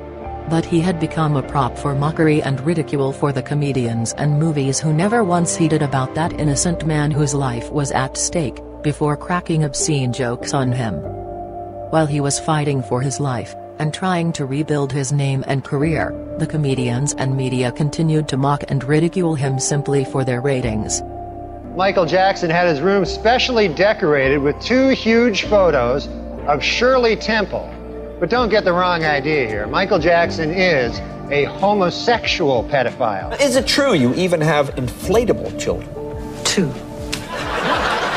And I notice you have tape up here so that you don't leave any fingerprints on the kids? Yes. Another kick, get the f*** out of here. Yo, that's how much we love Michael. We love Michael so much, we let the first kid slide. Michael, you have to be overjoyed you were found not guilty by the jury. Tell us, Michael, were you shocked by the jury's verdict? I sure was. I never imagined in a million years that 12 adults would get me off. Mr. Jackson, we have unshakable evidence that you have slept with children. Objection. I only sleep with little boys. Michael Jackson's death is so tragic. He touched so many children in so many special ways. People want to talk about Michael. Carlos, can you believe Michael Jackson did it? Can you believe Michael Jackson does anything? Look at his fucking face! That's where the children at. Where are the children Jesus, That's some bad taste. I spent a whole week at the Neverland Ranch. A week? Straight up. And you were over 18? Yeah. You were never invited into the private show. Well, I was 26. Oh, okay. So I was all right. I know, but you were very boyish. A little out of the age range. You look 12. To clarify, I'm as good at dating as Michael Jackson is at dating kids. This is how media puppets made a mockery out of such a serious issue, while pretending to care about the integrity or welfare of victims. Jackson's fight with his own life was presented as a source of entertainment and chuckles.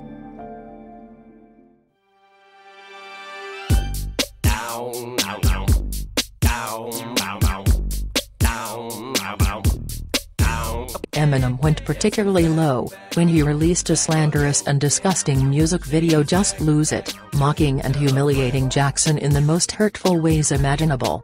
Not only did he make derogatory references to Jackson and pedophilia, but also stooped as low as to deride the 1983 Pepsi accident, where Jackson had received chronic second- and third-degree burns on his scalp. But soon after he released his slanderous music video, Jackson bought the publishing rights of all of Eminem's songs, and ended up owning him. Billie Jean, yeah, they said we won't play it.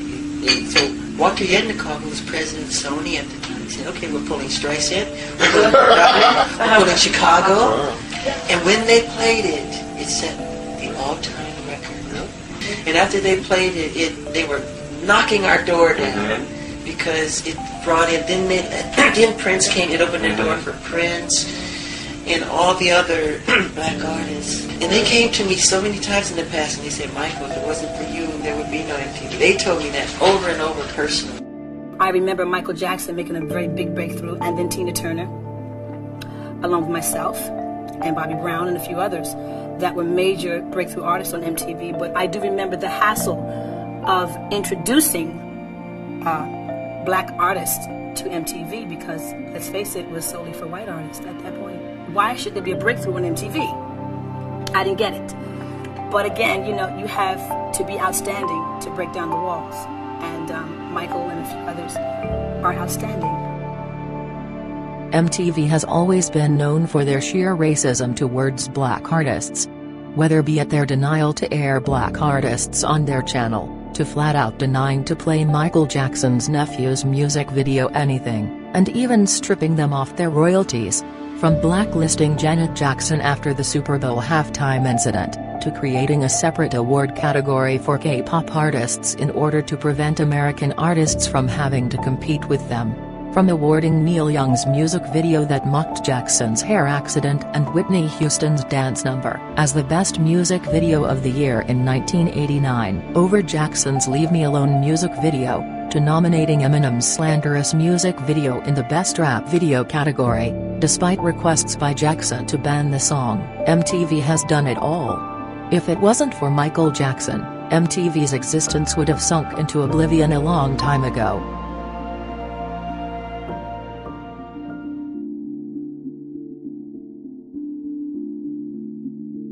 MTV, who all these years used Jackson as a tool for ratings, threw him under the bus when they became a big name. In 2002, Jackson was told backstage that he would be presented with the Artist of the Millennium Award, but only for it to be fictitious, and which it later turned out to be fake. So happy birthday, my friend, the King of Pop.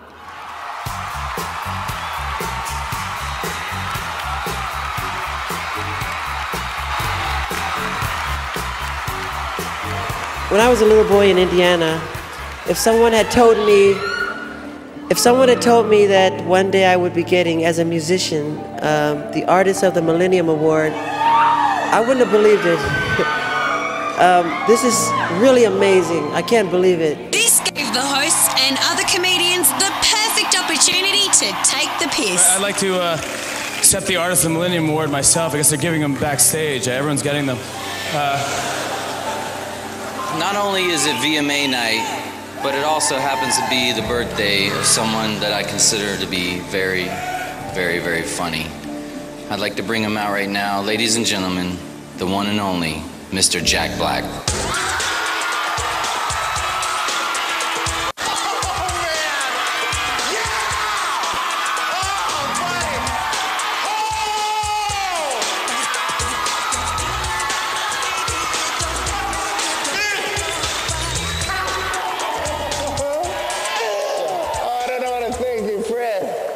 Oh, God. You guys, stop it, seriously.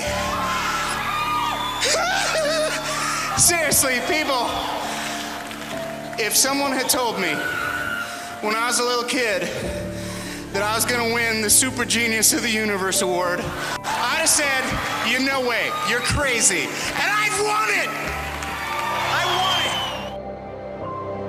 They humiliated him by purposefully presenting him with a fake award on TV.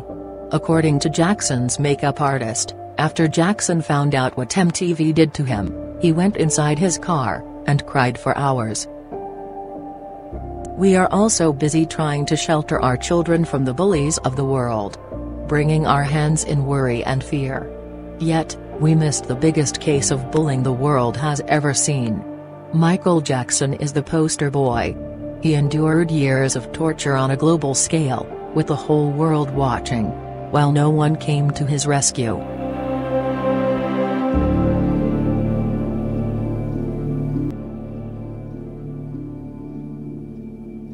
Throughout his life, he was subjected to humiliation and mockery. His love for children often misconstrued and viewed with the lens of perversion. He grew up in a household where a bed was a place to do business, to hang out, to watch TV, to sleep, to play around, to rehearse, to create, and to relax. Sharing a bed does not always have to be entailed with sexual or inappropriate connotations, what the society makes it out to be. Michael used to sleep with me, right? He did that with other kids. To me, that was just the way we came up as young people, as children. We came up going over for sleepovers and stuff.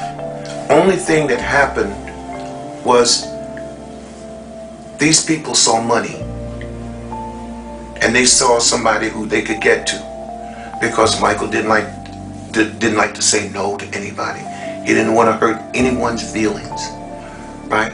So he was a pushover that way. This is a fact. Jackson gave his bed to those who wanted to sleep, as an act of kindness.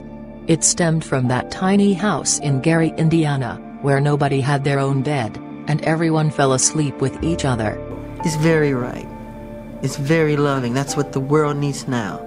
More love. But when you say bed, you're thinking sexual. They make that sexual. It's not sexual. But we're going to sleep. I tuck them in. I put a little music on, and do a little storytelling. I read a book. It's very sweet. Put the fireplace on. We give them hot milk. You know, we have little cookies. It's very charming. Very sweet. Sure. It's what the whole world should do. Do you still think that it's acceptable to share your bed with children? Of course. Of course, why not? If you're going to be a pedophile, if you're going to be Jack the Ripper, if you're going to be a murderer, it's not a good idea. That I'm not. That's how we were raised. And I didn't sleep in the bed with the child. Even if I did, it's okay. I slept on the floor. I gave the bed to the child. Well, what's wrong with sharing your bed? I didn't say I slept in the bed. Even if I did sleep in the bed, it's okay. I am not going to do anything sexual to a child. It's not where my heart is. I would slip my wrist first. I would never do anything like that. That's not Michael Jackson, I'm sorry. That's someone else. You know why? People think sex. They're thinking sex. My mind doesn't run that way. When I see children, I see the face of God. Why is he so attached to children? Only way I can answer that question is all of my children are like that. Is there anything that you would have done differently in raising him? Well, the only thing that I feel that I didn't do, I didn't prepare my children for the world. They were sheltered.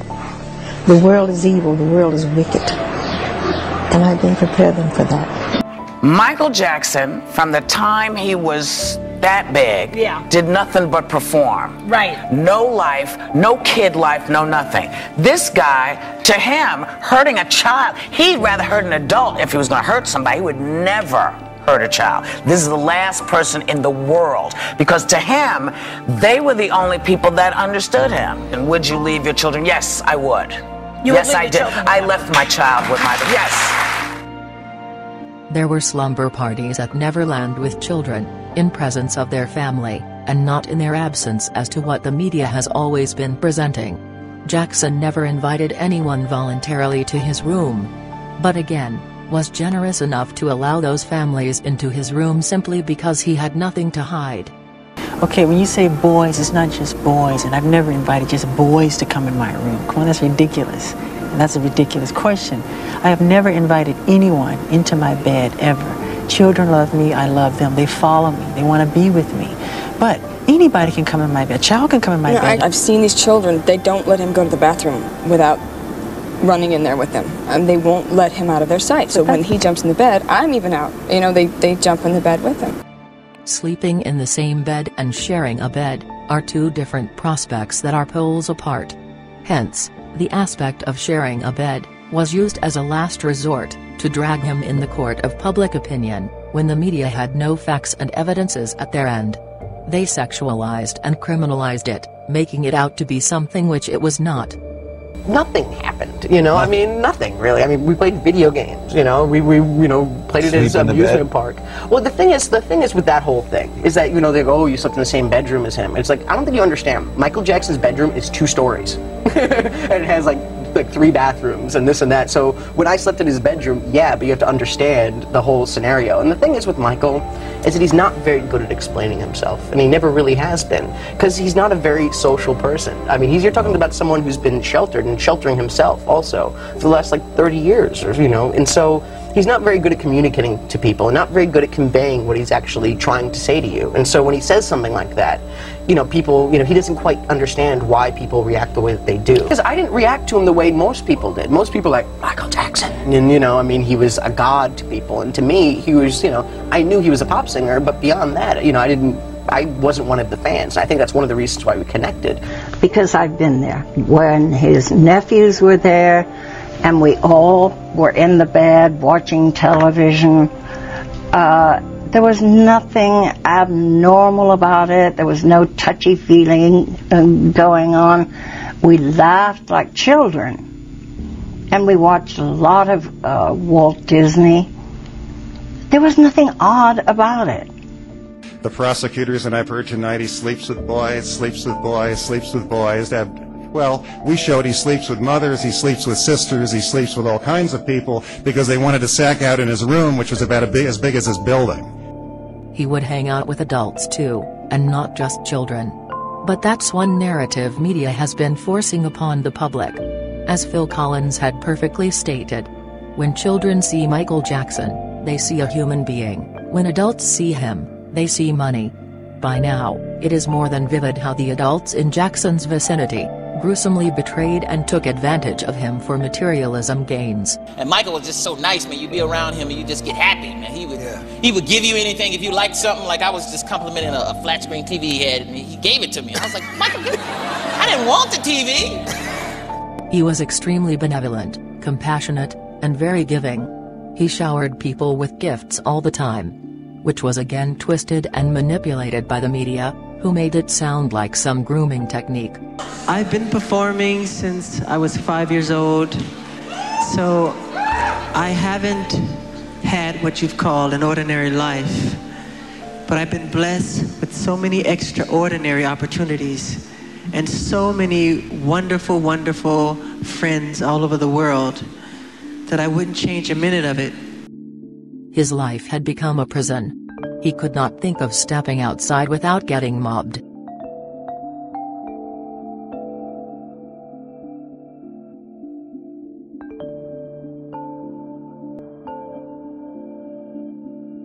And that's the reason why he would often find ways to disguise himself, to conceal himself from the public, just so he could enjoy the basic pleasures of life.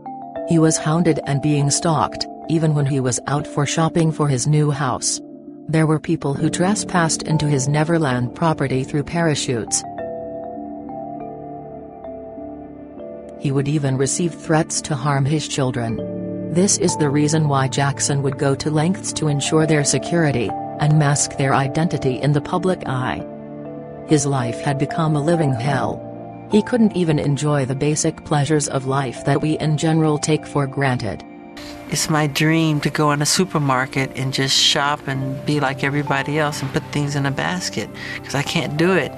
He had friends who once arranged for his shopping in stores, so that he could at least experience as to what it was like to shop on his own, but in complete isolation. That's why I love disguises so much. I could sit on a bench at Disneyland and see what people really do and talk about. But when they see it's Michael Jackson, they change. I don't see the real thing, you know. So I want to see the real world, what it's really like. I go around the world dealing with running and hiding. I can't take a walk in the park. I can't go to the store. I have to hide in a room. You feel like you're in prison. I can't go in the park, you know. So I create my own park at Neverland, my own water space, my movie theater, my theme park. That's all for me to enjoy.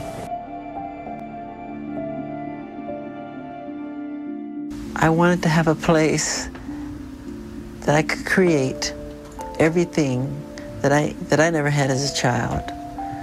So you see rides, you see animals, there's a movie theater.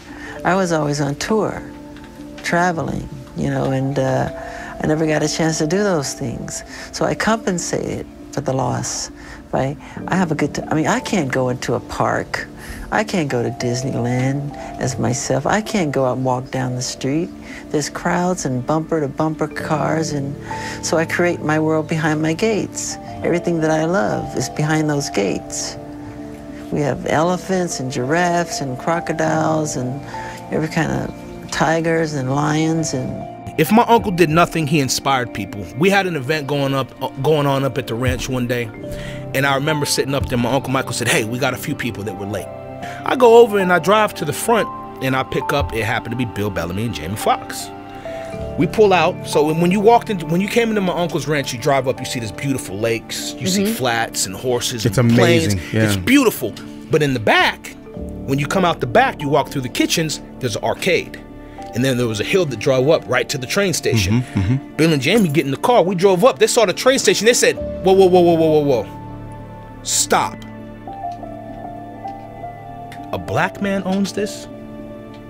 This isn't, he's not paying for it. A black man owns this?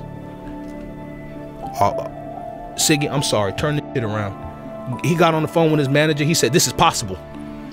Everything I thought wasn't possible, this is possible. He said, tell your uncle thank you.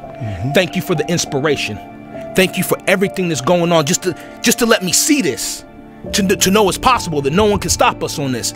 And we have busloads of kids who don't get to see those things. They come up, sick children, and enjoy it. They enjoy it in a pure, loving, fun way. It's people with a dirty mind that think like that. I don't think that way. That's not me. The gates of Neverland were open for everyone. He invited families to visit Neverland and enjoy the rides even in his absence. There were Christmas trips to Neverland for underprivileged kids. At least 3 or 4 times a month, hundreds of sick, orphaned, inner-city children, and adults were bused in to enjoy the serenity, sanctity, and joyfulness of the Neverland Ranch. They spent their time exploring the ranch, riding in the amusement park, snacking on food and drinks, watching movies, and playing in the 2-story arcade, all being provided free of charge by Jackson, often during his absence. This is the activity that went on at Neverland. This is what Neverland was, a place for all to explore the beauty of life, and bring out their inner child. The media never wanted us to know this, but rather to make us believe that it was just a few selected boys who were invited at the ranch. Well, he was extremely humble, very sweet, very funny, very, very sincere, and just had a very, very gentle, kind energy about him. I spent a lot of time at Neverland. He invited me to Neverland. When you hear these ridiculous claims that Neverland was supposed to be some kind of place to lure people in, it's just outrageous. I've seen it for myself. And, you know, the second time I went, you know, I really broke down and cried because I saw all the beautiful things he was doing for, you know, underprivileged people, children, folks of all ages. And it just really broke my heart that, you know, we live in a world where someone who has nothing but kindness and goodwill to offer can be so deliberately misinterpreted and made out to be a monster. He did so in Neverland, and his urgent mission to provide as much normalcy and love to children across the world. Each of his solo tours involved him visiting underprivileged children, whether to give away gifts, or simply to spend time with them. Jackson also stated his belief that the perils of traumatic childhoods were a major problem in the world, leaving humanity devoid of compassion and understanding, leading to problems such as prejudice and greed. Are we blind to the fact that our children are raging against the indifference, crying out against the abandonment, of thundering against the neglect? Heal the Kids is about doing something about making a difference in trying to help adults and parents realize that it is our power to change the world that our children live in. Who among us would have believed that the sound of children at their playgrounds would be replaced by the sound of automatic machine gun fire at our schools? That the sound of little girls skipping rope would be overshadowed by the frantic shrills of children dodging bullets. Yet, instead of loving our children more, we installed metal detectors in our school.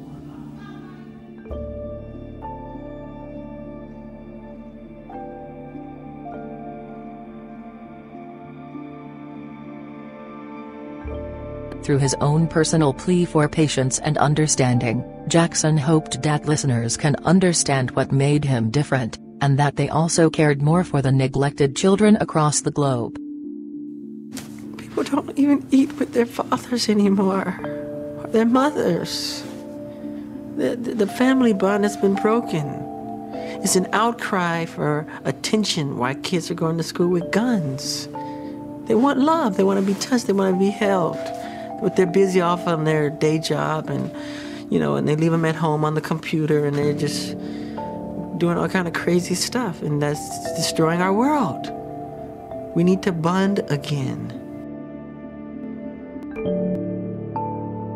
James, my understanding is the Jackson family had an important role in saving your life one time. Well, what did he get you to stop doing? Well, from killing myself. I was on the roof. I was going to jump. He seemed to be familiar with my pain. I guess he knew I needed someone to talk to, and so he was that ear. So we just talked all night. Michael was a very calm person that knew what to do in dangerous situations. Everyone else would lose it, Michael wouldn't. He was the most calm person. He could get you to trust him. He could get you to stop. With all the pain and the stress and the pressure that you had to cope with, did you ever, in your childhood, think about it's not worth it? Did you ever try and... Suicide. Suicide, yeah. Definitely. You Definitely. did. You know, you brought me back.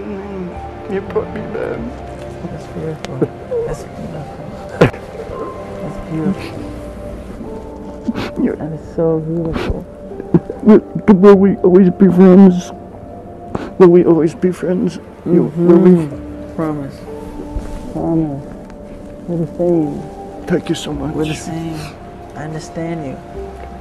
I understand you. Thank you so much. Very much. Thank you.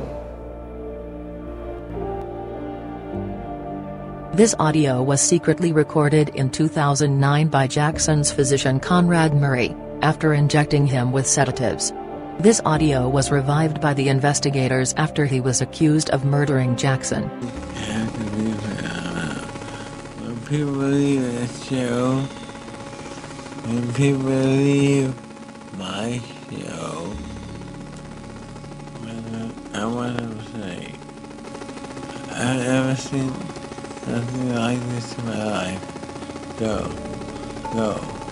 I've never seen nothing like this. Go. It's amazing. He's the greatest entertainer in the world.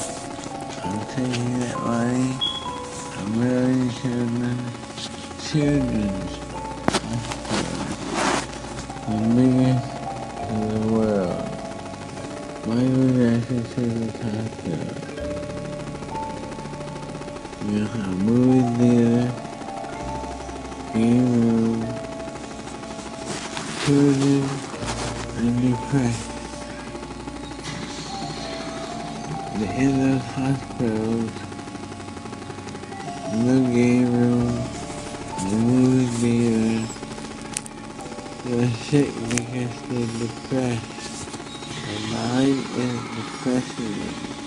I want to give them that. I care about them. They're my angels. God wants me to do it.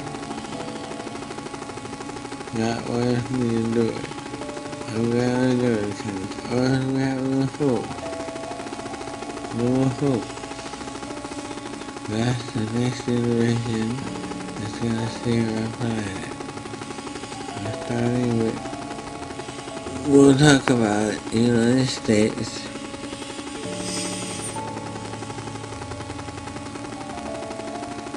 Europe, frogs, and babies. They walk around. The mother, they drop them off. They leave the psychological degradation of that.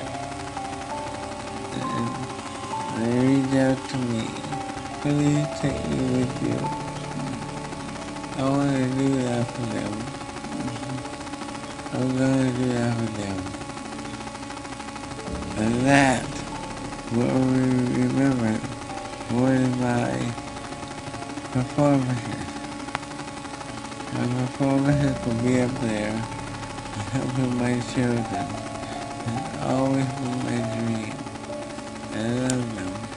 And I love them because I didn't have a childhood. I had no childhood.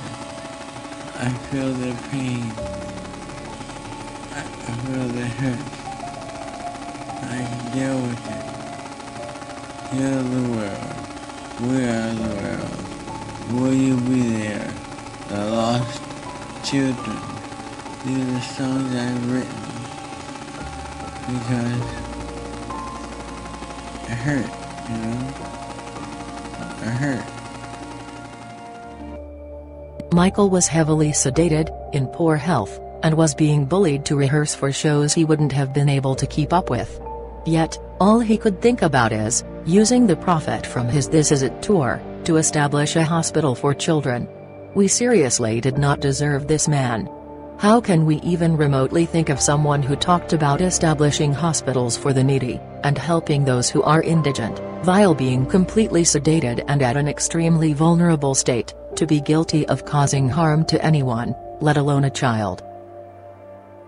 If anything, Jackson was only trying to protect the kids. He wrote songs such as Do You Know Where Your Children Are, Little Susie, and The Lost Children, that spoke about the unfortunate plight of the children in society. While other mainstream artists were openly singing about their infatuation over underage girls and sex, Jackson made songs about protecting and cherishing children. He was very much aware of how the shady world of Hollywood operated.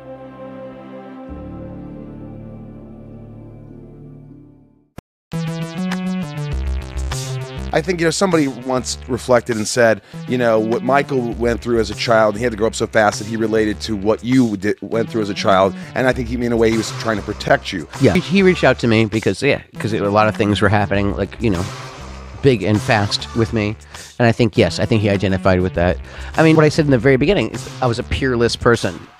I was nobody else in my Catholic school even had this much idea of what I was going through.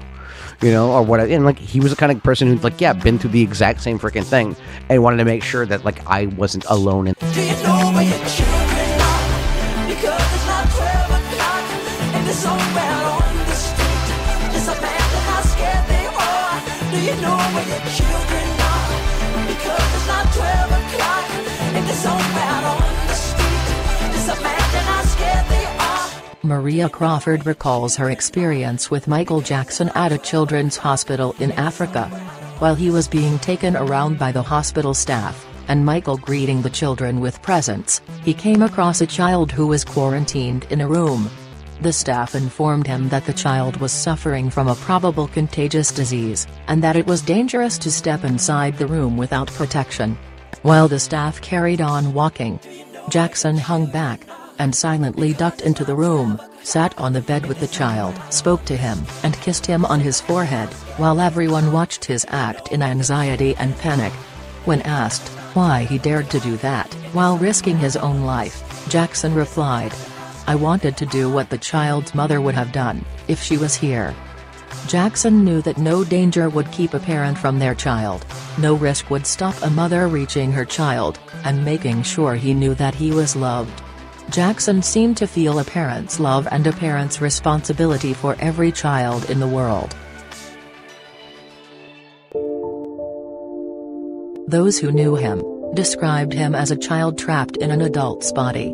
He loved spending time with kids, and participate in playful activities, by being like a kid himself. Oh, me.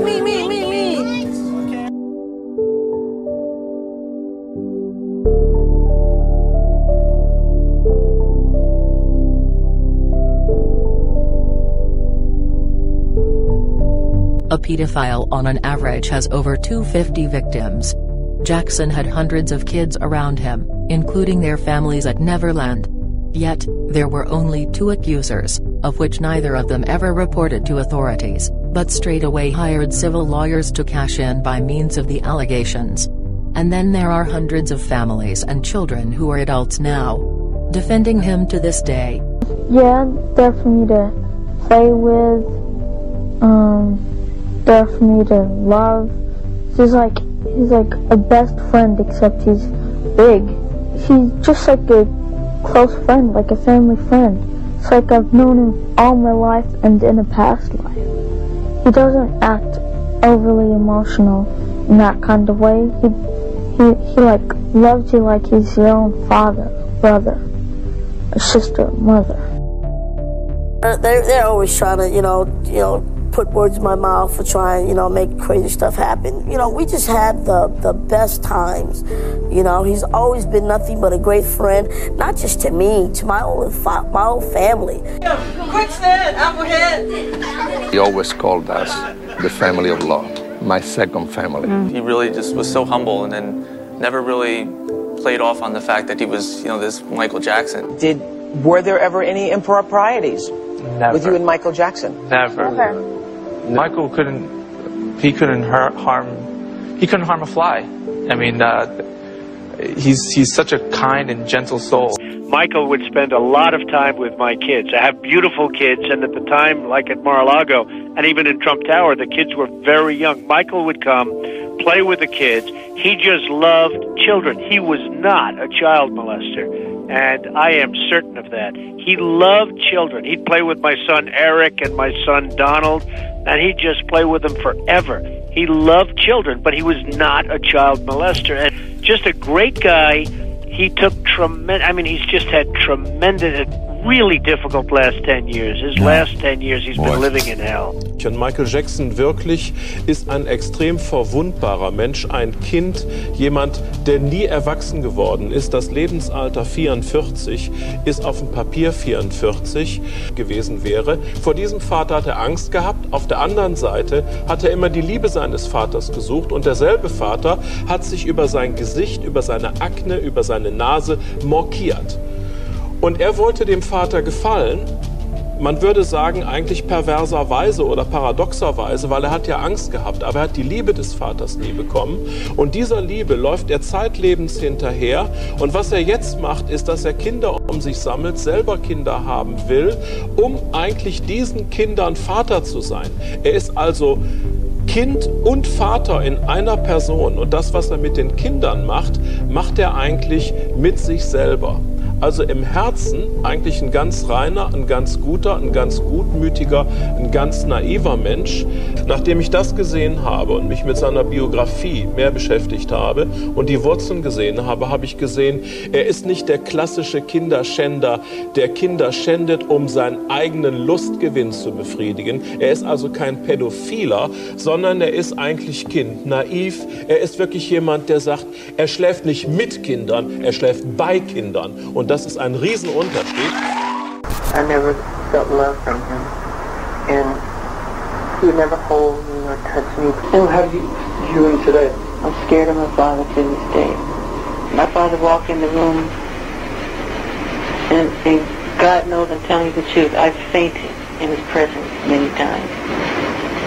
I'll say once, to be honest. I've fainted once. I've thrown up in his presence because just when he comes in the room, he just aura comes and my stomach starts hurting. I know, like, I'm in trouble. And now he's so different now. He wants to be a better father. God bless my father because he did some wonderful things and he was brilliant. He was a genius. I just wish he had learned that earlier. I think all my success and fame, and I've wanted it. I wanted it. Because I wanted to be loved, that's all. That's the real truth. I wanted people to truly love me, because I never really felt love. I needed someone.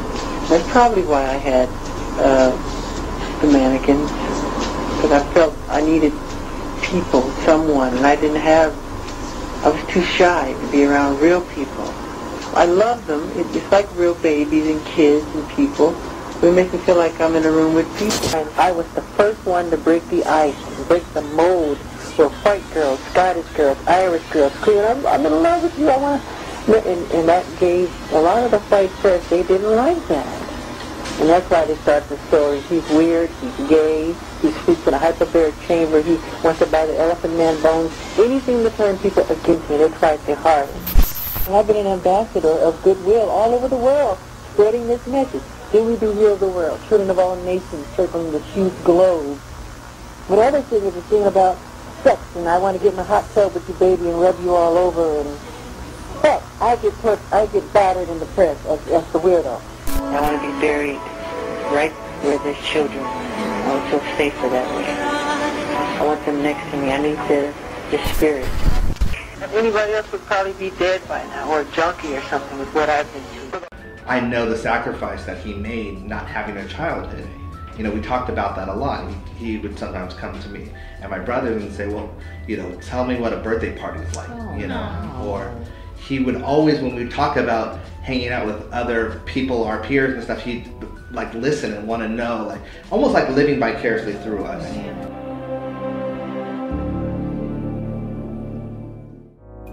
I wasn't aware that the world thought I was so weird and bizarre. But when you grow up, as I did, in front of 100 million people since the age of 5, you're automatically different. My childhood was completely taken away from me. There was no Christmas, there was no birthdays. It was not a normal childhood, no normal pleasures of childhood. Those were exchanged for hard work, struggle, and pain. That's why I love children and learn so much from being around them. I realized that many of our world's problems today, from the inner city crime to large-scale wars and terrorism and our overcrowded prisons, are a result of the fact that children have had their childhood stolen from them. What we need to learn from children isn't childish. Being with them connects us to the deeper wisdom of life, which is ever present and only asked to be lived. They know the way to solutions that lie waiting to be recognized within our own hearts. Today I would like to thank all the children of the world, including the sick and deprived. I am so sensitive to your pain. I love to do things for children, and I try to imitate Jesus. And I'm not saying I am Jesus. I'm not saying we're clear on that. Right. I'm trying to imitate Jesus in the fact that he said to be like children, to love children, to be as pure as children are, and to make yourselves as innocent and see the world through eyes of wonderment and the whole magical quality of it all. And I love that. And we have the children, like we'll have like 100 bald-headed children here who they all have cancer, and they're running around and they're enjoying themselves, and it just makes me cry happy tears that I was able to do that for them. You know, it makes me so pleased. And Jesus said to love the children and be like children, be youthful and be innocent and be pure and honorable. He was talking to his apostles, and they were fighting over who's the greatest among themselves, and he said, whoever humbled yourself like this child is the greatest among you. And he always surrounded himself with children. And that's how I was raised, to believe and to be like that and to imitate that. I will never stop helping and loving people the way Jesus said to. He said, continue to love, always love. Bring on the children, imitate the children. Not childish, but childlike. If there were no children on this earth, if somebody announced all kids are dead, I would jump off the balcony immediately. I'm done. I'm done. I want to touch the world. I want to touch the heart, the emotions of the entire world. If it wasn't for children, I would throw in the towel. I would kill myself. I wouldn't care to live. They give me my inspiration. They inspire me. Everything I do, every song I write, the dance, everything that I do. They tried to use it against me, and it's just been so unfair, and I'm very upset about it, you know.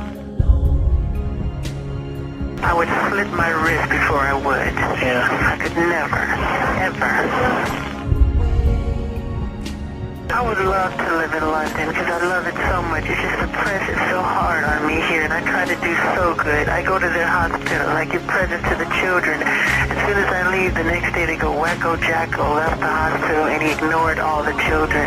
And it hurt my heart because I purposely flew Minnie Mouse and Mickey Mouse all the way from Euro Disney. I brought them with me to surprise the children. I brought bags. Right almost straight up? Yeah, I brought bags of presents and everything. And I spent time with the kids, and they made fun of me. I'm just a person who wants to be honest and do good and make people happy and give them the greatest sense of escapism through the talent that God has given me, you know? That's where my heart is. It's all I want to do. That's all. I just want to say, look, leave me alone and let me do what I want to do, which is share and give and put a smile on people's face and make their heart feel happy. Ever asked yourself, if he was really a child molester, why would he openly talk about his love for children? Wouldn't he try to conceal his friendship with children from the public eye, if there were doubtful intentions at all? He never did, simply because he had nothing to hide. Jackson had once written a letter. Like the old Indian proverb says, do not judge a man until you've walked 2 moons in his moccasins. Most people don't know me, that is why they write such things, in which most is not true. I cry very, very often, because it hurts, and I worry about the children, all my children all over the world. I live for them. If a man could say nothing against a character, but what he can prove, history could not be written. Animals strike not from malice, but because they want to live. It is the same with those who criticize. They desire our blood, not our pain. But still I must achieve. I must seek truth in all things. I must endure for the power I was sent forth. For the world, for the children. But have mercy. For I've been bleeding a long time now. And this is how the media interpreted his letter in the most horrible and callous way.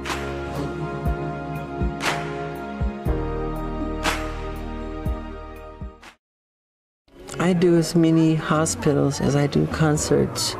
I do as many orphanages as I do concerts.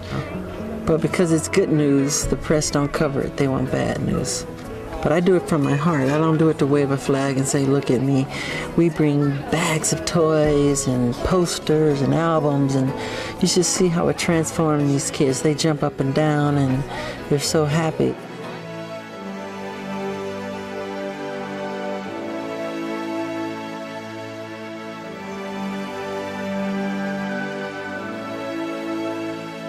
Ever wondered how there were hundreds of his philanthropic stories, yet people didn't hear about one? He befriended me.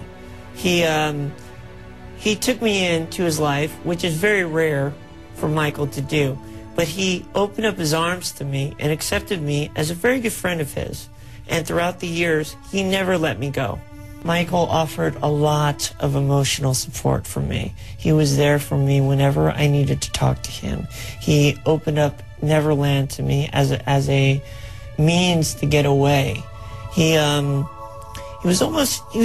Metaphorically, he was almost like a father that I never had. I believe what people fail to realize is that Michael was a human being. His name was Farkas. He was very sick. He was green in the face, but he had this glow and this sparkle in his eye. I asked this nurse, what's wrong with this kid? She said that he needs a liver. So I said, does that mean he's gonna die? She said, yes, he's gonna die unless he gets a liver. I said, I'm not gonna let him die, this sweet, sweet angel. No matter what it takes, I'm gonna find a liver for him. So I sent my organization around the world. We went all over the place, and it took a long time. And I said, I'm not giving up. I'm not gonna have the child die. I was so happy when I got a phone call. They told me we found the liver, and he has his life. Not only did Jackson arrange the liver for the boy, and pay for his liver transplant, but he continued to pay for his treatment for 10 years. Somber Michael Jackson wore dark glasses, a dark hat, and dark clothes as he attended the funeral last week for 22-month-old Craig Fleming.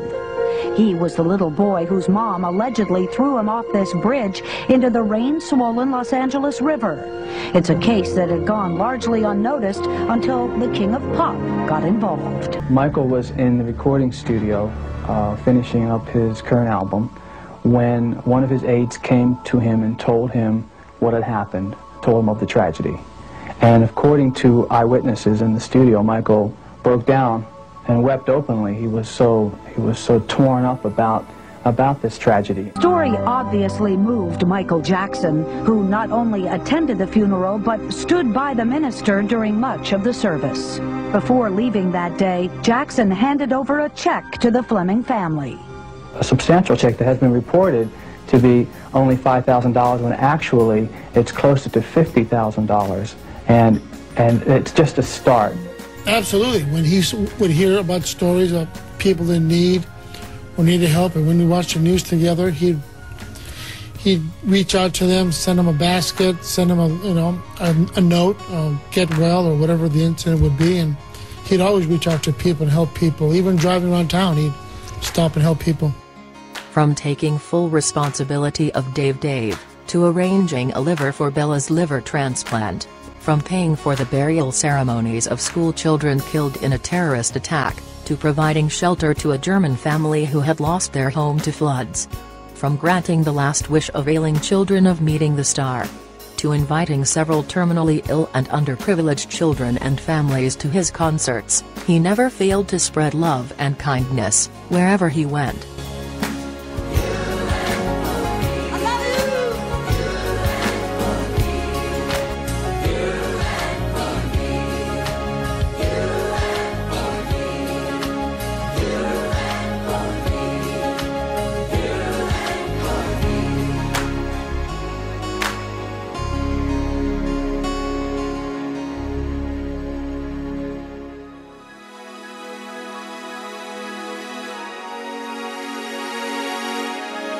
This is the man who befriended an AIDS victim, when everyone had abandoned him.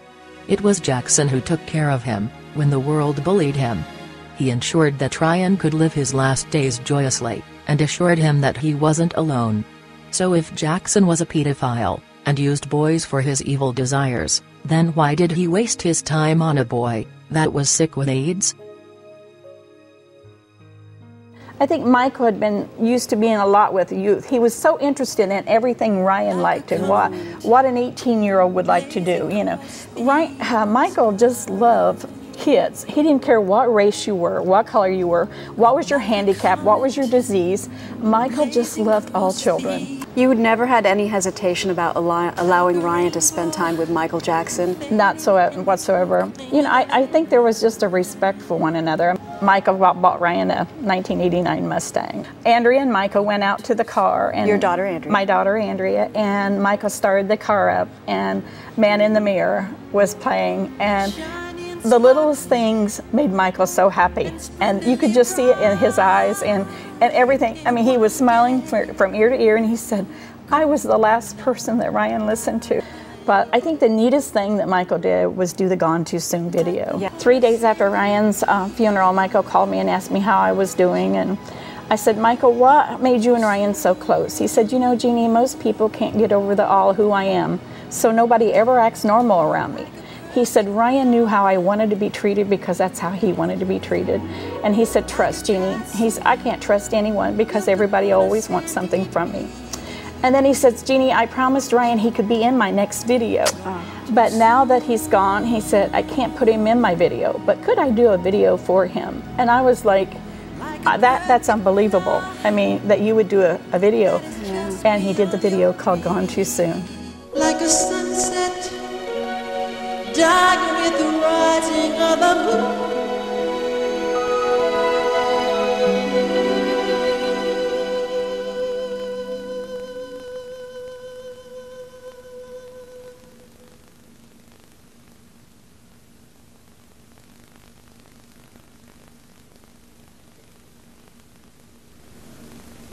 Gone too soon.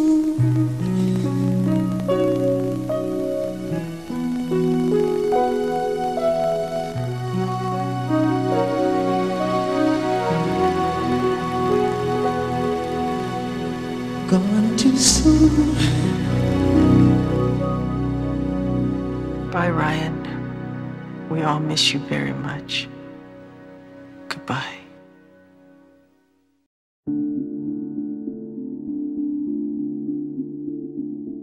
During his visit to India in 1996, Jackson hosted a pool party for children from an orphanage. He even donated 85% of his concert proceeds to the government. People managing his visit told that Jackson, being such a huge star, had no extravagant demands. His only demand was a freestanding full-length mirror in the room, for him to sign before his departure. Not just that, he even made sure that the fans who were stranded in New York after 9/11 attacks were given a safe place to stay, and enough money to take care of themselves. He handed over his credit cards to his security men, and instructed them to check in on the fans every day. He even had them driven down to a hotel in New Jersey in his own tour bus. I was with Michael in Eastern Europe, and we got off of the plane, and he said, you want to go to the hotel, or you want to come to the orphanage with me? And it was like, rather than going to the hotel, he went to the orphanage. And he walked into this orphanage, and I remembered him looking, and he was walking through it. He was very calm. The promoters were there, and he was looking around, and the conditions were pretty grim. And I saw him whisper to someone, and then whisper to someone else, and he was, you know, moving through and interacting with the children. And then later I found out what he had whispered, and it was, you know, this orphanage will be turned around. There will be new beds in here. There will be clean sheets in here. There will be more people in here taking care of these children by tomorrow, or I'm not going to go on stage. I saw this guy go into an orphanage in Romania and turn the conditions around within 24 hours. Another thing that I'll always remember about him. This guy had the biggest heart of anybody, and really, really did care about improving, you know, the human condition, especially for children. That was part of his mission. While he was on tour, you know, he always wanted to know what he could do in each place, so that when he left the place better, having been there. We were in Europe, and we were doing the BAD tour. Every city we went to a children's hospital and bought them a piece of equipment. Not one hospital for the whole tour. Every city. Was that Michael's idea? Yeah. They had a little boy that was dying and wanted to meet Michael. And Michael went up and talked to him, and the kid perked up, and it was like amazing. And I went off to the corner. I cried. I really couldn't take it. Michael came over and put his arm around me and said, "You have to understand, Frank, this is our job. Not on the stage. This is our job. To make somebody feel good." Is that there are, built inside the walls here, beds. Beds for some of those sick children who come. And what I realized when I saw that is that you have to be a person who really cares about children to build it into your architecture. Yes, yes. We have children that come who are intravenously, they're very sick and they're bedridden, and they Can't sit up. Right, they can't sit up. And these beds, they're hospital beds. You push a button, they move up and they move down, and they're able to watch. We have a magic show. We show the current films, if it's cartoons, anything, you know, and anything so they can escape to that world of magic that they don't get a chance to experience, the world that I was deprived of. He even bought homes for over 100 families.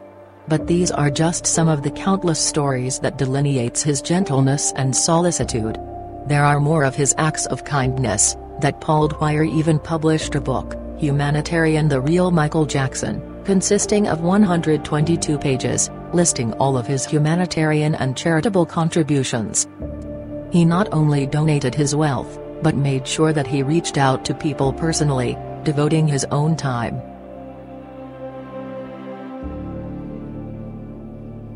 He would do so many things that people didn't even know about. You know, he would pay for certain artists, like old Motown, or just like people that had passed that, you know, because the music industry had screwed them over royalties. They didn't even have a proper funeral, so my uncle would pay for the funeral. He was an empath. He felt that stuff. He felt sorrow. He felt pain around the world. And I think you have to be an empath to understand truly who he is. I feel like he was too good for this world. I don't think a Michael Jackson can exist in today's world. It's just, it's too cynical, too selfish. My uncle was an angel on this earth, man. And it's real funny, you rarely meet people who are not attached to material like that. Sure. My uncle's the type person that if he ran into any of us right now, he would sit in this room and say, who's having problems today and what are the problems? Because he's gonna say, let's get real. Would I rather help somebody on the street, or do I want to give my money back to the government for taxes? Don't forget, his taxes are huge. So I'll sit there and be like, you know what? Let me go buy $20 million in computers and give them to all the schools. That was my uncle. Oh, you're sitting on the street, you can't afford to pay your rent? Well, I'm not giving it back to Uncle Sam. Let me make sure you help. And you saw Drake's thing, God's plan. Let me help y'all out. Right, Well, a man only needs so much to live on, and my uncle was that person. He always stated to us, this is just material. It comes, it goes, we make this. Don't ever forget that as men, we make the material. It doesn't make us. Michael gave so much. I think he's the most generous entertainer that's ever lived. I think that's in the Guinness Book of Records. He's second to Bill Gates as a person for all that he's given.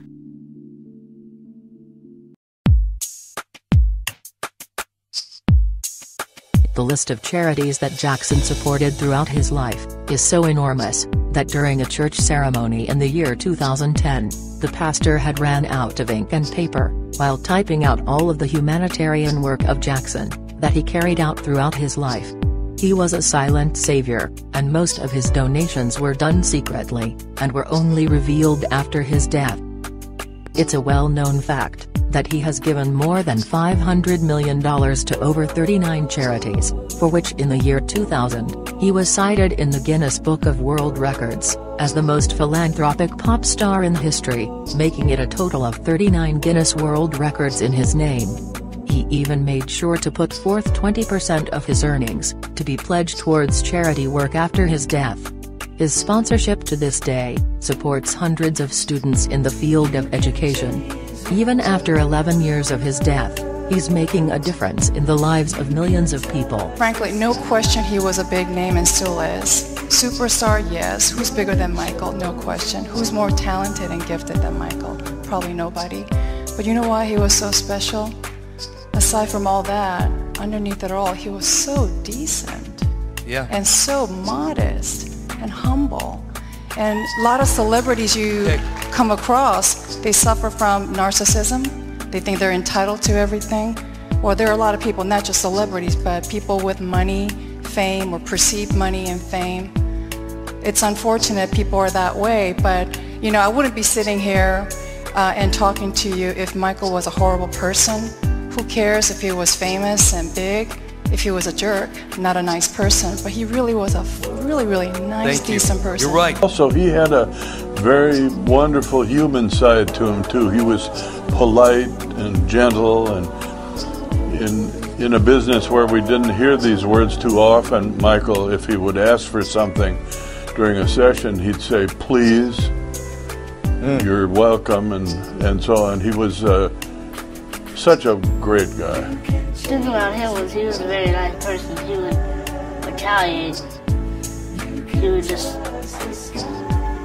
not like fight them or anything. He would just let them be and let them say what they would say, but he would never fight like some celebrities do. Daddy helped a lot of people. He helped different countries, different continents, different cities, because some celebrities are kind of greedy with their money, and they hog it all and just buy stuff for themselves. And he shares money with charities and poor people, and he helped a lot of people. He's humble, and he doesn't like to show off. Some people do, but not all celebrities do that. Well, he said you should always be humble, because the best kind of celebrities are the humble ones. Never told us that you were like this. He says, because I'm just a normal person. I just want you guys to look at me as like daddy, and that was it. And he says, and also on top of it, I didn't want it to change your person. He said you should always be humble and stuff. And that's the way he was, and that's the way I try to be because of him.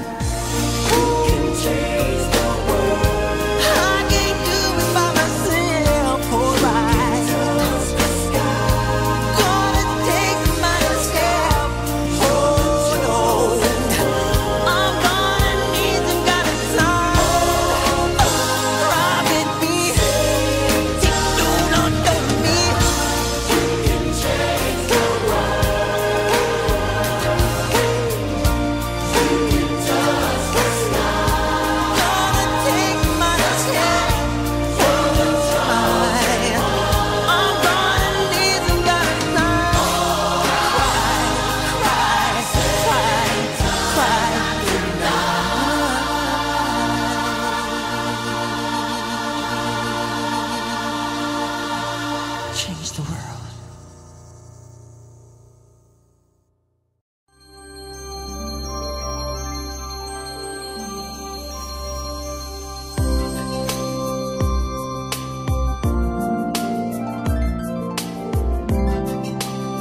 He convened the recording of charitable singles, by bringing in all the great artists to produce songs such as We Are the World, that helped to raise $63 million for humanitarian aid in Africa. And What More Can I Give, to pay a tribute, and raise funds for the victims of the 9/11 attacks. When America was facing the horrors of devastation, loss, and confusion, Michael Jackson united the country, be it raising funds for the families of the victims, or comforting the nation with his artistry.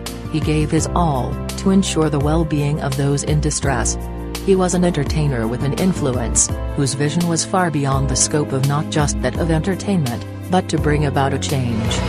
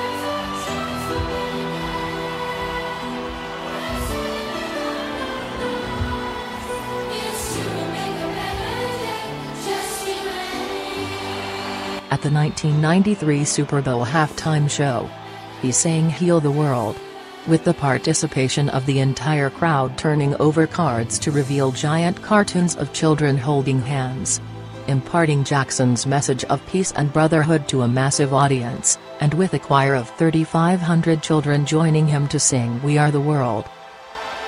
Today, we stand together all around the world, joined in a common purpose to remake the planet into a haven of joy and understanding and goodness. No one should have to suffer, especially our children. This time, we must succeed. This is for the children of the world. He didn't just make music. He used his talent and platform to preach the most essential ideals and messages to the mankind. An instrument of nature, for whom his talent was a means to channelize his urge for making the world a better place.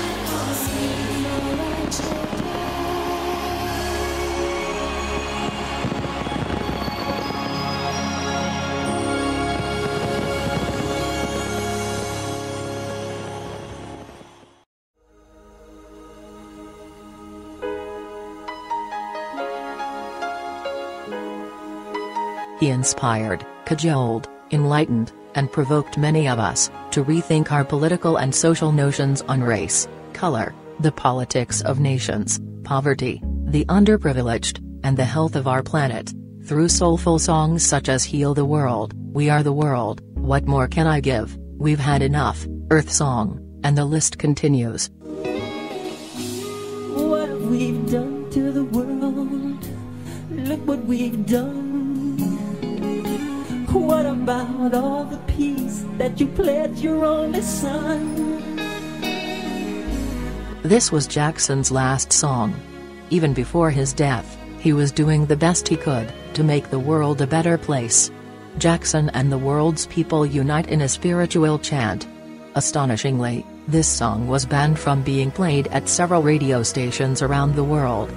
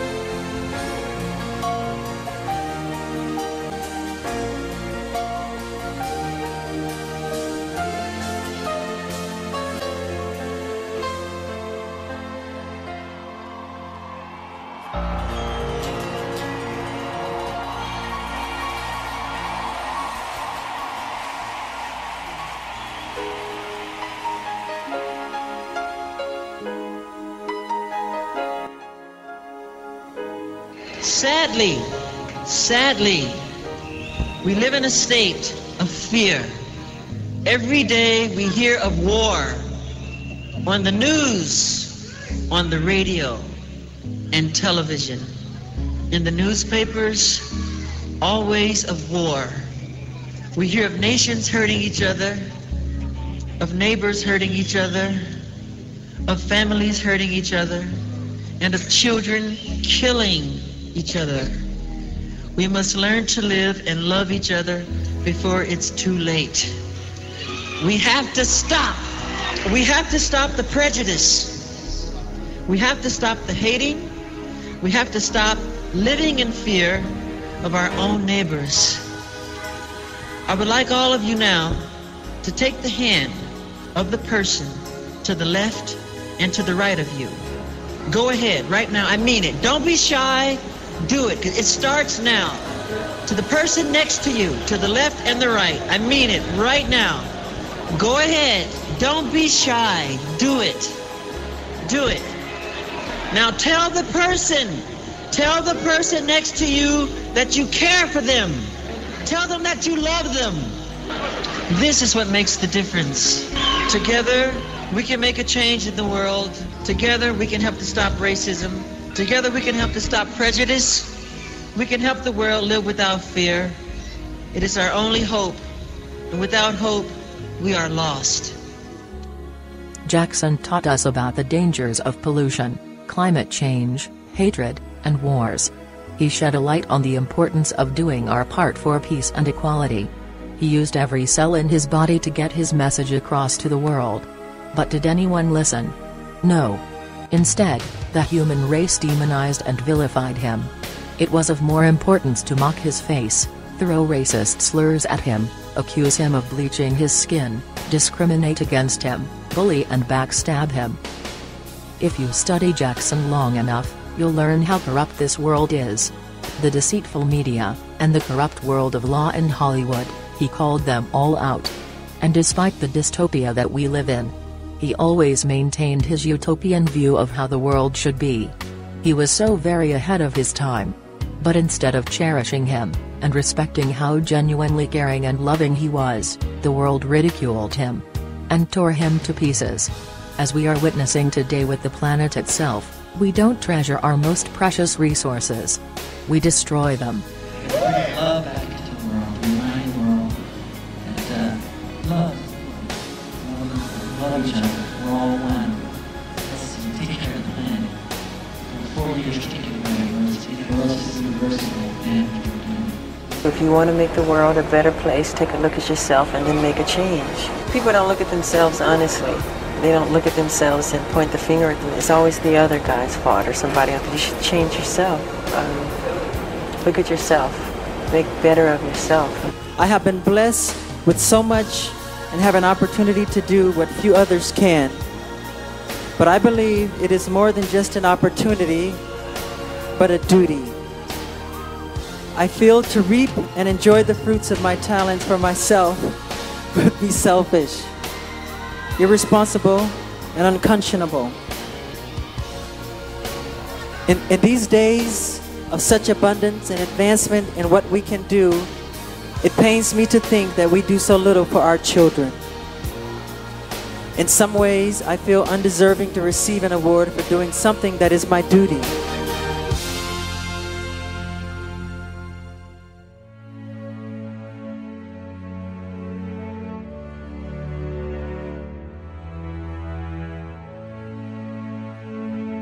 Throughout my life, I have only tried to help thousands upon thousands of children to live happy lives. It brings tears to my eyes when I see any child who suffers. I am not guilty of these allegations, but if I am guilty of anything, it is of giving all that I have to give to help children all over the world. It is of loving children of all ages and races.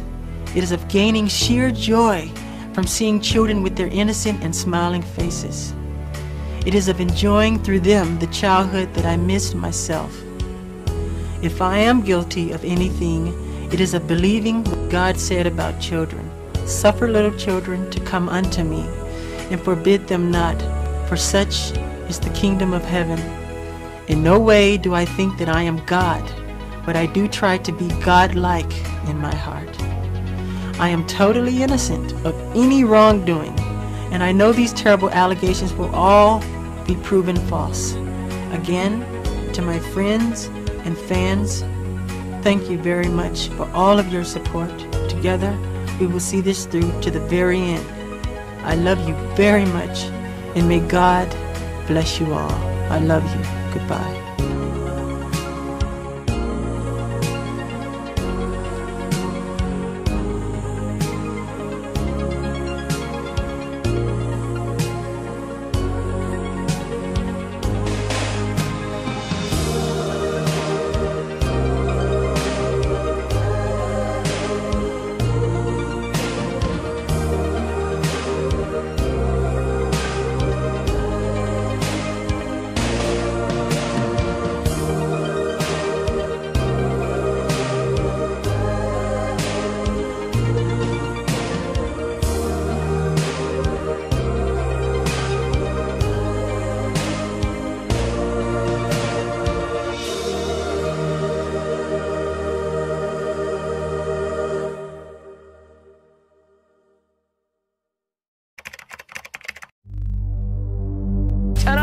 Michael's big return. Yes, the one-time King of Pop came face-to-face with his fans today to announce his big return to the stage.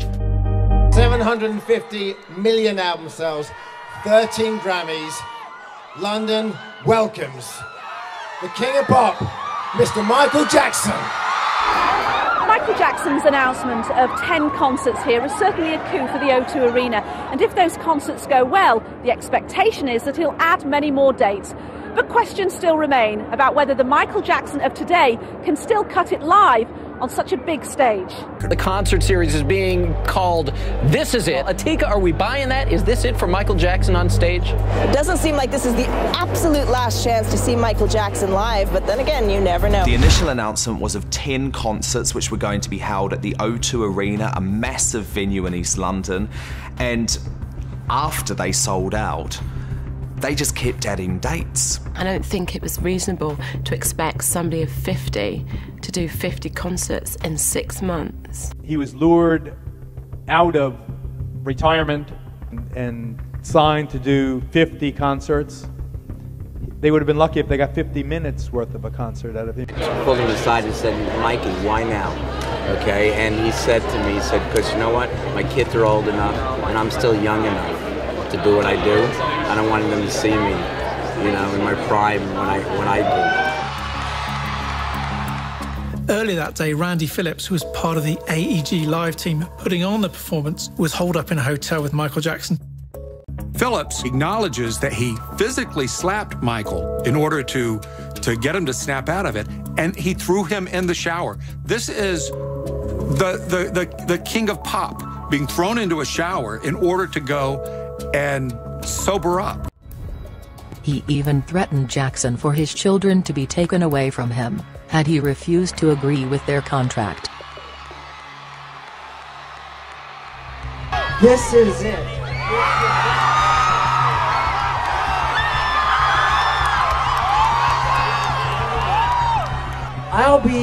I'll be performing the songs my fans want to hear.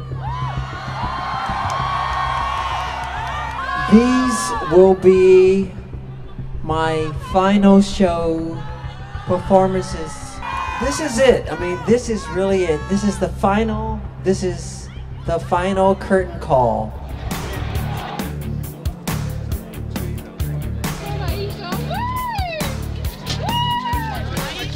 We came from the west of Ireland yesterday, or on Wednesday morning, and we've been queuing since. It was so hard to get the tickets, so I just thought I just took the risk and just come down here and spend the night, and I just don't care. Absolutely love him.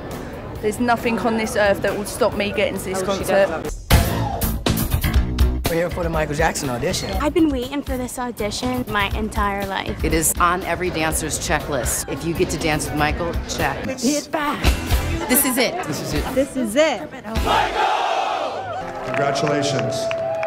You are cast. Thank you so much, all of you. God bless you. You made this such a memorable experience. We found them. They all were just so awestruck at the thought of performing these 50 shows with Michael. My makeup running. It's all about them. Y'all don't want to know what a dream coming true felt like? There you go. Yeah, exactly. They always do.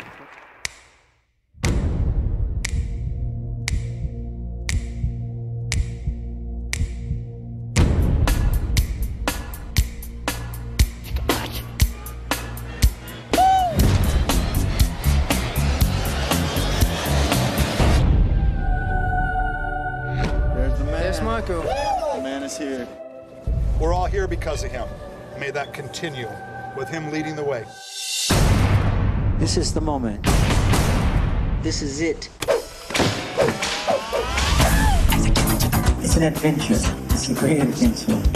You want to take them places that they've never been before. You want to show them town like you've never seen before.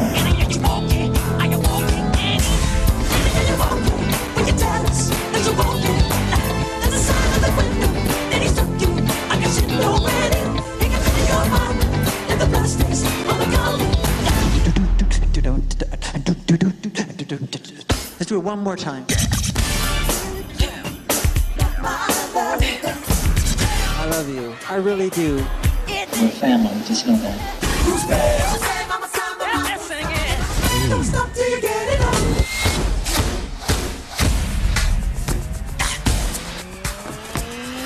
You've been hit by, you've been struck by a smooth criminal. Hold for applause, hold for applause, slow umbrella fade out. This is it, and see you in July.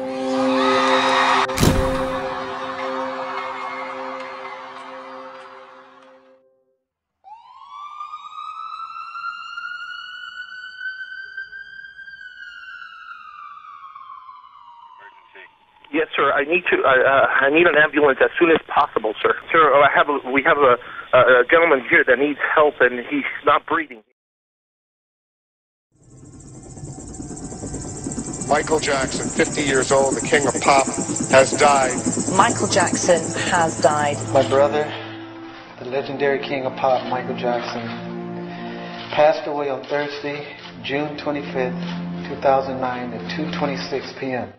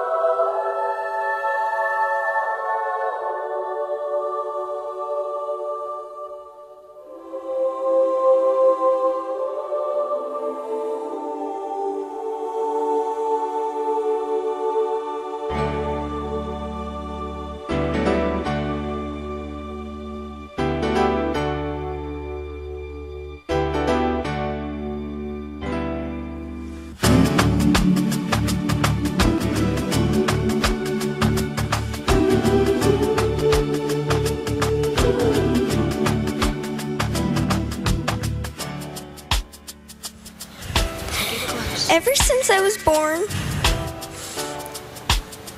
Daddy has been the best father you could ever imagine.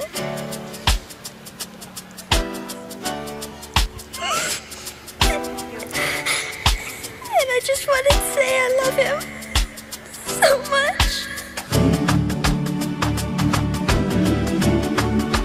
All over the world today, people are gathered in love vigils to celebrate the life of a man that taught the world how to love. People may be wondering why there's such an emotional outburst, but you would have to understand the journey of Michael to understand what he meant to all of us. When Michael started, it was a different world, but because Michael kept going, because he didn't accept limitations, because he refused to let people decide his boundaries, he opened up the whole world. In the music world, he put on one glove, pulled his pants up, and broke down the color curtain. where now our videos are shown and magazines put us on the cover. It was Michael Jackson that brought blacks and whites and Asians and Latinos together. It was Michael Jackson that made us sing We Are the World and feed the hungry long before Live Aid. That Michael made us love each other. Michael taught us to stand with each other. Michael beat him. Michael rose to the top.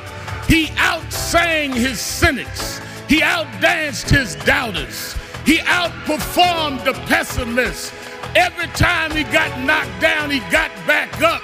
Every time you counted him out, he came back in. Michael never stopped. Michael never stopped. Michael never stopped. I want his 3 children to know, wasn't nothing strange about your daddy. It was strange what your daddy had to deal with. But he dealt with it. He dealt with it anyway. He dealt with it for us. Thank you because you never stopped. Thank you because you never gave up. Thank you because you never gave out. Thank you because you tore down our divisions. Thank you because you eradicated barriers. Thank you because you gave us hope. Thank you, Michael. Thank you, Michael. Thank you, Michael. We would never understand what he endured. Not being able to walk across the street without a crowd gathering around him. Being judged, ridiculed. How much pain can one take? Maybe now, Michael, they will leave you alone. Then the witch hunt began. And it seemed like one negative story after the other was coming out about Michael. I felt his pain. I know what it's like to walk down the street and feel like the whole world is turned against you. I know what it's like to feel helpless and unable to defend yourself because the roar of the lynch mob is so loud that you are convinced your voice can never be heard. All I could think about in that moment was I had abandoned him, that we had abandoned him, that we had allowed this magnificent creature that once set the world on fire to somehow slip through the cracks. While he was trying to build a family and rebuild his career, we were all busy passing judgment.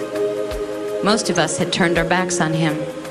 Again, he was a king. But he was also a human being. And alas, we are all human beings. And sometimes we have to lose things before we can truly appreciate them.